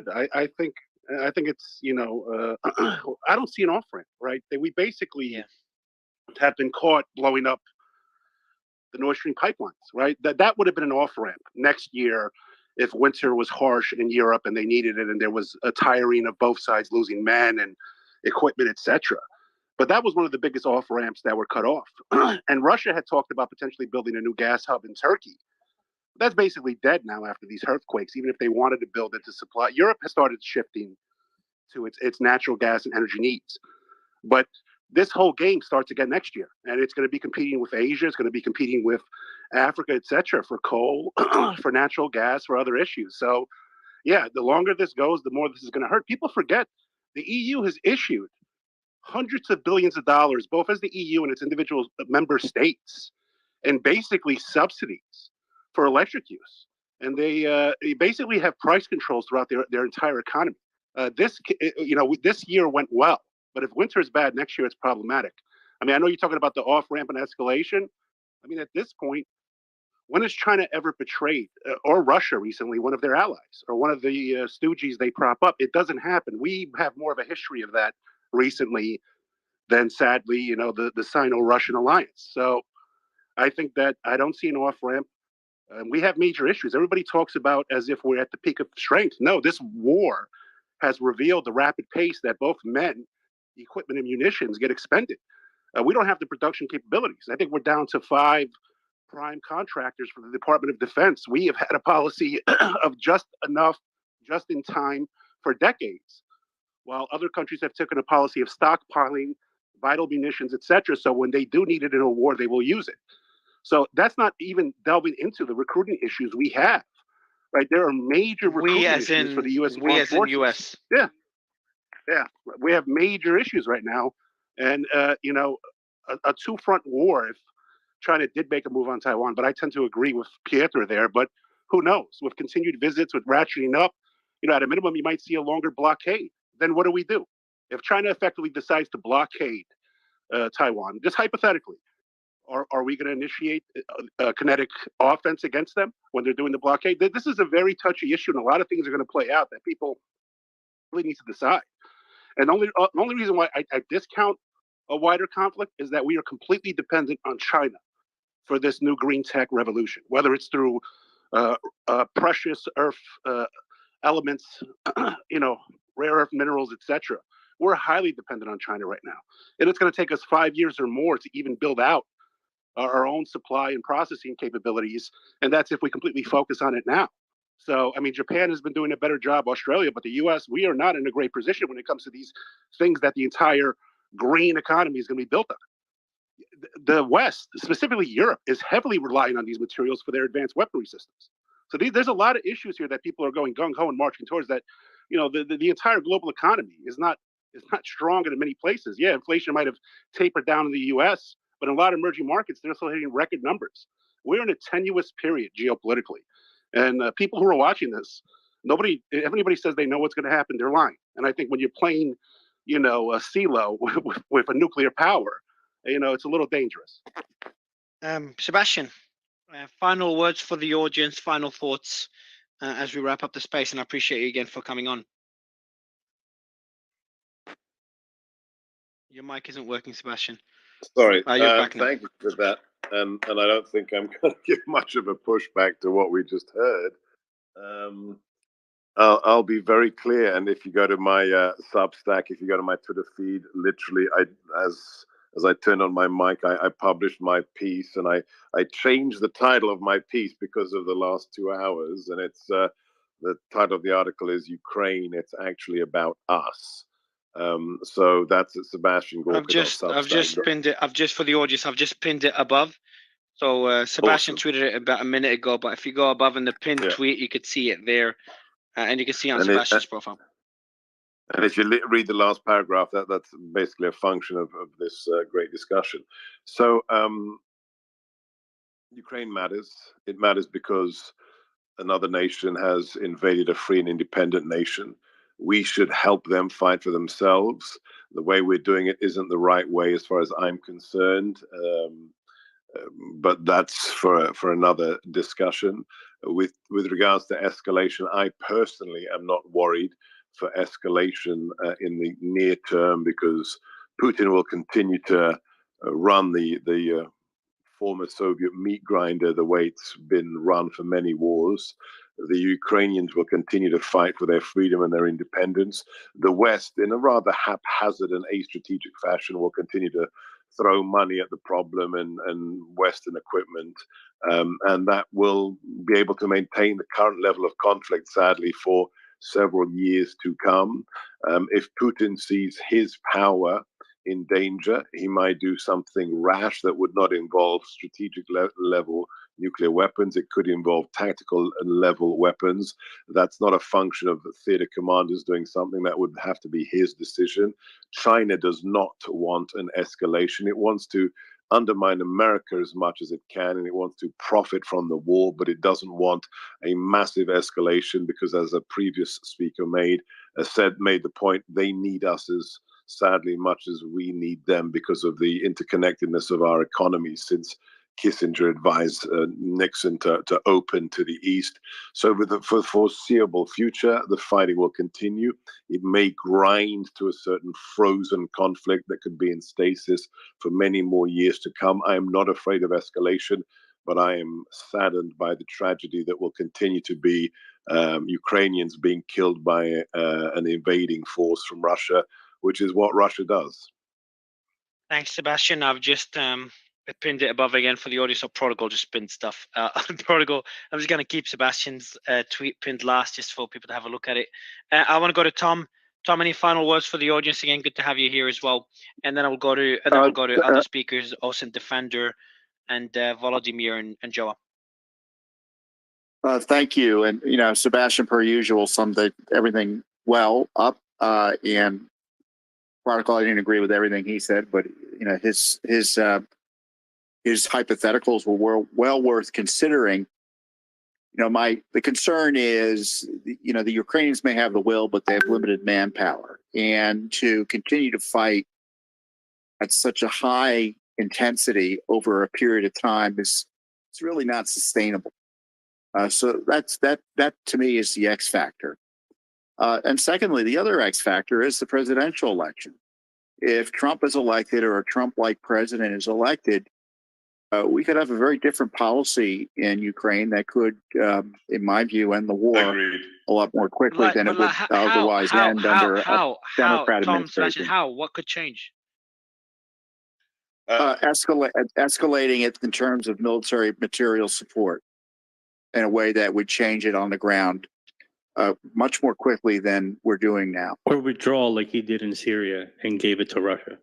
But Tom, I would point out that the Italian Prime Minister Meloni was in Ukraine just today, and she ruled out the likelihood of jets being sent. The tanks is one thing, but the escalation or next level to jets is something that a lot of Western countries are feeling quite unsure about. And so I'm not entirely sure even a change in an administration in the United States. So let me just add one thing. Tom's absolutely right, and very remiss of me not to make that point. If President Trump is back in the White House, this war could look very, very different very quickly. So let's just give you one example. Syria isn't in Europe. Syria isn't a member of NATO. Syria doesn't even have a contiguous border with a NATO nation. When we were in the White House, our president killed almost 300 Wagner mercenaries that were there on Putin's order.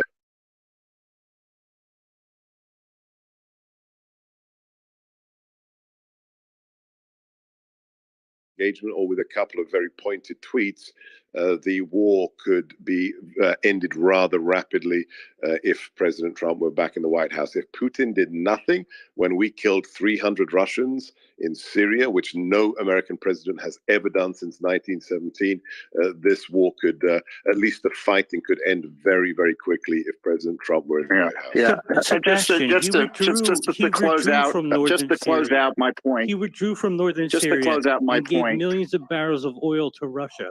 What are you talking about? Yeah, he did kill people. And then he withdrew and gave our pipeline, an American pipeline, to Russia. If I could just finish my point, the difference between the left and I think a Trumpian approach, and I don't mean Trump would necessarily be the president, but an alternative approach is the left sees war as a government program, not as something to be won, not as something to be won as quickly as possible to save lives. They see it as like Social Security or transportation project, and they're willing to fund it forever. And that's not the approach Americans like and support. That's why Trump was successful initially. And I think it's going to be a very interesting debate over the next 2 years on how to handle things. But Tom, can I ask you one thing? Because when you look at recent polling, it does show that Republicans don't want to be either overwhelmingly, I think 70%, I'll find the article, either want to have very little involvement or none at all. But our leadership, McConnell, Graham, etc., have not reflected what over 70% of conservative voters believe in regards to continuing and escalating, U.S. involvement with this war. I know I'm trying to distinguish my approach from the establishment approach, which would be something much more substantial. Oh, no, I agree. I'm not saying it's just that, and I think Trump or someone like Trump in the Oval Office would have a very different approach than, McConnell and Lindsey Graham are just taking what they can get out of the Biden administration. Would McConnell or Graham object to Trump moving aggressively to? Because I haven't heard anything really from McCarthy either. Yeah, I don't know what McCarthy thinks. With all due respect, I'm not sure what he thinks, but he's probably more on the skeptic side, at least politically now. But I don't see any significant objection from Republicans, conservatives, or probably a lot of Democrats. At least honest ones. If Trump wanted to move, or someone like Trump, or maybe even to Biden, has a moment of clarity. Just says we got to end this more quickly, and we're going to take the steps to end it more quickly in terms that are desirable, and that's not happening now. As we wrap up the space, I want to get final words from Patrick, Osint, Intel Schizo, and Volodymyr. Go ahead, Osint. Any final words for the audience? What you think the next couple of years would look like? Not particularly. I really thought we were going to see more from Putin's speech last night. But I it was less. Think it was less. I agree, three... though. It's a good point. Less aggressive than I thought as well. Less aggressive than I thought. Yeah, and I was the defender. Just said, I told you, man. I told you shouldn't have to stay up for it. It wasn't going to be that noteworthy. Oh yeah, I warned you. I'm exhausted. But again, I tweeted this last night. I feel like the speech last night was more in tune with what we saw on the 21st of last year, the 21st of February last year, which was the speech that Putin gave, where he was talking about a lot of domestic issues, and then he also announced that they would be recognizing the DPR and LPR. I still personally feel like we're going to see something big in the next 3 days as an anniversary to the invasion, because a lot of people seem to think last night was the anniversary of the invasion. It wasn't. It's the 24th. The 24th is when the actual invasion began. The 21st was the recognition of the DPR and LPR. And we haven't seen any flex from the Russian side yet. So I think no, we haven't. I know, Independent. I think one important thing you tweeted about this, and I think you should share it on the Nest. I think, what was it, yesterday? You tweeted billboards in Moscow were saying Russia has no borders, as like kind of this imperialistic, that the Russian land is infinite, basically. If you can talk about that as well. Yeah, really fast. I'll go over that. So there was a couple of billboards that were appearing over the last few days in Moscow, all black backgrounds that said a bunch of different things. One said "watch and listen," just with the 21st, with the date of February 21st, and then there was another one that was, if I'm translating this correctly, the Russian border ends nowhere. Yeah, which is a good point, and that refers to a quote of Putin. I think a kid asked him, or Putin asked a kid, "Where does the Russian border end?" And then the kid gave some river or something as an answer, and Putin's like, "Wrong, it ends nowhere," or something along those lines. And that was a few years ago. And then those banners kind of referred to that quote. Does that imply anything? Is that any hint, or just pure someone from the marketing team decided to put it there? I think it's just more nationalistic kind of sentiment by Putin. I mean, saying the Russian border ends nowhere, the Russian culture, Russian people stretch all over the world. I mean, that's like a big nationalist thing. That's nothing too big, in my personal opinion. But I do think it was interesting that they were releasing all these billboards for this speech last night that we were expecting was going to be this big kind of warmongery speech, kind of pushing for the war and maybe declaration of war and a bunch of other things, when we didn't see any of that. In fact, he was very Listen, we thought, is it fair to say Putin expected the war? I want to wrap up the space, so we'll go to any speakers that haven't spoken yet and then wrap it up. But just briefly, would it be fair to say that Putin expected the war to end within days? Osint? I do think that he expected it to end quickly. With not days, sorry, I'll rephrase. At Days is extreme. least- That's what I thought. Weeks, let's say weeks or a few months, less than 6 months, less than 3 months even. Expected Kiev to fall pretty quickly. He definitely Okay, did. so considering that a year on and we are where we are and Russia has lost territory, and had attacks on its soil, correct me if I'm wrong, or at least not on its soil, but had attacks in Crimea. And we've had the Crimea attack and a few bases. Was there any attacks, drone attacks on bases within Russia, or was within territory? Yeah, there were attacks. Within Russian territory. And yeah, Putin's yeah, there's been the assassination. Putin's daughter? No. There's some. No, so they Dukin's daughter was Dukin. Okay, I thought I heard Putin. But there has been attacks on Russian military installations in and Russia, Russian economic infrastructure. So considering is actually their nuclear. So considering this, Osint, would it be just as a question for anyone in the audience, not an opinion, but would it be, would you say it's an interesting observation that Russia could have responded significantly more aggressively, considering the position they're in? Is that a fair statement? And how would you compare to the way they have responded and the speech they have? I expected a significantly more extreme or more hawkish speech. What's your quick take on it? And I want to just wrap it up so very briefly. Of course.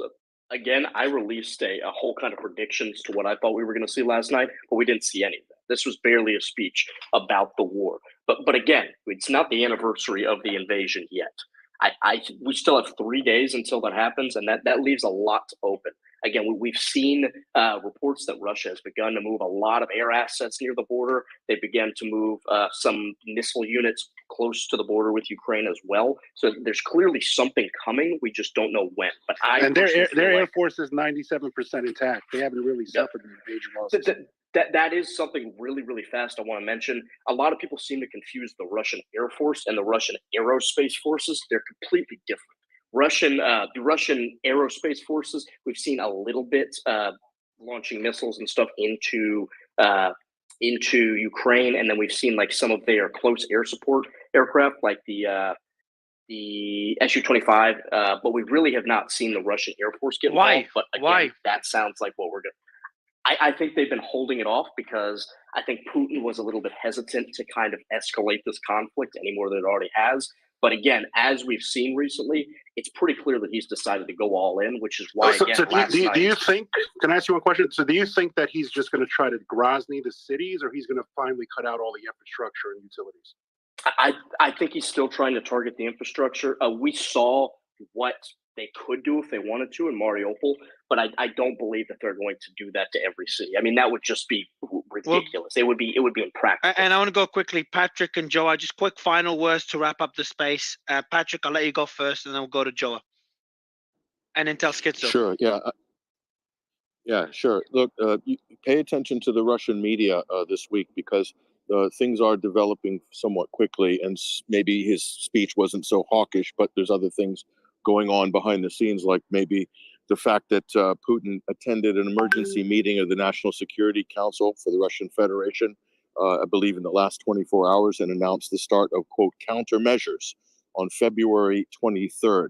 And this is just right on the back end of Biden's, statements talking about the massive deliveries that the U.S. has scheduled for Ukraine, and Russia also summoned the U.S. ambassador, I believe, in Moscow for this. So there's a lot of serious things afoot that are happening, and so things can change very quickly. But my last statement I want to make is I'm very let's say happy to see how this conversation has evolved over the course of this space. And I think that's down to the moderators, the people hosting it, and the speakers as well. That sort of evolution, I'd like to see that happen at the policy level, at the Washington level, at the NATO level, perhaps, in the media in the United States as well. It would be nice to see that happen. But just remember one thing, like Putin, hate Putin, whatever, Russia is acting in its own national interests, and ultimately in the national interests of its people. The question is the United States acting in its own national interest and in the national interests of its people? I believe that's still an open question, and a very important one. Thank you, Patrick. Joe, final quick words before I go to Intel Schizo, and then Vladimir to wrap it up before we go to our co-host. Yeah, I've been listening since the beginning the space, and just want to say something. A lot of people have been on here for 4 hours, 7,000 to 8,000 people, and I'm sure some people are losing sleep over this. It feels like we're going to nuclear war, and I just kind of want to leave people a little bit at peace. In 2020, we were all going to die because of a virus. 21, we were all going to die because of a vaccine. Look back at Obama times. He was creating FEMA camps that were going to imprison all Americans, and he was training his own personal militia in cities. Typically when there's a Democrat in office, it's every year there's a different rhetoric of why we're all going to die. When there's a Republican in office, it's typically, Trump likes champagne showers, and then he's messing around with porn stars. It's a little bit more entertaining when a Republican's in office and not so stressful. But, right now, Putin himself has said Crimea is the red line. If he loses Crimea, he becomes weak militarily, and it impacts his economy as well. It also weakens his association to BRICS. He would not be as useful to India and China and those other countries if he loses the warm water port that he would have due to Crimea. And Ukraine and America are not making a move for Crimea right now. And until that happens, don't lose sleep over it. There's no threat of a nuclear war unless you go for what Putin's red line is. And it doesn't seem like we're going there right now.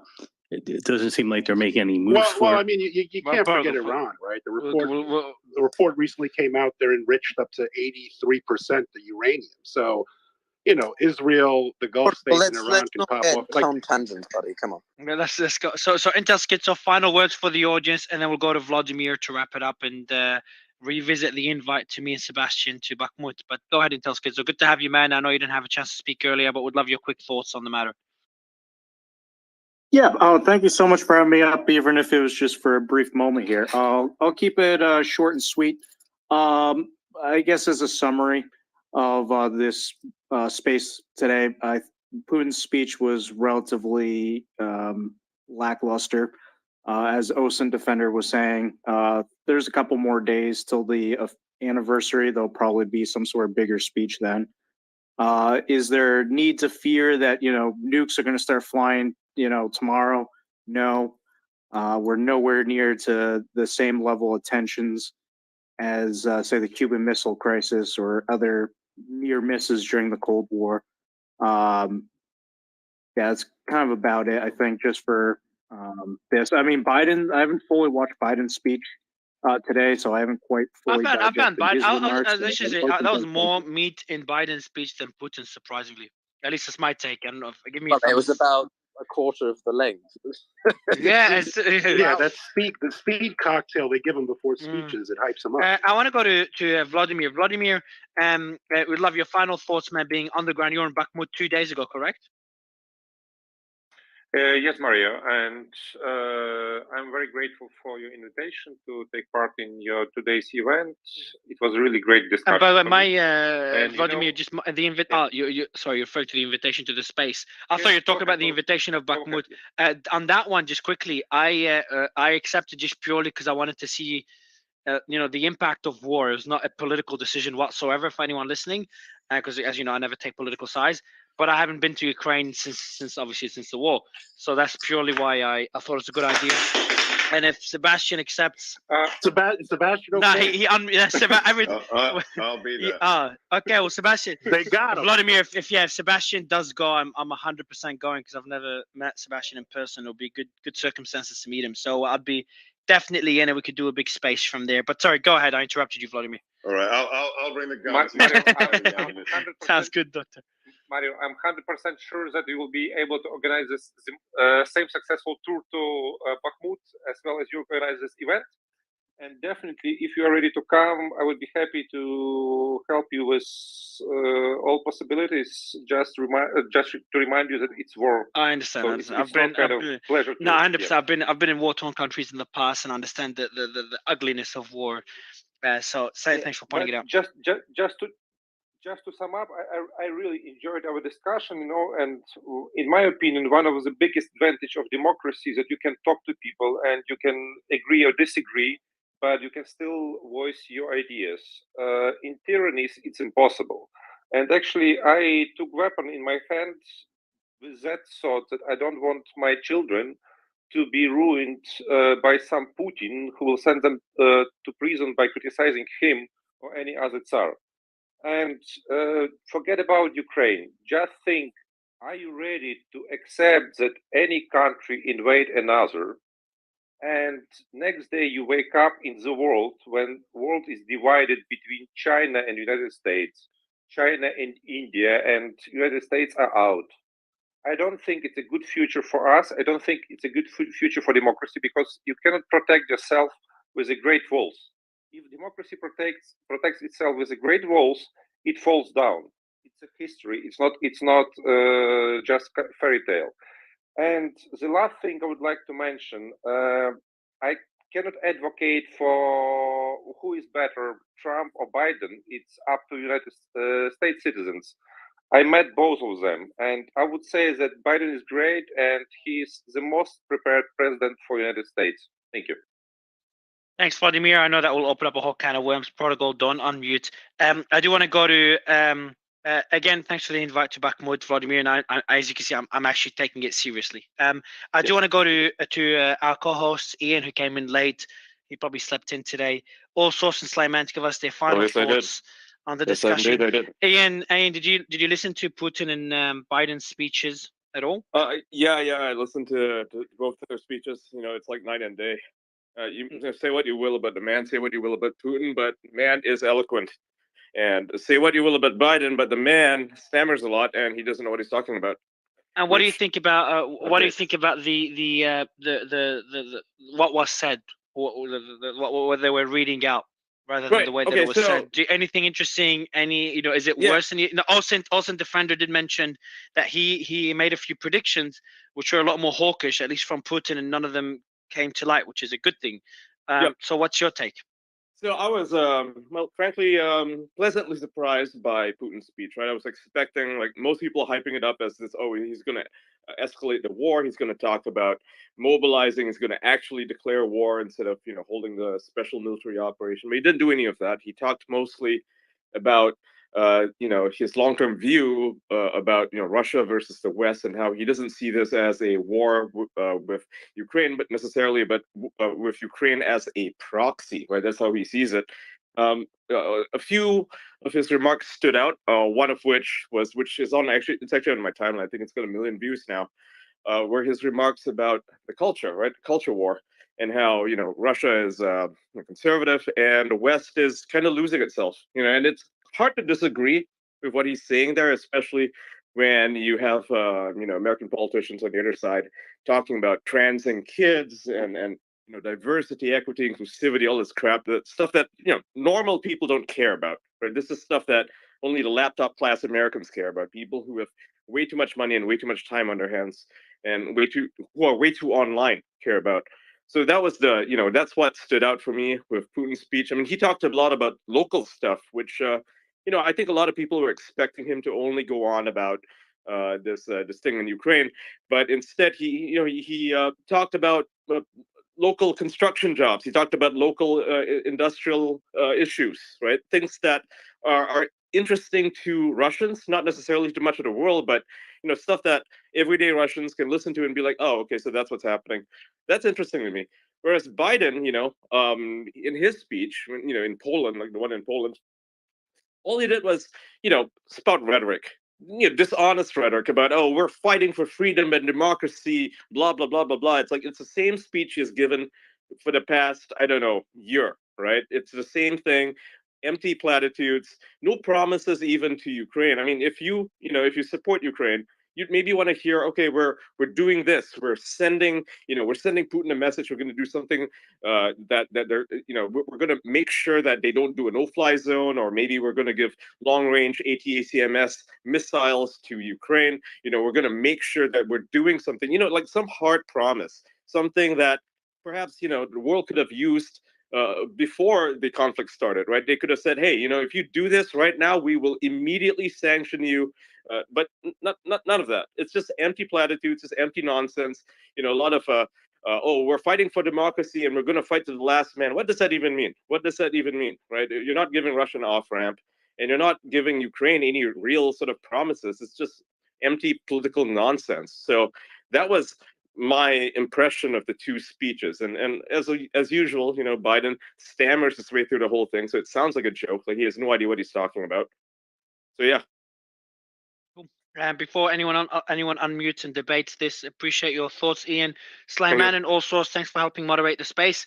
Slayman, do you want to give us your thoughts on the discussion so far and your thoughts on the war, man? And then we'll go to All Source to wrap it up for the audience. Yeah, I'd like to summarize my thoughts, because I was trying to be as balanced as possible being a co-host. So I'll start at the end and then go to the beginning. So I agree with someone who mentioned that actually if Trump was in charge, this war would have ended a lot sooner. I don't think it's that hard to end the war. And we can just look at it historically and see what the situation is. So you had a scenario where the Minsk agreement was entered into in bad faith. And Merkel stated this, and so did Chirac, that this was done to allow a situation where they can arm Ukraine and be able to get in a situation where they can basically fight back against Russia. Then you have a scenario where the regions, the annexed regions, as well as the separatists, Ukraine want to hold on to them. Again, that's not a very difficult situation. You can basically give them an opportunity, because remember, most of that region is largely Russian. You can give them an opportunity to vote. You can have the vote overseen by the UN as well as Russia in a joint collaboration, so that there's no claims of fake voting and so on and so forth. And then when you look at it, I mean, Putin was very clear very early on that, look, these are my demands, and his demands weren't that far-fetched. Ukraine shouldn't enter NATO. You stop arming Ukraine.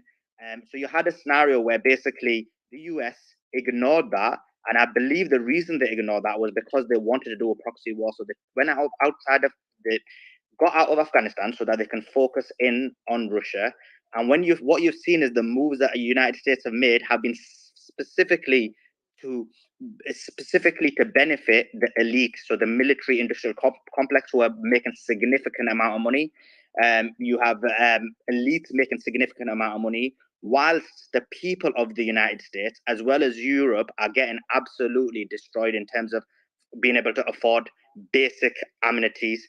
And when you look at it, again, why the US so financially are benefiting, but then also when they blew up the Nord Stream, you saw a scenario where them and Norway worked together, looks like, and broke and blew up the Nord Stream. And then guess what?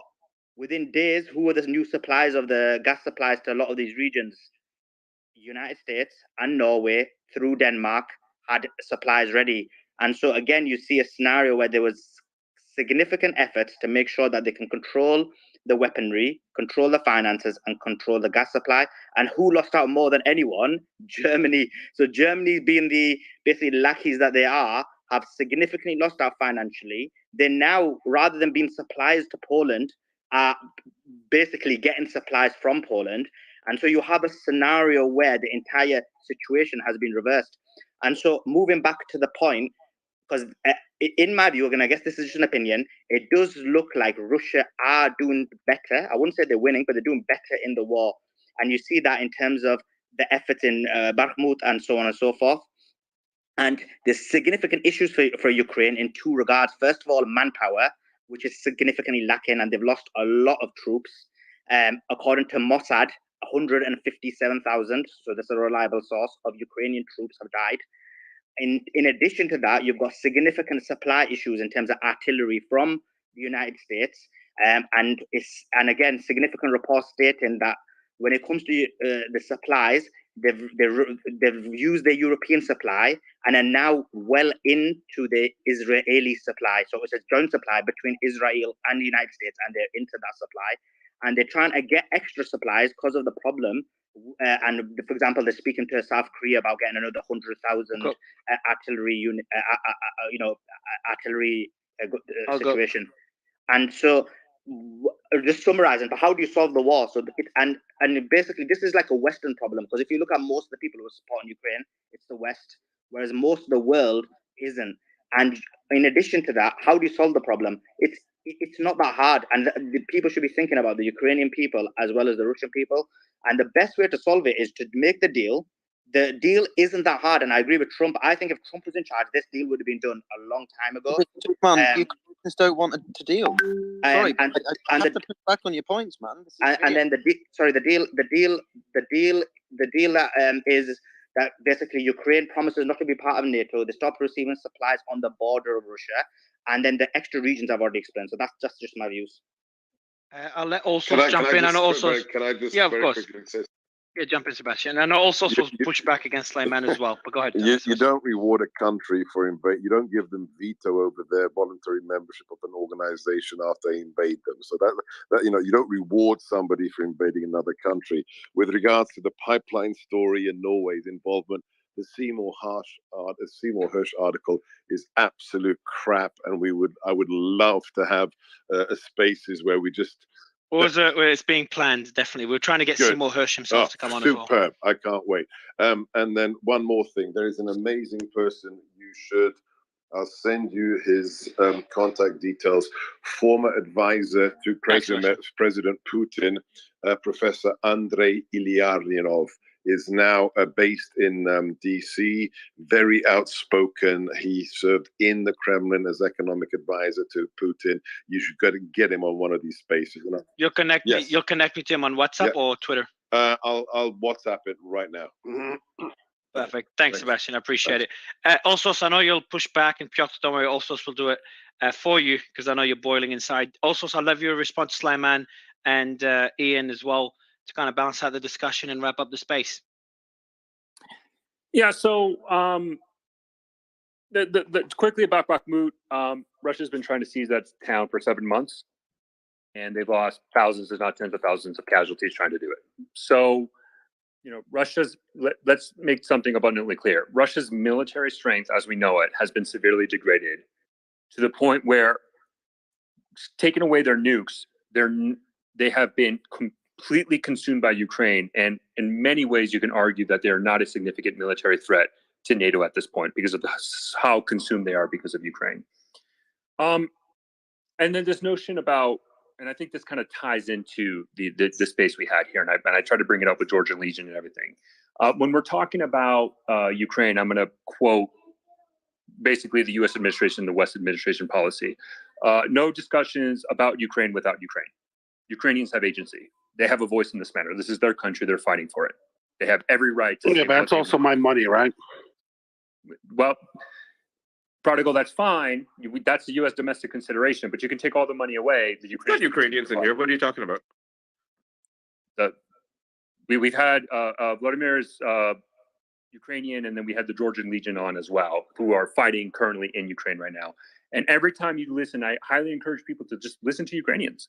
They heavily all say the same. We want to fight for our country. That is what they want. And of course they're going to request for support. I don't blame them. We would do the same. We did the same after 9/11, where we went around the world to get support after our country was attacked. So why are we going to blame Ukrainians for doing the exact same thing and willing to fight? And this is we're not blaming Ukrainians. I don't think anyone's blaming Ukrainians for asking for help. I think they absolutely have the right to. I'm blaming the military-industrial complex. Ukraine. Yeah, what Rogers saying, Mario, can I use my powers? I'm going to use my powers. No. We can't use it on Ian though. Ian is an exception because he's usually called. Oh, good. Go ahead. Protocol is fine because protocol can mute me somehow. I don't know how, but go ahead also. So I'm just saying, the Ukrainians have a voice in this, and they're not some puppet or proxy. And this notion that, well, let's have the regions, like the vote to annex Zaporizhia and Kherson Oblast, the runs that the Russians did that supposedly said Zaporizhia Oblast is now Russian territory, that over 90% of the people voted in favor. The largest city in Zaporizhia, the actual city of Zaporizhia, was under Ukrainian control, and they did not participate in that vote. So any referendum that they did is a complete sham. But so to the spaces and to kind of the overall this conversation that we had, Mario, I think 2 points. One, I jokingly said this to OSINT Defender and Intelsigio and Praetor, like Piotr, hey, anytime Putin speaks, don't expect breaking news. These speeches that he does is general, standard. Everything that Ian lashed out about cultural issues, the degradation of the West, our moral lack of morality. This is standard Putinism. Rarely does he give breaking news when his speeches. So I think everybody needs to. Right? I'm sorry. No, I'm just making a joke. I'm just saying it's pretty basic. No, sorry. So you had that, right? And then and I think that's something that you just have to take into account, that not every time Putin speaks there's going to be breaking news. I do agree we're still waiting on a year anniversary and seeing what other decisions are made by the Russian government, if any. I think anything we say right now is pure speculation. And I'll end my comments with 2 points, Mario. One, how long this war lasts. And I'm going to share this in the nest for everybody, and I highly recommend you go and read this article. So an account Ocean Defender and I and IntelCISO deal with a lot. His name is the Intel Hub. He tweeted this in March 8th, 2022. And he said, it was from an article from CSIS, and it's "How does it end? What past wars tell us about how to save Ukraine?" And what he said was, and this is I'm going to read it out loud, 26% of wars like we are seeing right now between Russia and Ukraine end in less than 30 days. 25% end in less than a year. Most that end within a month, most that end within a month last 8 days. When they last longer than a year, they tend to last more than a decade. So historically, what we've seen is wars that pass a year of this nature and this magnitude last a decade. Some like the Iran-Iraq war. That is the historical precedent that we're dealing with. And I think we all have to take that into account. I'm not saying that's what's going to happen, but the Iran-Iraq war basically lasted almost that long. And that's something we have to take into consideration and in mind when this is lasting. I've served, I've deployed to the Middle East. I've seen what we did in Iraq and Syria against ISIS. We were in Afghanistan for 20 years. We killed a lot of Taliban and ISIS. And one thing we quickly realized is that body counts does not determine the end of the war. We cannot take manpower when you have both nations view this as an existential. And there's another stat I was looking at that. If you look at all the wars, and I think that was in a Joe Rogan interview, I can't remember who with. If you look at all the wars that Russia's been involved in, all the major wars, they lost. You know,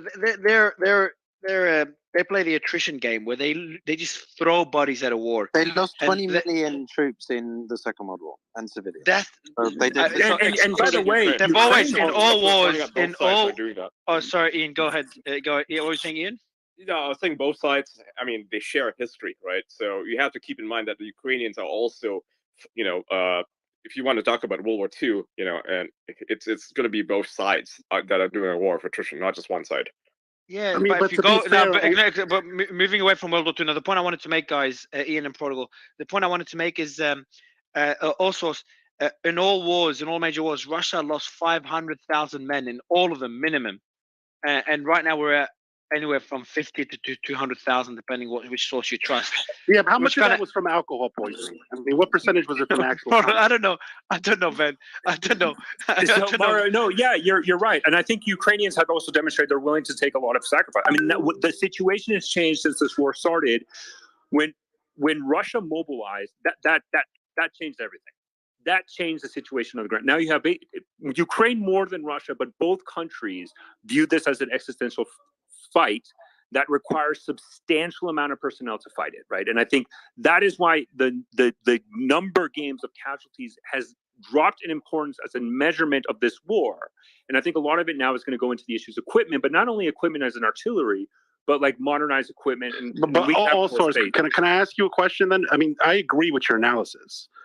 Wouldn't that put more of an impetus on the West to try to pursue some type of settlement before we sacrifice countless Ukrainian and Russians towards a thing that may go like what'll be left of the country? Right? Prodigal, the Ukrainians are going to fight regardless. But they can't fight unless we say, hey, if you want exactly. go to the I mean, table. but how can they fight? How can they fight without the NATO support? And that's not me taking Prodigal's side, but they can't. I know. I think they can, though. I think they can go to the table. I don't think they can. They don't have ammunition. Like, if I may, like, I love how my end comment causes a stir. I love you, Prodigal. Because again, I'm going to go back to the Ukrainians can fight if it's either a conventional war, if it's an insurgency. Russia, though, it's one of the things that is very important to highlight If you look at their military, their ability to do combined arms and exploit success has been severely degraded. It is not at the level that we would expect in the West, where you see rapid advance. The Russians have shown a complete incompetency. And by the way, Mario, this can be a tit for tat space. Let me end with this. This is my final point. Love everybody here. This is my final point. On the notions of World War III and the nukes, right? I mean, not World War III and the nukes. Everybody brings up the Crimea issue, right? If Ukraine pushes to Crimea, I have said this in the past, and I'll say it again. If you're Vladimir Putin and Ukrainians are threatening the territorial hold of Crimea, I think it's significantly more likely a palace coup than launching nuclear weapons. If I'm Vladimir Putin and Ukraine is threatening to seize Crimea, I would be looking at my generals on the right. I would be looking at my generals on the But is left, that a and I would gamble look at you my want to internal take? circle for internal palace coup. That would be Is that a gamble you want to take? Is the question with nuclear weapons? I wanna go to Vladimir. I wanna kind of wrap it up with you, Vladimir. And probably goes a fair question, but I agree with that question. Like it's just too risky of a gamble. But Vladimir, I just want to kind of wrap it up with one thing. Is like I just don't want people to forget the human cost of all this. Like I just told my partner who's Ukrainian and whole family's in Ukraine. I've been to Ukraine a lot, and I've got a lot of Ukrainian friends, etc. And I told her like I just don't. I know war is necessary at times. I'm not saying this war is necessary at times, and generally I'm almost always against war. But I just don't understand why no one's de-escalating, because the amount of damage this has caused to the countries is ridiculous. Like I've seen photos of Odessa now, and I've been to Odessa. I was dancing in Odessa 2 months before the war. I spent months in Kharkov Palace in that beautiful hotel, the 5-star hotel, incredible hotel. Just everything is destroyed. So I just want to, no matter what your position is, kind of end it on that note, Vladimir, and to everyone in Ukraine, whether you're pro-Russia, anti-Russia, my thoughts are with you, and the war's fucking disgusting. But I'd love to. If there's a peaceful, let's just remember there are 5 million. Yeah, go ahead. I'll let you respond, Vladimir. I'll let Tom jump in, and I'll let you wrap up the space, Vladimir. There's an urgency to ending this war. There's 5 million refugees, and we can't forget about them, and obviously the carnage that continues. This is why I'm so opposed to the Biden's program for war, as opposed to a quick victory. This isn't limited to Ukraine and Russia, right? Large swaths of Africa. Guys. That's right. I'm just saying, like this is affecting the whole world. Like I know. Yeah, we're talking about involvement of China now, and from increase in inflation. I think I want to hear from Vladimir. Sorry, yeah, Mario. agree. Vladimir, I would love you. Exactly, Vladimir. Final words, man. Just very short remarks from my side. Thank you, Mario, once again for your sympathy and great topic for discussion. It's very important for us and for the whole world. I will just tell you openly that Ukrainians do remember the cost of Russian occupation and those 400 years we spent under Russian Empire and Soviet Union with small pauses for independence. And our knowledge is that any war with Russia cost us less than peace with Russia. We sent back our families to European Union, to the United States, and we are very grateful once again to your countries to keep them safe, and we fight. Believe me, I was not born to be Rambo or great fighter, and I used to be politician. I'm still politician. I used to be minister. What was Vladimir? I simply took my weapons to fight. Question for you. I want to wrap up this space, and I want it to be a non-political answer if possible, just to wrap up this space. But question for you: what was it like when Russia crossed that border? Actually, before Russia crossed that border, did you guys? I'm not gonna say did you guys know, but did you guys realize there's a very likely scenario that Russia's going to cross the border? When everyone thought like war was improbable, and second, because it caught a lot of citizens by surprise, whereas people within the administration apparently knew or were more concerned. And then what was the response like when the border was crossed and when they were getting closer and closer to Kiev? For me, it was not surprise because I'm from Western Ukraine, and for me, Russia is natural enemy. For many Ukrainians, yes, it was a great surprise, even shock, I would say, especially for eastern part of Ukraine, because they always thought that yes, there were some troubles with Russia, but they are friends, they even relatives. And when they saw troops, tanks, and soldiers killing civilians, militaries without any kind of distinction, it was a great discovery. And I was really personally surprised because I was at that time in Kiev. How many people volunteered to take arms and to protect country and its own city? Because for me, it was a big question mark. Is it only regular army to fight back Russians, or people will stand? People stood up. Man, well, I appreciate your final words. Appreciate all the panelists. Sebastian, thanks for coming on. Tom as well. Also, Slayman, thanks for helping co-host. Piotr, Intel Skitsov, Vladimir, Patrick, Portugal, and all other panelists that came through over the last 4.5 hours. It's a jam-packed panel. It was really, really good discussion. And yeah, I hope the audience found value. If you got any questions, any comments, bottom right corner, you can put it there before I wrap up the space. And I'll see you tomorrow. I think tomorrow we're doing 2 spaces, and one about the Ohio incident, the train derailment that Nick is covering. Nick lead that space because he's out there with Ohio. I think he's meeting Trump tomorrow. And he's talking on all the press. And then we have for all the crypto guys, we're doing our monthly crypto show as well tomorrow. A bit unrelated to this, but if you're interested, you can see it tomorrow. Otherwise, thank you for joining today. Have a wonderful night, and thanks for all the panelists. Bye, everyone. And thanks, Igor, as well. I see him still in the audience. Thanks, Igor, for coming on the panel. Bye.